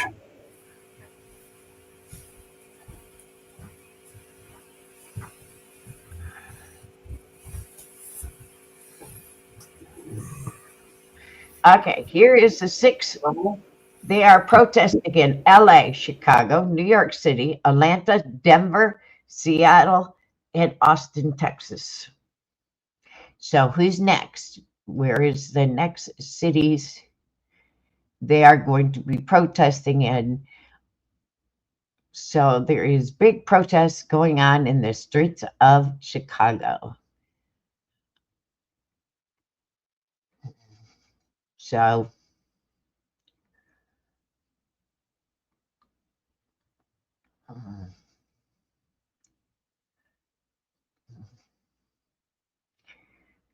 and as we all know, Nancy Pelosi is now saying that Trump refused the National Guard at the January 6th. You have to, Inferno, you have to put the @ sign in front of Nightbot to get Nightbot to talk to you. So you have to put the Nightbot to get him to talk, get Nightbot to talk to you. You know, we haven't talked to lately is our infamous Wonder person. So you need to bring them up and see what they have to say about the protest. Mellows. Even though it's outdated, maybe it's been updated, and see what our infamous person has to say about the protest. What, you mean the AI? Yeah. He probably wouldn't. What's he going to say? We're all full of shit. Oh yeah, you gotta try it. See if see if it can see what it says about the protest Inferno. You gotta put it together, Ariel. You can't separate it. Yeah, take one. Huh? Take one. What? Okay. What's wrong with that one?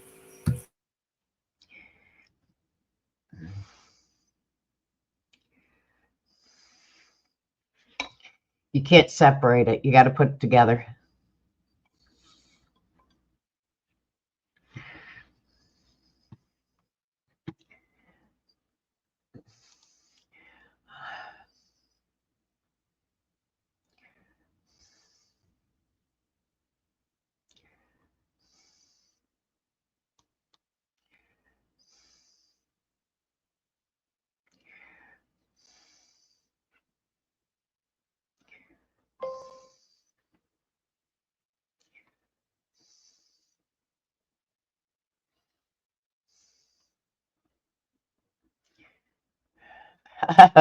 Democrats are faking ICE approval ratings. If you support ICE, take this poem. We'll send you a free support ICE flags for helping. Okay.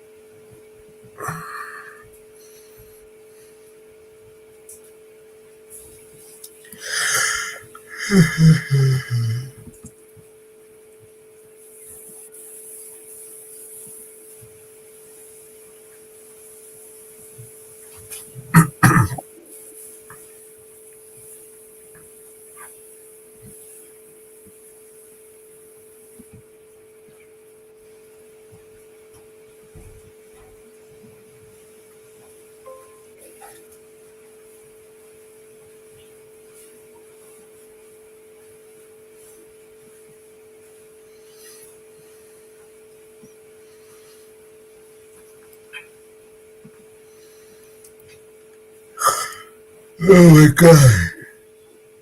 Couldn't find anything to play.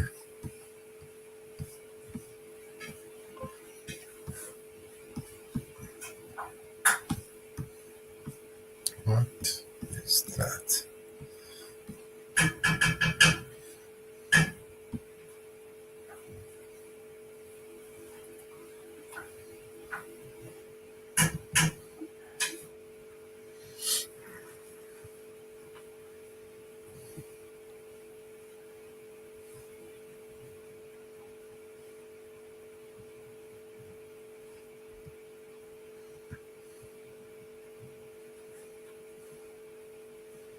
Oh, the world is on fire. Yeah. Again.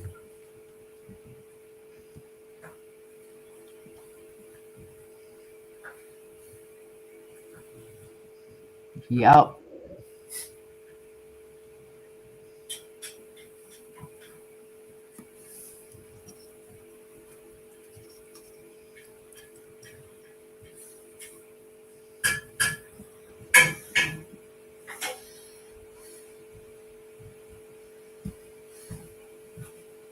Now I add the sauce. Tomatoes and sauce, yeah. Yeah. And you start putting in and the carton.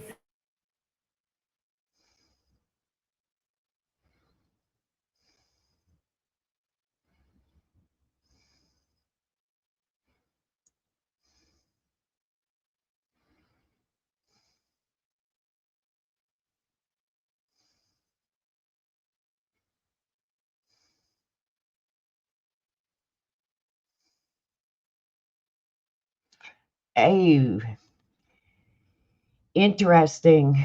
I've been watching the Lori Daybell trial. She's on her final trial with Brandon Boudreaux. And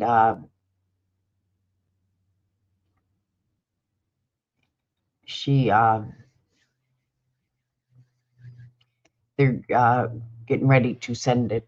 They're doing their final statements to the jury before it goes to the jury.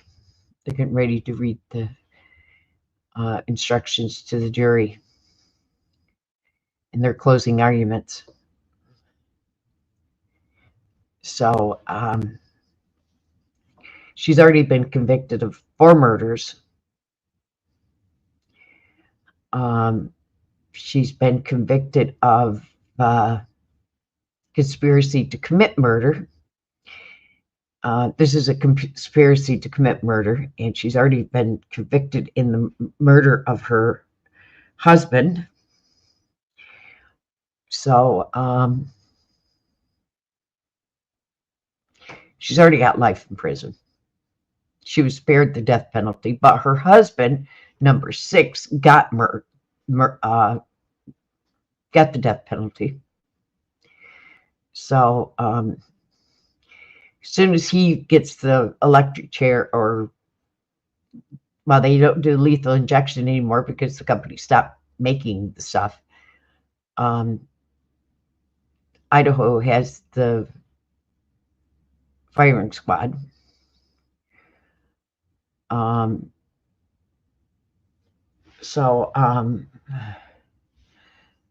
Should be on the hunt for husband number 7. So anybody wants a pen pal for Idaho, she's taking applications for husband number 7. So if anybody's looking for a husband, Inferno, there's one for you. I don't know if Idaho does or not, but they do have firing squad. Idaho, bring that back. Idaho, bring back the firing squad.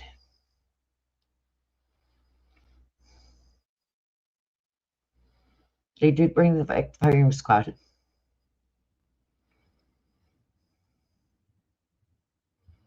So should be on the hunt for number 7.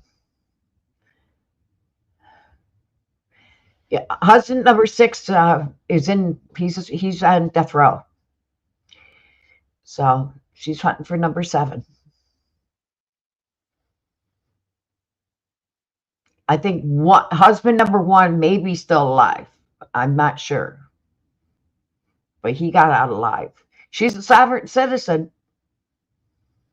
Her parents were sovereign citizens.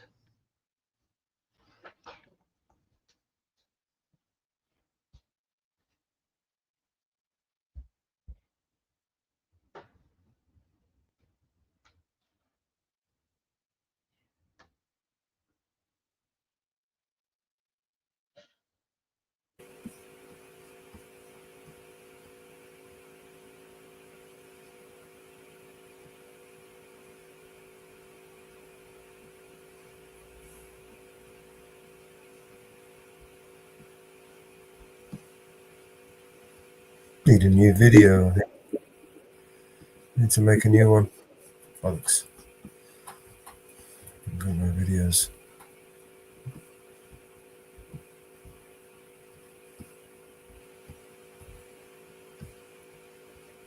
Whoop. Sorry about that. Little what happened there? What? All right.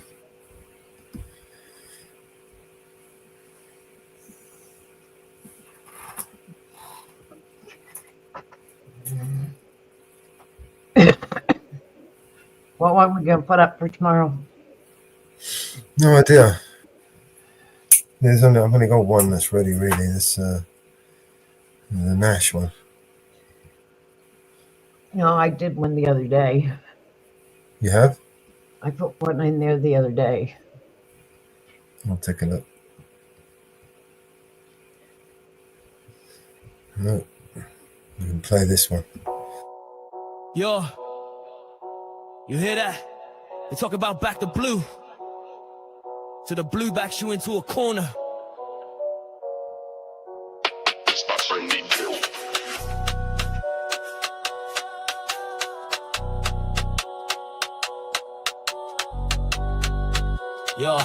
Yo, the analyst 4 in the shop. Yo, they on the telly chatting all that noise. Support the force, they say for all the girls and boys. But when the cuffs clicking, they ain't got no cause. That blue you back is breaking all your laws. Flashing them lights like they own the whole estate. Pulling up on man, sealing up your fake compliance. They scream with their hand on the heat, but when the camera's rolling, they retreat, can't be beat. Saw with my own eyes on the block just last week. Brother got stopped for looking too unique. They searched his pockets to his dignity down. Said you ain't got rights in this part of town. They preach about justice, protection for all. But when it's your face on the pavement, you take the fall. The uniform's a shield for the power they wield. This ain't no game, fam, this is the real field. Back the blue till it happens to you. Yeah, you cheer for the system till it's coming for you. Back the blue till it happens to you. Then the truth hits different, what you gonna do? They talk about order, keeping the peace, but the peace they keep and brings the pain don't cease. Another youth profile, another false arrest. They planting the seeds, putting us to the test. Stop and search, they call a routine check. But it's harassment, put a chain on your neck. They got their quotas, their targets to meet, while the real criminals walk free on the street. So next time they ask for your unwavering trust, remember the ones they crushed turn to dust. They preach about justice, protection for all. But when it's your face on the pavement, you take the fall. The uniform's a shield for the power they wield. This ain't no game, fam, this is the real field. Back the blue till it happens to you. Yeah, you cheer for the system till it's coming for you. Back the blue till it happens to you. Then the truth hits different. What you gonna do? You see the headlines, they twisting the facts, covering the tracks, no turning backs. They say bad apples, but the trees are rotting deep, while the innocent suffer and the secrets they keep. But the cameras are rolling, the truth will prevail. No matter how hard they try, they gonna fail.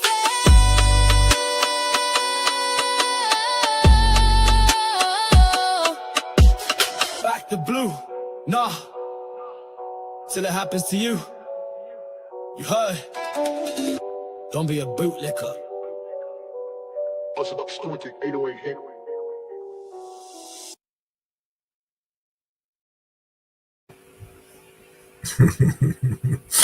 Yep. No.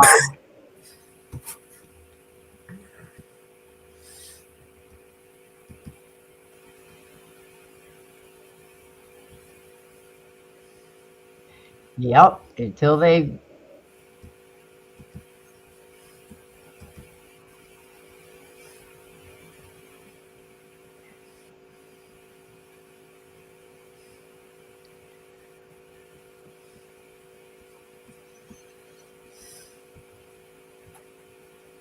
yeah.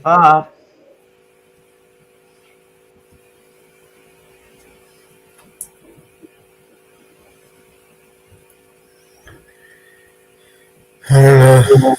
Some old songs we can play.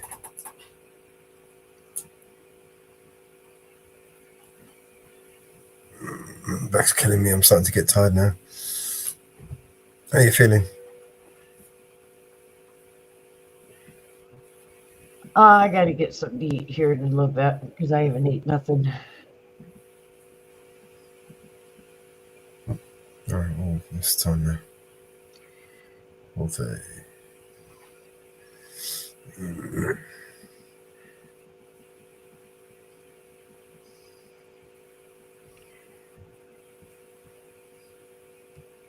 I'm trying to see if they're showing anything at all on the riots. Protests. Peaceful protests. Yes, the peaceful protests. Not like those January 6s, eh? Yeah. Those insurrectionists. We've got who often have threat. Yeah, the peaceful. It's totally peaceful. Yeah. They're peacefully looting.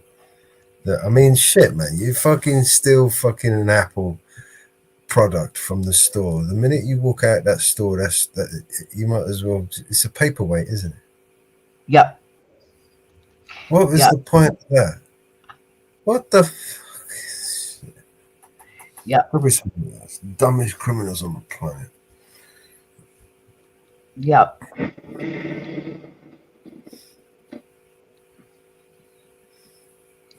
Yeah, it's all, The minute they took those stuff, whatever it was, they took the phones, the tablets, and the minute they walked out of that store with those things, they're dead. They're paperweights. They are useless, garbage. Do you know what I mean? Yeah, 90% of it is garbage. No, I mean they disable them automatically. Do you know what I mean? So they wouldn't be able to use them at all. You couldn't even do it. You couldn't do anything with it apart from break it down to pieces and recycle it. You know what I mean? That's about it. Nothing you can do with it. You can't reset it, and they're just bricks. That's what they call it. They brick it. Yeah. As soon as they walked out, they would have just bricked every device. Done. Useless. Yeah, because they deactivate them. Yeah, totally useless. Yeah, they deactivate. And the best part about it is every single one of those people are going to get arrested. And there's evidence recorded of them stealing this shit, you know what I mean? So it's like, Yeah, and they don't, they don't realize it. That they, and they're tracked, right? So they know exactly where to go and find them, right? most of them all are tracked. Of course they are. They just know exactly where to go and pick them up. Useless people. The mayor of Chicago held a press conference too. Who did? The mayor I want to see the Gavin Newsom. Did you see the Gavin Newsom when he was giving it the big one? Let's see, what's his? But if you use violence, he does have an answer. He has the state militia. Oh God, the mayor of Chicago. The mayor of Chicago went off on him. He went off on the president. Oh my Lord, he went off on the president. Emphatic point here.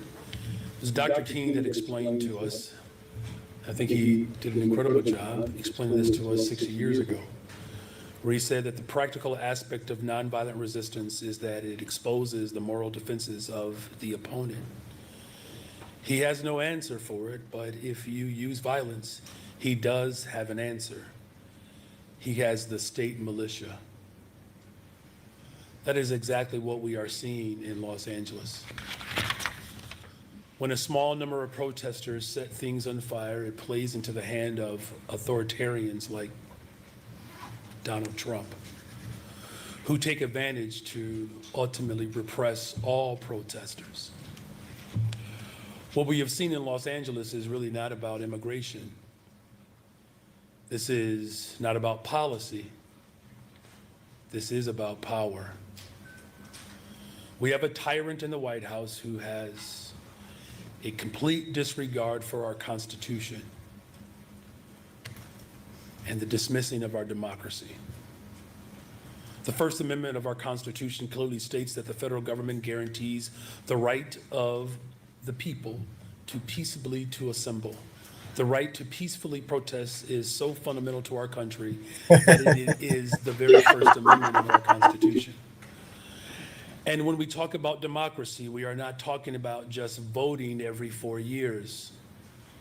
In a democratic society, the people are in charge and the government is responsive to the needs of everyday people. When we talk about democracy, we are not talking about some The needs of the lies few or outweigh the needs of the many. We are talking about Roughly translated, Randolph's definition. lies, lies, lies, lies, He piece of says, shit. Motherfucker. a community is democratic only when the humblest and the weakest person can enjoy the highest civil, economic, Listen and to this social piece of rights shit. that Yeah, the you ought to weakest see and his, most powerful possesses. all the gifts he received and didn't declare. Or if you are living paycheck to paycheck, we should all have the same rights under the law. And that is why we stand up for our immigrant community. That is why we stand up for incarcerated people. That is why we stand up for working people. What we are seeing in California and across They the can't country get to work is because of the protesters. we are seeing poor and working people being terrorized without due process. We continue to see families being ripped apart. While federal immigration enforcement have jurisdiction, we want to continue to assure that all Chicagoans know their rights. We will work with our community partners to continue to stand up for our immigrant community and for all of our people in our beloved city. Now I'm happy to answer any of the questions that you may have at this time. How come you have an all We just have black? time for one question, one follow-up. We gotta be quick. There's a lot of folks here. He has an all black, Right, all black. You know, Not you one said white that person you that's employed by support, his workers, drivers, having a boost committee. to their wages, but you have not endorsed the ordinance specifically. What about the ordinance has not gained your support so far?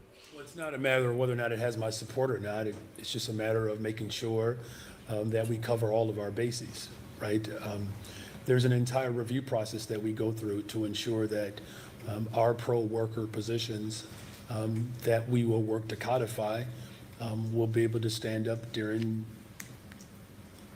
whether it's criticism or protest. We're seeing now that there are some places in America that are having second thoughts about abolishing the sub-minimum wage, where here we are in the city of Chicago, we're holding firm to our values. So it's not about just getting it done, it's about getting it done right. Is there And more of your police force are resigning because of you. Needs to be changed before it goes up for a What vote. we do is we look at all of it in a very comprehensive way. And as the most pro-worker city in America, I'm confident that we'll be able to continue to find pathways to continue to strengthen our city as a pro-worker city. And they're all leaving. Thank you. Good morning, Mr. Mayor. It is good afternoon. Oh, it is, isn't it? Thank you. You're welcome.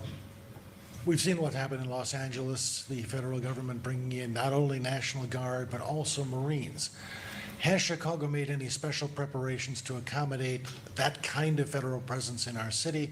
And are we giving any kind of thought to protest zones and ways to keep the downtown area open and free for business while First Amendment protests are going on? Yeah, the first and foremost goal and our responsibility is to keep everyone safe and to protect the rights of the people of this city and around the country. And so constitutional policing is our prevailing form of leadership, and we will continue to ensure that constitutional policing is carried out. Look, we do this well.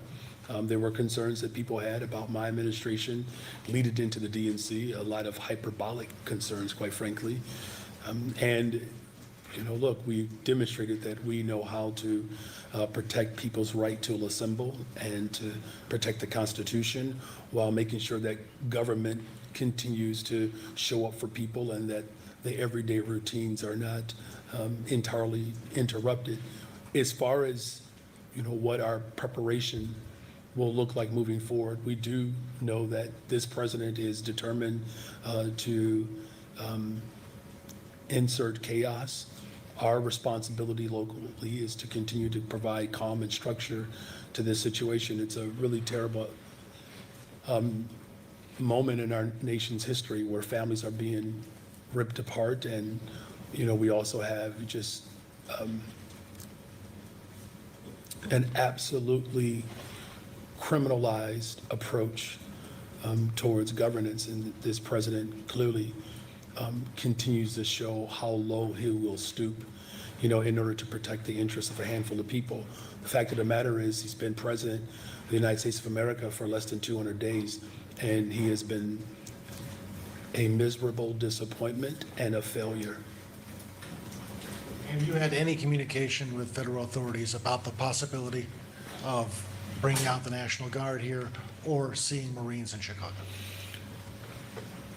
I have, complete confidence that between those who are protesting, who want to ensure that their message is brought to the federal government, that they'll be able to effectively do that.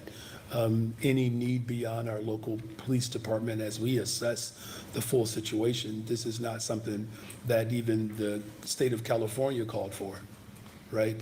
So this president's desire to not only militarize and criminalize, but his commitment to drive chaos is something that I've said from the very beginning is not only reckless, but it's incomprehensible, quite frankly. So we're going to protect people's right to assemble while also ensuring that Chicagoans can get through their day-to-day. We don't have time for a long question today, sir, so just straight to the question, and we're going to go right to Heather. Microphone on? Yeah, straight to the question, we're going to go straight to Heather. Yes. Thank you. Jeez. I thought the theme of today's press conference was freedom of speech. At any rate, you have called on the citizens of Chicago to rise up against ICE, to resist ICE, to fight back against ICE. Many Chicagoans, including Black and Brown, tell me that that sounds like a call to violence. In light of the violence that we're seeing in Los Angeles now, the looting, the damage to property, the attacks on law enforcement, would you consider withdrawing that violent call to violence? I believe in nonviolence. I believe in nonviolence. Right. Well, you also have said that the illegal immigrants that are being targeted by ICE are the working families of Chicago. The real Chicagoans are now facing tax increases because you've spent millions of their tax dollars on migrants. They're including a grocery Okay, tax. we need the question. Why would you think that real Chicagoans should trust you to spend their money after you've already wasted millions of it on illegal aliens? We are investing in people. Is that really honestly your only Yeah, answer? we're going to go to Heather now. Thanks. Wow. Hi, Mayor. Hey, I want to cast your memory back to last week when a number of older people were protesting ICE outside a facility on Michigan Avenue, and Chicago Police Department officers and supervisors were present there. Are you confident that the reaction and the response of CPD did not violate the city's Welcoming City Ordinance or the Illinois Trust Act? Did officers act appropriately during that confrontation? what we saw was, we saw an unprecedented attack against the sensibility of our humanity. And under those circumstances, I am relieved that the number of people who were there to call attention to what ICE is doing or has done, that they were present. As far as the reaction of our police department, their responsibility was to ensure that if there was any element of that protest that could impact the safety of protesters and our residents, that they were there to ensure that safety was maximized. We are a welcoming city. The Illinois Trust Act is the law of the land. We will continue to uphold both of those policies. Of course, we're going to review and continue to review what went down last week. And there's an open meeting that's going to take place with a number of alders so that everyone is clear about the role that the local police department plays and how this particular unprecedented attack played out. Back to a little bit of normal city news. There's a measure that just advanced out of the city's License and Consumer Protection Committee that would allow older people to ban new short-term rentals from setting up in their wards. Do you favor that initiative, which could potentially significantly decrease the amount of short-term rentals in Chicago? You know, what I want is, I want to make sure that in everything that we do, that we continue to ensure that we're building a safe, affordable city. This particular measure, quite frankly, I'll have to look into a little bit deeper, but, I know that there are a number of alders who mean well and are trying to show up for, their particular pocket of the city.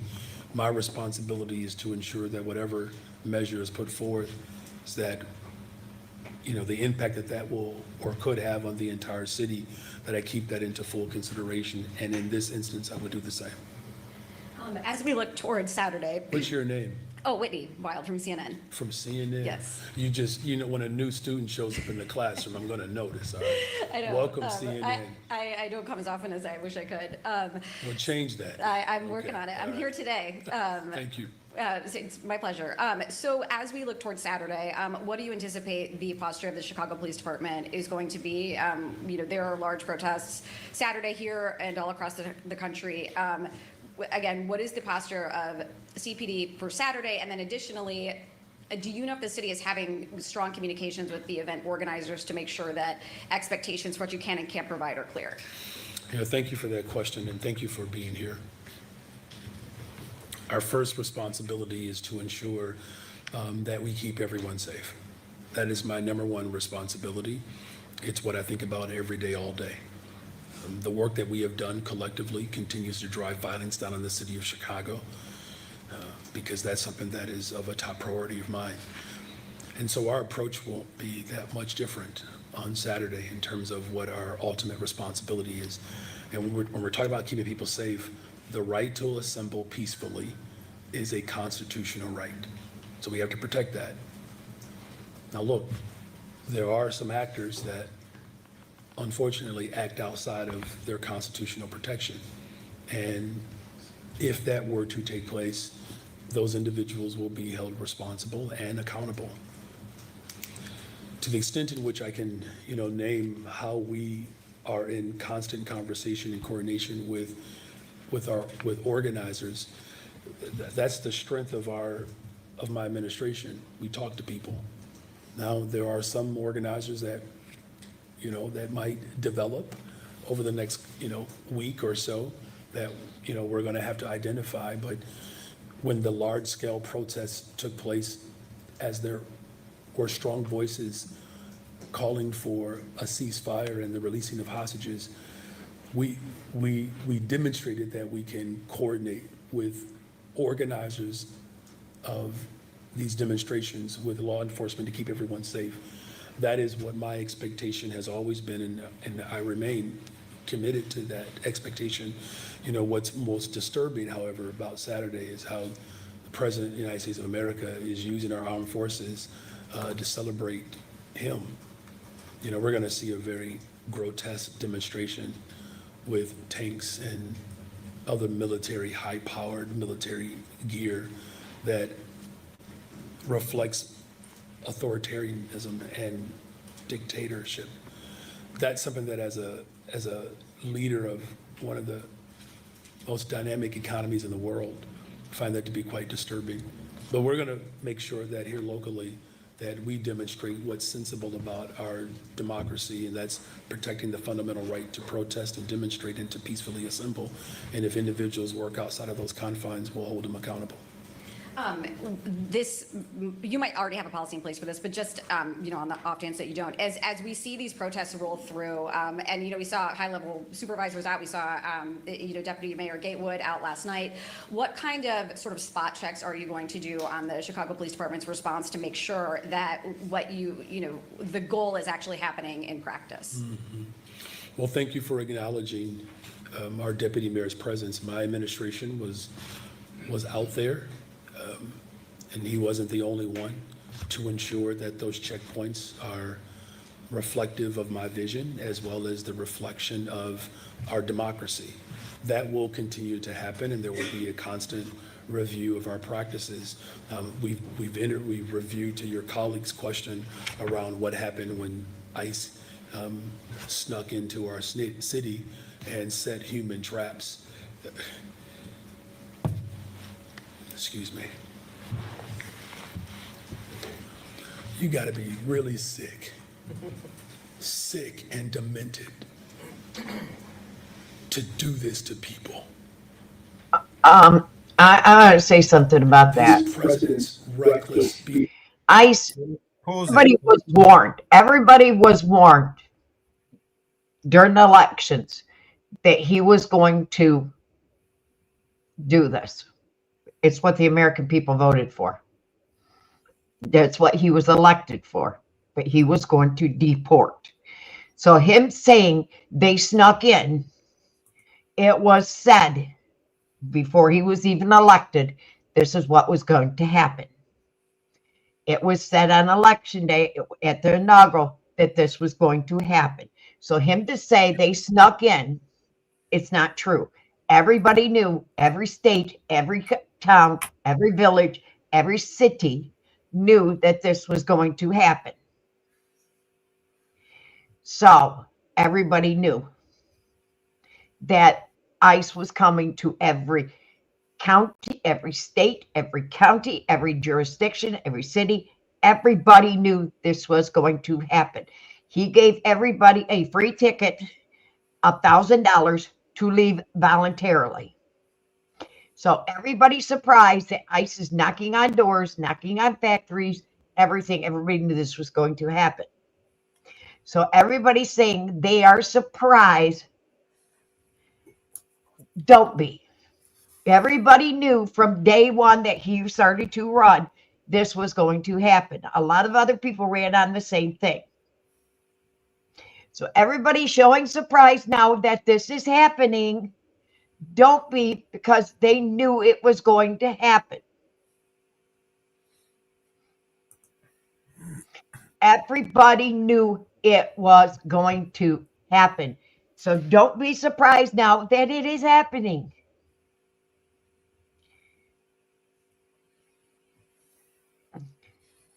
This is all bullshit. And you're correct. You're correct. Obama deported people as well. And everybody forgets it. Nobody wants to say it. But Biden also deported people. He did leave everybody here.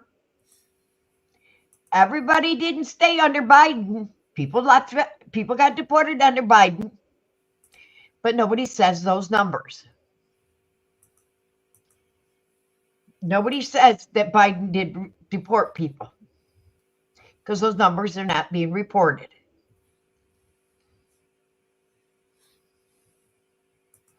But everybody says Trump, Trump, Trump, Trump, Trump, Trump, Trump. Just like everybody says Trump's on the Epstein list. Trump's on the Epstein list. They don't state the whole facts. Just like they don't state the facts under a Biden and Biden, those cages were built. They weren't built under Trump. They were built under a Biden and Biden, Obama and Biden presidency. That's right. Learn facts before you spew them out of your mouth. Know your facts.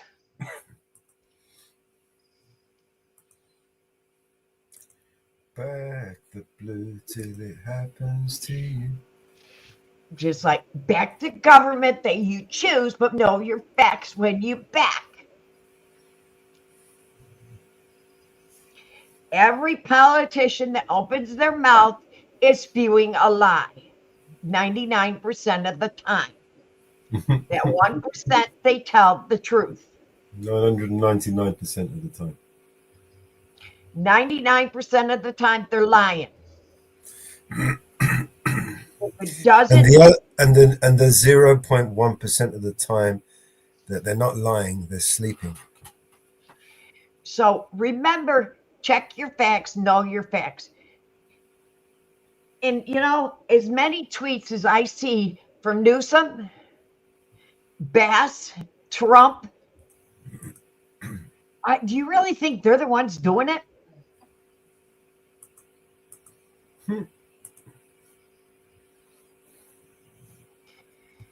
Do you honestly think they're doing? If they are doing those tweets, they sure the hell aren't running the state. They aren't running their city, and they aren't running the country.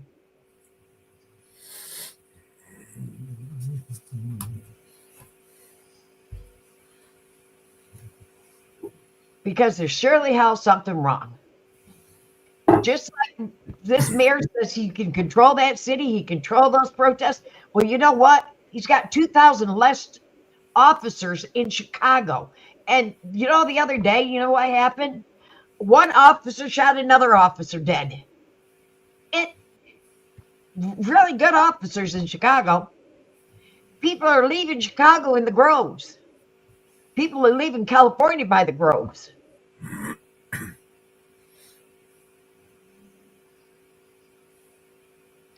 It's unbelievable. They're just like they're leaving New York in the groves because people are tired of it. And you know, realistic, during elections, there's more red in California than there is blue.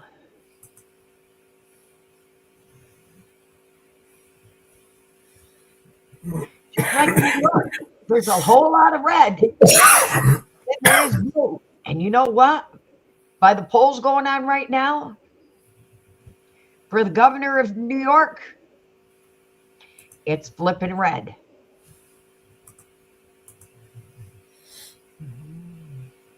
Because people are pissed and fed up. And if they had an election right now in California, it sure wouldn't be Gavin Newsom. Because people are pissed off with what's happening.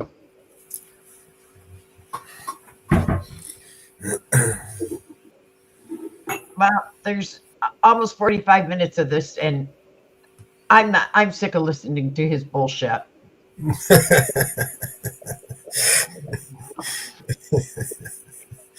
Because it's nothing but bullshit. And yes, you're right. 33 years ago, LA, National Guard was deployed. He was beaten on March 3rd. He was 33 years old. A whole lot of threes.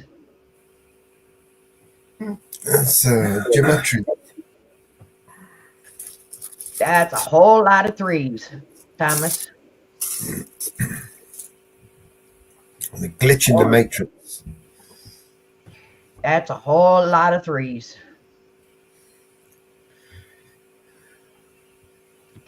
Whole lot of threes.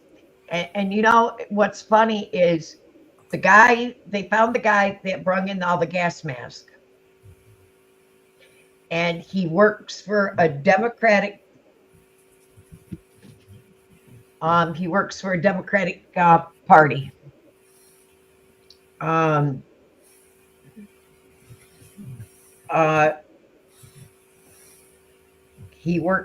a Democratic union for the Democrats. And I can't remember exactly who it was.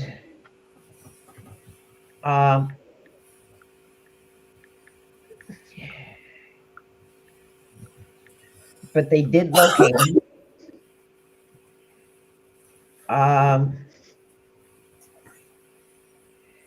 But they did locate him. And they found out who he was.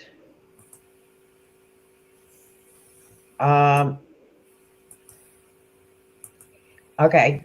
He is Teamster for a Democratic Union, Local 399. He handed out tens of thousands of dollars worth of gas masks. And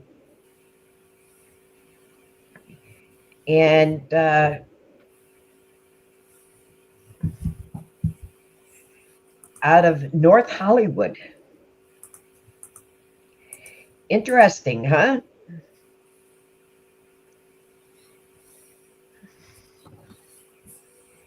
And they are looking for him.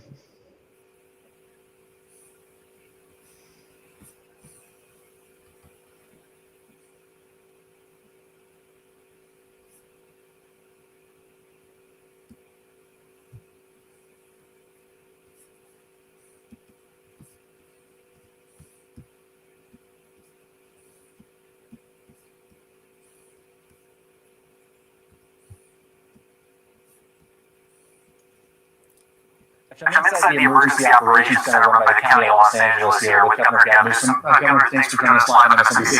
Good to be here. So this is, as I said, the Emergency Operations Center. I wonder how you would characterize the events that are unfolding in Los Angeles right now. Is it an emergency? Is it Fox News is calling it the LA riots? Is it a peaceful protest? What's happening? What are you seeing? Well, I mean, look, Donald Trump has created the conditions you see on your TV tonight.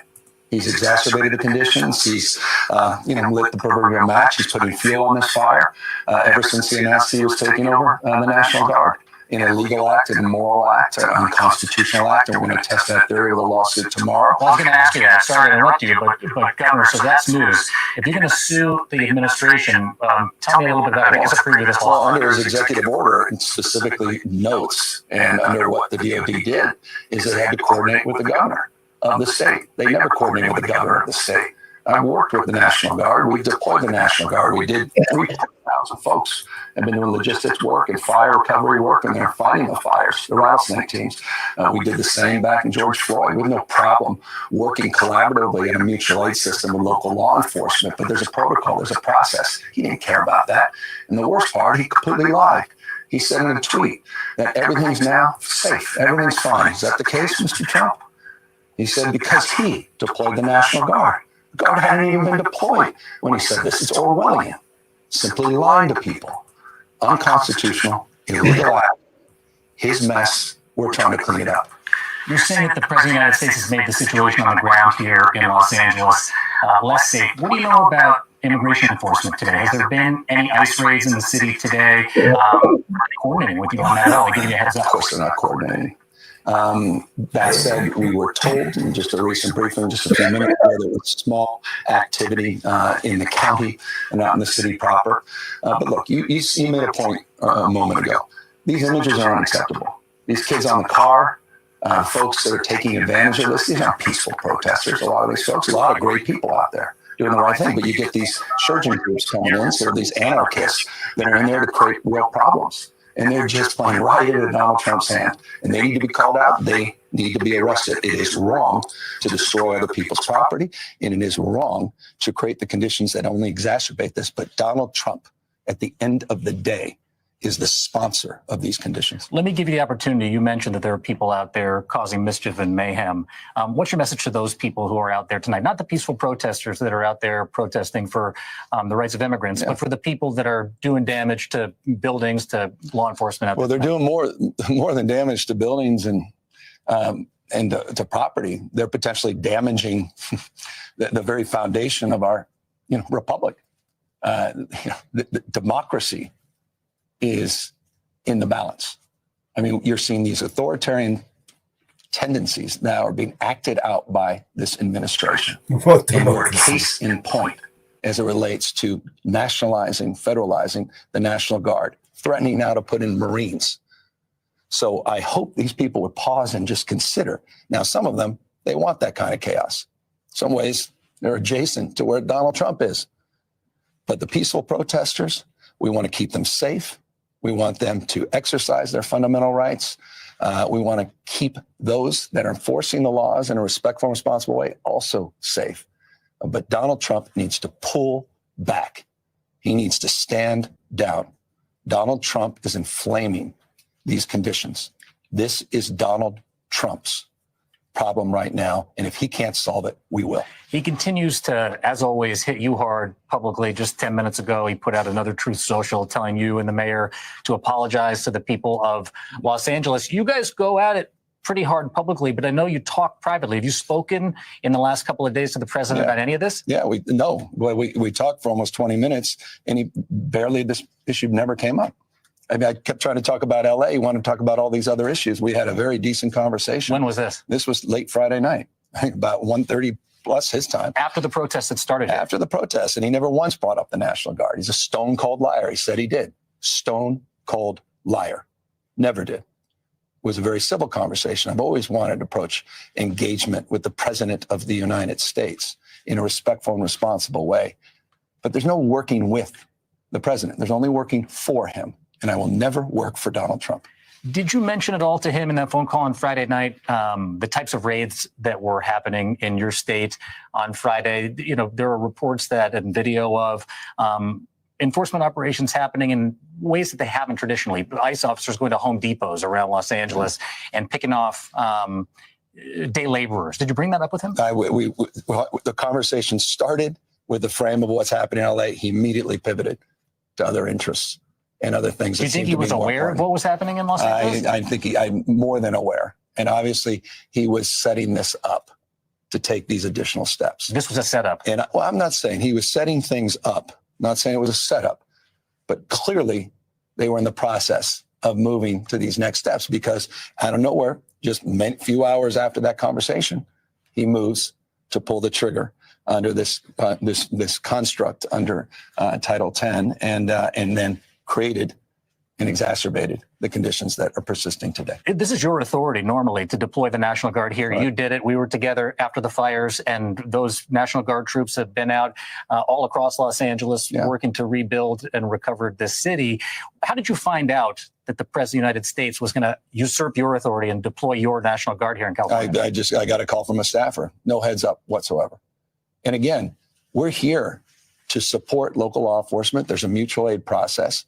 Local law enforcement had no needs. that we're not requesting any additional resources. I've got 100 now. I have 175 CHP officers, technically trained officers, tactical teams to address Donald Trump's mess. We are here to support local law enforcement, the sheriff's office, LAPD, but they didn't need that support. He made this up. This is a manufactured crisis in order to get under the tent to start to stretch credulity and to begin the process of moving inevitably towards a constitutional questioning crisis around posse comitatus. And it's, I think, inevitable. That's where he's going. Tom Homan, the border czar, said to me yesterday he did not rule out literally arresting you, nor Mayor Bass, if you interfere in his work. He said you hadn't yet. He's a tough guy. Why doesn't he do that? He knows where to find me. But you know what? Let your hands off 4-year-old girls that are trying to get educated. Let your hands off these poor people who are just trying to live their lives, man. Trying to live their lives, paying their taxes, been here 10 years. The fear, the horror, the hell is this guy? Come after me, arrest me. Let's just get it over with. Tough guy. You know, I don't give a damn. But I care about my community. I care about this community. The hell are they doing? These guys need to grow up. They need to stop. And we need to push back. And I'm sorry to be so clear, but that kind of bloviating is exhausting. So, Tom, arrest me. Let's go. The perception is there's a lot of theatrics happening out there. Mayor Bass told me that she spoke directly to Tom Homan. Has he reached out to you? Have you reached out to him? No. No communication whatsoever? No, it's direct communication and back and forth with Susie Wiles and with the president in a phone conversation. There obviously are pockets of violence out there on the streets. How concerning is the violence in Los Angeles tonight? How widespread is it too? You're monitoring it. Yeah, we're monitoring. I mean, I think that's self-evident. We're here with LAPD. We were here with Mayor. We're here with the Sheriff Department, my National Guard, that we're still working in command with, and others monitoring the situation in real time, providing whatever resources we possibly need. We're calling out the violence, period, full stop. It's wrong. And we're calling for the President of the United States to rescind his order so that he can clean up his own mess. Stephen Miller, other people have used the word insurrection about the activity on the streets of Los Angeles. Yeah, this is just, they're trying to incite violence. They're trying to impose the kind of rhetoric that only makes conditions worse, that quite literally put people's lives at risk. And they're intentionally and knowingly doing that. All of this is about immigration enforcement and the type of well, go ahead, feel free to No, speak. I mean, I know, and I don't mean even to cut you off. I think it's about something much more. This is about authoritarian tendencies. This is about command and control. This is about power. This is about ego. My way or the highway. This is a consistent pattern of practice, of recklessness. This guy has abandoned the core principles of this great democracy. He's threatening to go after judges he disagrees with, cut off funding to institutions of higher learning. He's on a cultural binge. He's rewriting history, censoring historical facts. I mean, this is something completely different. And this is part of that ongoing play that is unfolding in front of our eyes. It is a serious moment under the guise of immigration, but it's much deeper than that. You know, I've reported with and about you throughout your tenure here. I've not seen you as angry as I feel like I've seen you here. Do you think that there's a way out of this? Where does this go from here? What happened? He needs to stand out. The President of the United States needs to stand down. He needs to rescind this order, and we'll work together to clean up his mess. Did he respond? You asked for him to rescind the order earlier today. Did they respond at all? Of course not. Nothing. No, it's more lies and statements. Look, again, you see me out there in the tarmac with the president. We had a very cordial conversation on Friday night. I'm not looking to find a crowbar to put in the spokes of his wheels every day.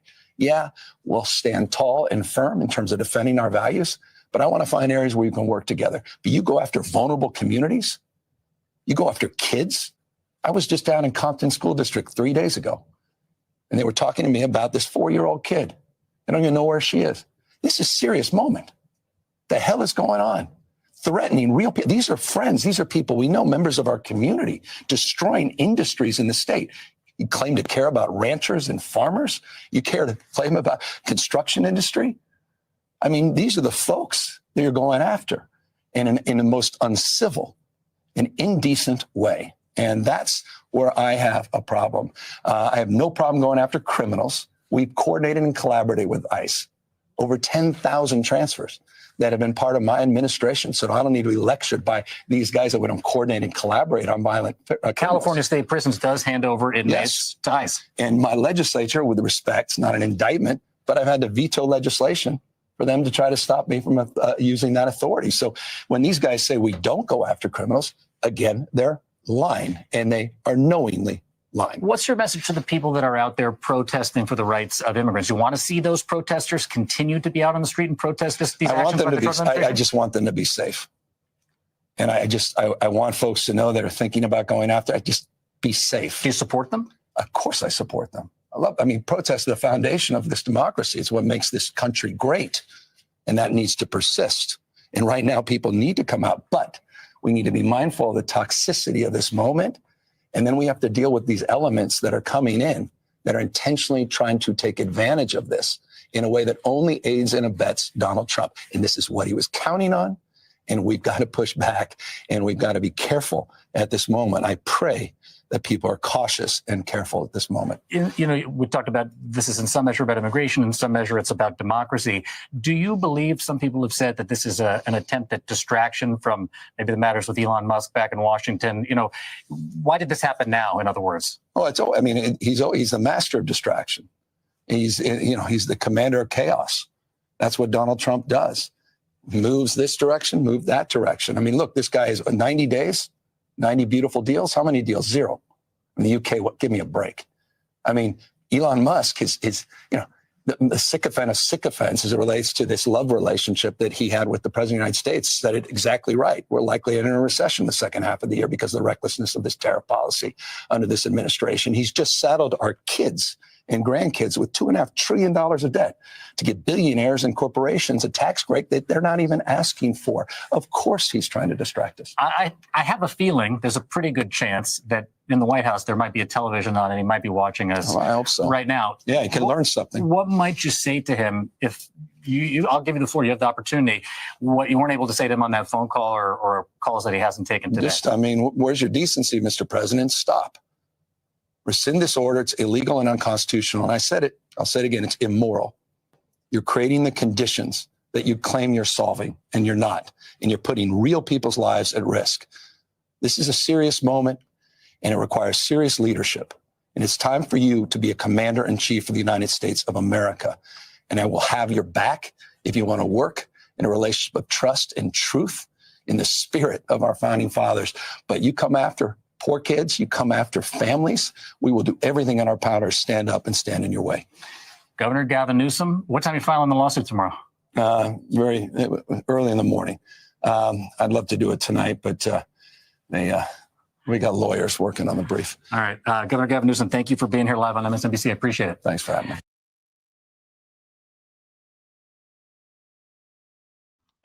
That lawsuit was denied. They go to court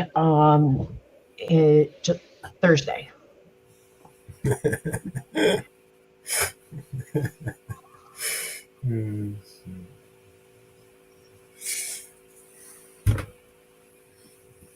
It was denied. Yeah. Where's that video? It was denied.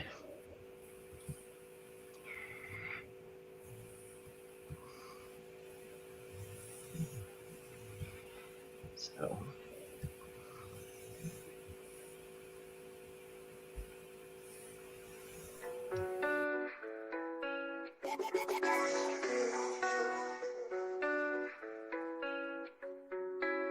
Here's the problem with America, the country is broken. Cause they minds stay closed, but they mouths stay open. Get attacked and we blame terrorists, go broken, we blame the price. Blame racists for the racism, but only if their skin is white. We don't need guns, we can call the police. We don't need fire extinguishers, call a fireman please. You didn't want to build a wall and now the border is weak. Your favorite actor has a gate that's like 15 feet. Racism is gay, if you're offended, that's retarded. Intolerance is great until you speak and you're a target. If a white man paints his face like he's a racist piece of garbage, but you put him in a dress and he's courageous and he's gorgeous. All these double standards, man, I'm tired of the noise. Freedom's an illusion if they censor your voice. Call a dad a deadbeat for neglecting his boys, but a mom kills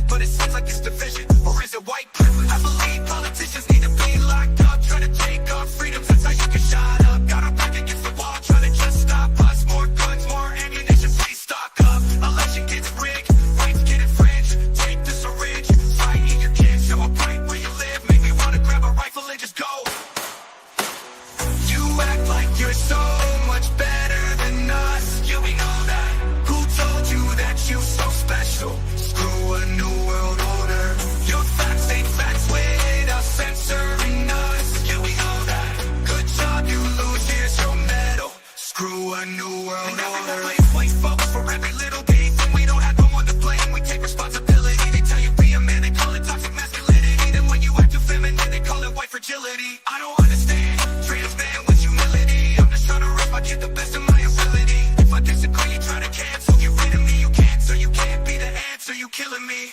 And I hate white supremacy just as much as you.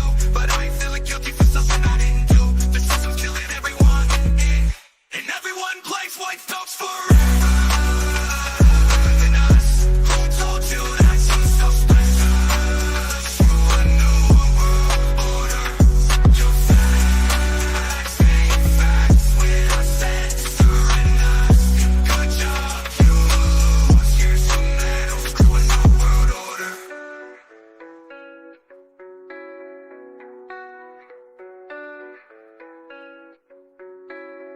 And everyone blames white folks for every little bitty thing. We don't have no one to blame, we take responsibility. They tell you be a man, they call it toxic masculinity. Then when you act feminine, they call it white fragility. I don't understand trans man with humility. I'm just trying to rap, I get the best of my ability. If I disagree, try to cancel. Get rid of me, you can't, so you can't be the answer. You killing me. And I hate white supremacy just as much as you. But I ain't feeling guilty for something I didn't do. The system's killing everyone. And everyone blames white folks for than us. Who told you that you're so special? You a new world order. Your facts ain't facts when I censoring us. Good job, you lose. Here's some medals. Screw a new world order.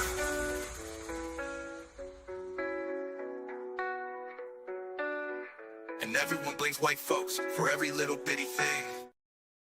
Cameras, it's not as good as this footage. We got to show this one. Because if You got this is some- what I think it is, I think I want to see if this is the LAPD. But So if we haven't put that out, yeah, PD? we just posted the videos on our X account. So both these videos are available on X right now on our account. I think this was cell phone. This was posted on social media. There's also. We're not aware of any connection between the two suspects, but obviously both appear to be motivated by similar motivations. This was an attack on law enforcement.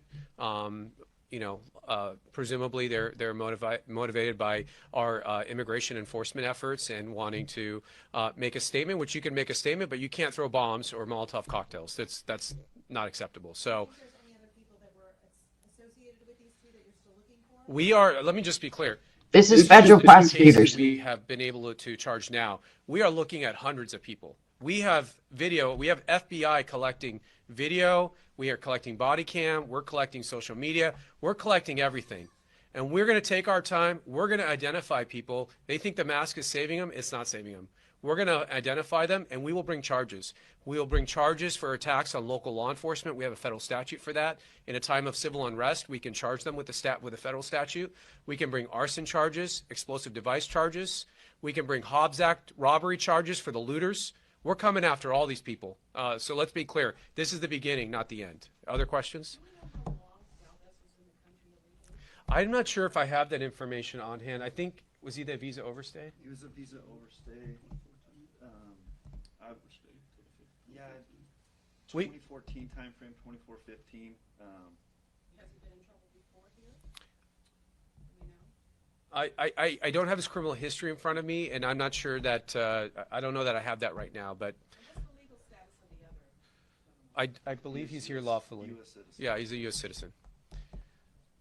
Anything else? Are you working with LA City Attorney Nathan Hochman on any of this? 'Cause I know The district attorney? trying to Yeah. go after these. Absolutely. No, we work hand in hand with the district attorney, Mr. Hochman. To be honest with you, we have a very good relationship with our law enforcement partners, LAPD, the sheriffs. They both provided assistance to our agents on Friday and Saturday. I know it took them some time to be able to get the appropriate resources to handle the unprecedented and unexpected crowds. So we have a good relationship with him, the district attorney's office.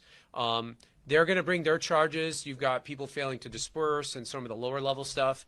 But the more serious stuff, the robberies, the arson, the Molotov cocktails, the assaults, we want to bring those federally because I think our partners understand that there's greater consequences for them in the federal court system than there is in the state court system. Yes. Sorry, George with Reuters. I just wanted to ask, based on, you just made a comment about unprecedented times with the information you've gathered, do you feel, what makes this unprecedented in terms of, entering the sixth day of protest? Yeah. And demonstrators? Yeah, well, these organized and orchestrated, and it appears to be, we're looking into it, well-funded agitators are coming into town, and they are resisting federal law enforcement operations. Some people apparently have the notion that California really is a sanctuary from federal immigration laws. Let me assure you, there is no sanctuary. Federal laws are applicable here, and they will be enforced, and nothing they have done to date has impacted our ability to carry on our immigration enforcement efforts, and they are continuing as we speak. Two more questions?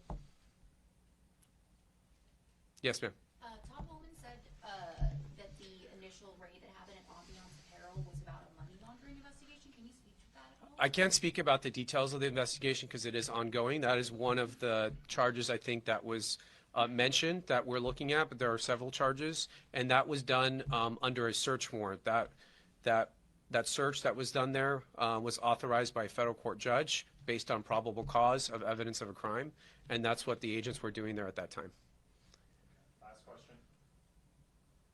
If not, we're good. I want to just say, I want to really thank our partners. I want to thank the ATF. The ATF really has a special skill set. This is what they do. They do explosives, they do bombs, they do firearm investigations, and we really thank them for their expertise in helping us file these cases very quickly. And I want to thank our partners at the LA County Sheriff's Office and the LAPD. And like I said, we just posted the videos on our X account, so you can pull them there. Thank you guys very much. All right, thank you. Press release is out. Copies of the complaint are attached. Hi, Brittany. We'll start in a few minutes, so not exactly on time, but I'll give you the list of speakers. So the first speaker will be United States Attorney Bill Essayli. It's B-I-L-L, and then Essayli is spelled E-S-S-A-Y-L-I. Second speaker will be Kenneth Cooper, C-O-O-P-E-R. He's the special agent in charge of the Bureau of Alcohol, Tobacco, Firearms, and Explosives, Los Angeles Field Division. Last speaker will be David Kowalski, K-O-W-A-L-S-K-I. He's the Deputy Chief and a Commanding Officer of the Los Angeles Police Department's Counterterrorism and Special Operations Bureau.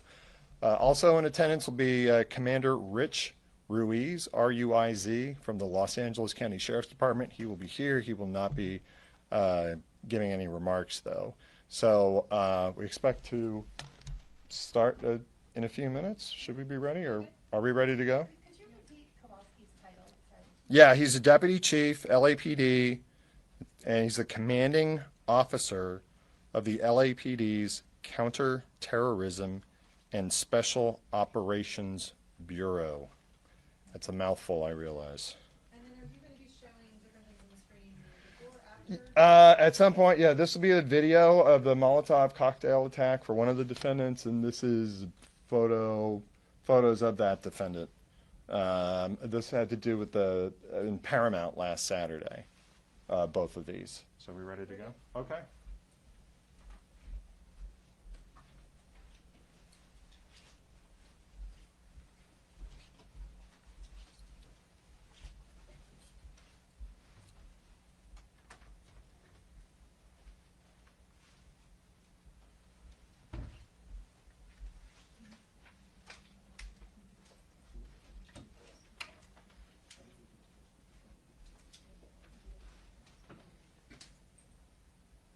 Remember, it was all peaceful.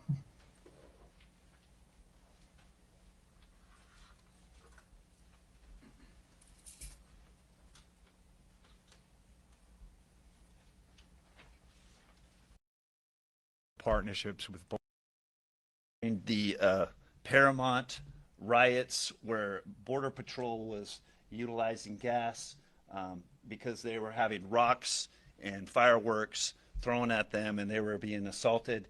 LA County Sheriff's Department responded to assist This individual was identified even by open source media, preparing to assault them with a destructive device. And as you could see, by the grace of God, when he deployed that in a fireball, it luckily did not hit one of the deputies, as it clearly would have caused substantial physical injury or death. ATS firmly committed. These are the most aggressive criminal acts, and we will aggressively work with our state and local and federal partners to investigate the use of destructive device, arson or explosives, or firearms to assault our public citizens and our public safety first responders.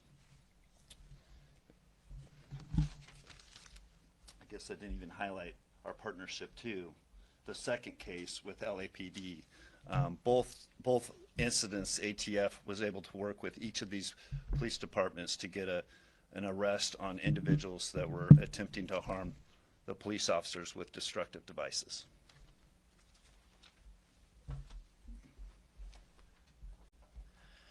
The Los Angeles Police Department appreciates the partnerships with both our federal, state, and local law enforcement agencies, especially during this time of unprecedented civil unrest. We're going to continue to work with them to ensure that our community remains safe during this challenging time, especially when it involves cases where violence is being conducted against both of our local law enforcement uniform officers as well as our federal officers during this time. We'll continue to work together to make sure our community remains safe and target those individuals that are doing harm to both our community members as well as our law enforcement officers as they try to keep peace in our communities right now. Thank you very much, and I'll introduce Commander Ruiz from Los Angeles County Sheriff's Department. Good morning, everyone. This is going to be brief. I just want to say thank you to our federal partners for working together with us and moving forward with these prosecutions. On behalf of the Los Angeles County Sheriff's Department and all of the local law enforcement agencies in LA County, thank you. If there's any questions, we could take a couple right now. Yes. How many people have been federally charged so far tied to the protest, and what's the importance of charging federally versus? We'll get you those hard numbers later. I know there's at least 9 people charged over the weekend. We've had more people charged this week for throwing rocks at officers. These 2 cases for throwing Molotov cocktails. We've had, I think, a couple others, but we can get you that full list. We might even do a bigger briefing tomorrow with all the federal agencies to go over that in more detail. Today, we want to highlight these specific cases because we find this particular act of violence to be extremely dangerous. As you saw in Colorado, these Molotov cocktails have the ability to seriously harm or kill a person or, and a police officer that they were thrown at. So we want to highlight these 2 cases today, and we'll get you more numbers. The importance of charging people federally is for people to know that there's serious consequences for their behavior, for their conduct. You have the right to peacefully protest. No one's going to stop you. But as soon as you cross that line into violence, you're throwing stuff, you're throwing rocks, you're throwing bombs, that's unacceptable. It will not be tolerated, and we're going to come down with a really heavy hand. And this isn't state court. This is federal court. So you're going to go to federal prison, and you're going to go for many years. So the consequences in federal system are much greater usually than they are in the state system. That's the importance of it. Yes, sir. Can you talk about the process of catching these 2 individuals specifically? You put out a call to the media and the public to give tips. Was that something that helped in leading to their arrest, or was it intelligence from your police agencies? Do you want to do that? There's 2 separate cases, so let's take one at a time. We'll start with the LAPD case. Yeah. Good morning, sir. Specific to the Los Angeles Police Department case, we have a situation where our police officers are trying to keep the peace during a very difficult time on Sunday afternoon when the city was facing this unprecedented violence in many areas of the downtown area. In this particular case, we had a police officer who identified this person holding what he believed to be a Molotov cocktail, and fortunately was able to identify, and several officers were able to apprehend him safely without causing any harm to anyone, especially our police officers. And I just want to point out not only the keen observation skills of our police officers right now during a difficult time, but the courage they've had in trying to take these people into custody. Remember, all of our officers are working long hours right now, and they're tired, but they're still doing the best job possible to keep this community safe. One reason I'm playing this is these motel cocktails, and we talked about the Denver, the Colorado incident. Many bystanders, he targeted the bystanders and the people in that crowd of the protest. These people that are throwing these motel cocktails is aiming at the police officers, but there's many innocent protesters, and some of these protesters are kids now. They're teenagers, they're minors that are getting involved. And I have seen where people are bringing kids in strollers to these protests. Somebody yesterday, I seen a woman with a baby on the front of her at the protest. So people are now bringing young children to these protests. And people are bringing these cocktails, and I've seen somebody had a flamethrower at these protests. So now there's innocent lives that don't know better at these protests. And now they are getting violent. There's bricks, there's flamethrowers, and now motel cocktails at these protests. Yeah, they may be charging them federally for them against the police. But what about the citizens that are being, it's happening to the citizens? These people are not thinking about these citizens. There's many other innocent lives that are at risk now because of these protests. It's getting out of hand. It's so out of hand. And all I hear from the mayor, the governor, is they got to stop. Well, you can stop them very easily by standing up and saying enough is enough. But they're not. They're not. So where do we go from here? You got any ideas, Mello? I don't want to hear another bad word about Trump, all right? He's going to save us. Well, you know, what do you do in a situation like this? There, you know, I know what you do. Who's in charge of the state is not helping. I've got a solution. The next time you got to vote harder. You just got to go and vote harder. You just, just vote. That'll help. Yeah. Okay. Okay. Okay. Okay. Vote twice, yeah. Oh, shit. Hey, there's enough illegal voters, so our voting twice don't help, because there's already enough illegal voters. Oh, some of these illegal voters have voted. It's already been proven. They actually consented to it. Oh, it's a joke. They consented to it, Margaret. The ones that actually voted when they weren't supposed to vote, but they voted anyway. And even though the guy they voted for lost, well, they here's our beloved beloved protest. Here's our beloved protest. There's our beloved protest.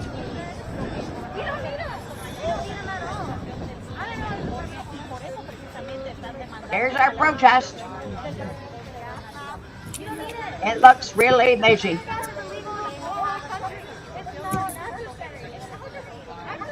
There's illegals all over the country. This is not necessary.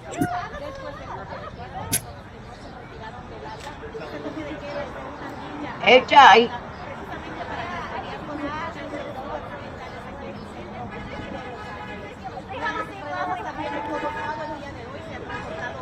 Okay. It looks interesting, don't it?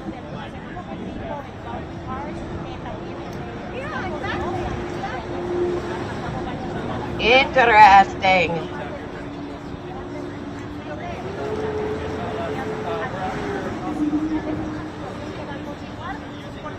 Oh, God. It looks interesting, don't it? Yeah. It looks They're, so interesting. weapons of mass destruction. They're hunting for weapons of mass destruction. Yeah.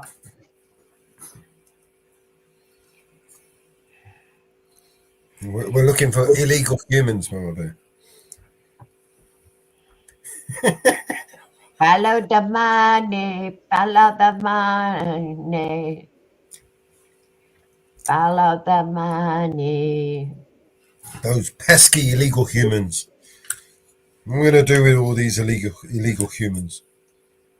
I know. Let's stick them in the concentration camp. We can have free labor and make shit for free.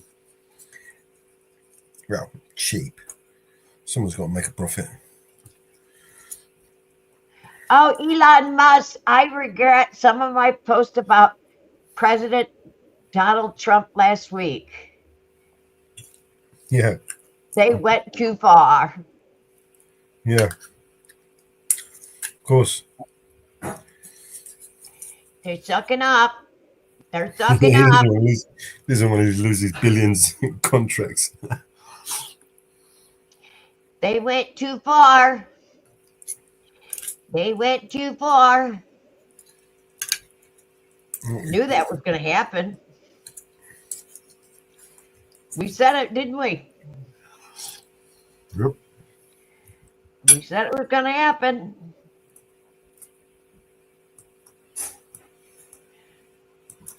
WWF. WWET. WWET. Worldwide Elon Trump democracy. So what happened to Doge and the Doge team now that Elon's It's gone? still going.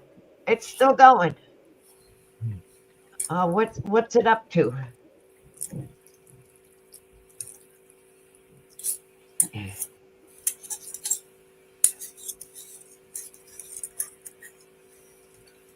Doge ticker clock. You know, I've never looked at it.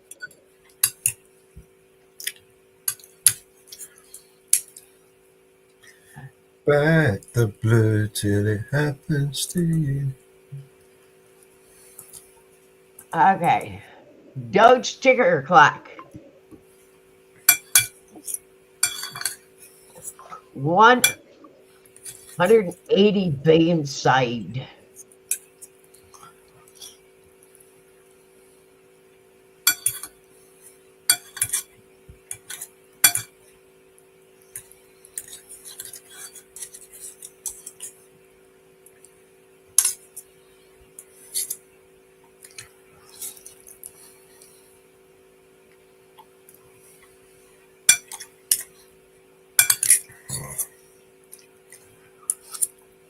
Yep. It'd be nice if we got that money back. You want a refund? Yeah. Yeah, it would be nice to get that refund. Yeah. Yeah, that would be nice.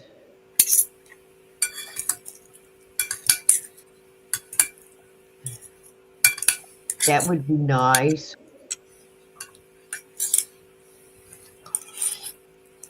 That would be real nice.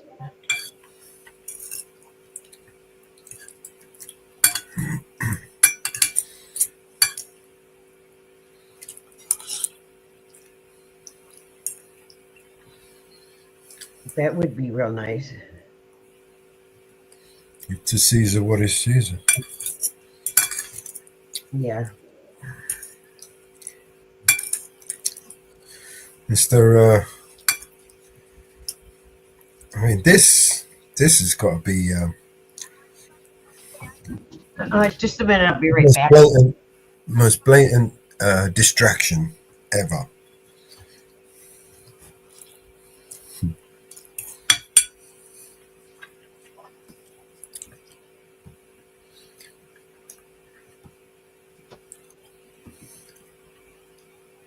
I'll put some music on while I'm stuffing my face, guys.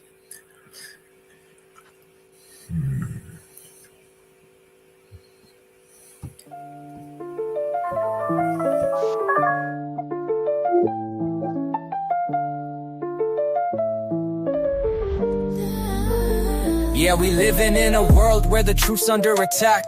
Mello's vigilante got the spotlight on the facts. Eyes on the audit, we ain't taking no more lies. Government corruption, we expose it, open skies. They think they can just play us, manipulate the game, but we digging deep, turning whispers into flames. Grab the mic, hit the streets, let the message unfold. Transparency, that's the anthem, time to break the mold.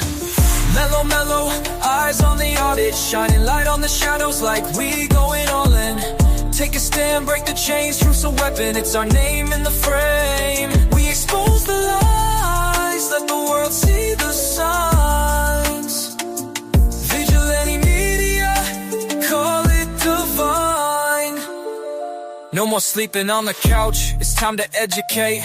Every headline that we read, man, it resonates. Behind closed doors, they making deals in the dark, but we armed with the truth, igniting a spark. They can't silence the voices, we'll break through the seams. From city halls to capitals, we're setting the scene. Government puppeteers pulling strings like insanity, but we cutting ties, demanding our humanity. Mellow, mellow, eyes on the audit, shining light on the shadows like we going all in. Take a stand, break the chains, truth's a weapon, it's our name in the frame. We expose the lies, let the world see the signs.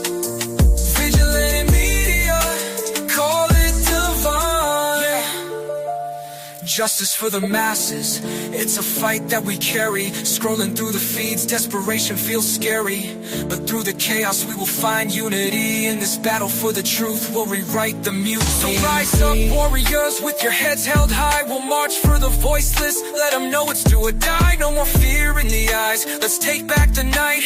Mellow's got the vision, we'll shine like daylight. In a world full of smoke and mirrors, we stay bold. With every word we spit, we're breaking the mold. Mellow's movement is the revolution sound. Integrity, transparency, we're taking the crown. Mellow, mellow, eyes on the audit, shining light on the shadows like we going all in.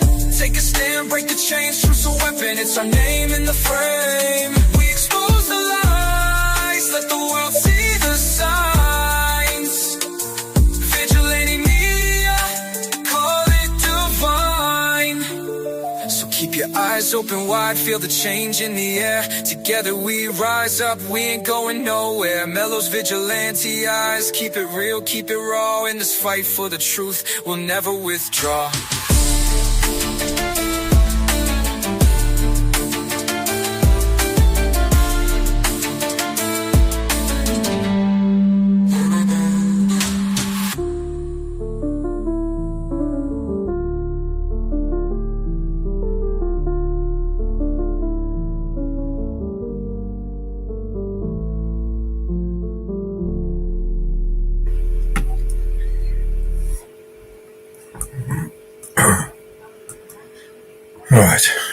All right, I got to go get something to eat.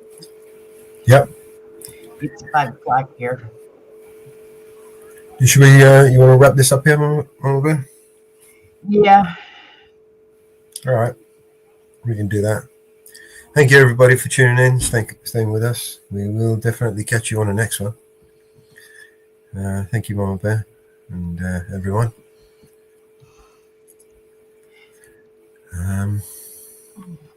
Let me just switch this over. Hang on. All right. Catch you guys on the next one.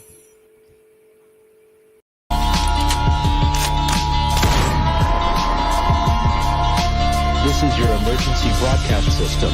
All civil unrest has gone global. All Capitol buildings and cities are under siege by the United States government to quell the domestic terrorist threat. All residents of urban neighborhoods and cities are being ordered to stay in their homes until the threats are eliminated. If you disobey orders, you could be shot on sight by rogue agents, federal forces, and domestic terrorist militias. This is your emergency broadcast system. This is a national alert. Imminent threat is nationwide. You must stay inside of your homes or risk being shot on sight. The conspiracy is upon you. Your conspiracy friends were right all along. Now you must learn to survive. If you hear this, you are the resistance. This is your emergency broadcast system. End of broadcast.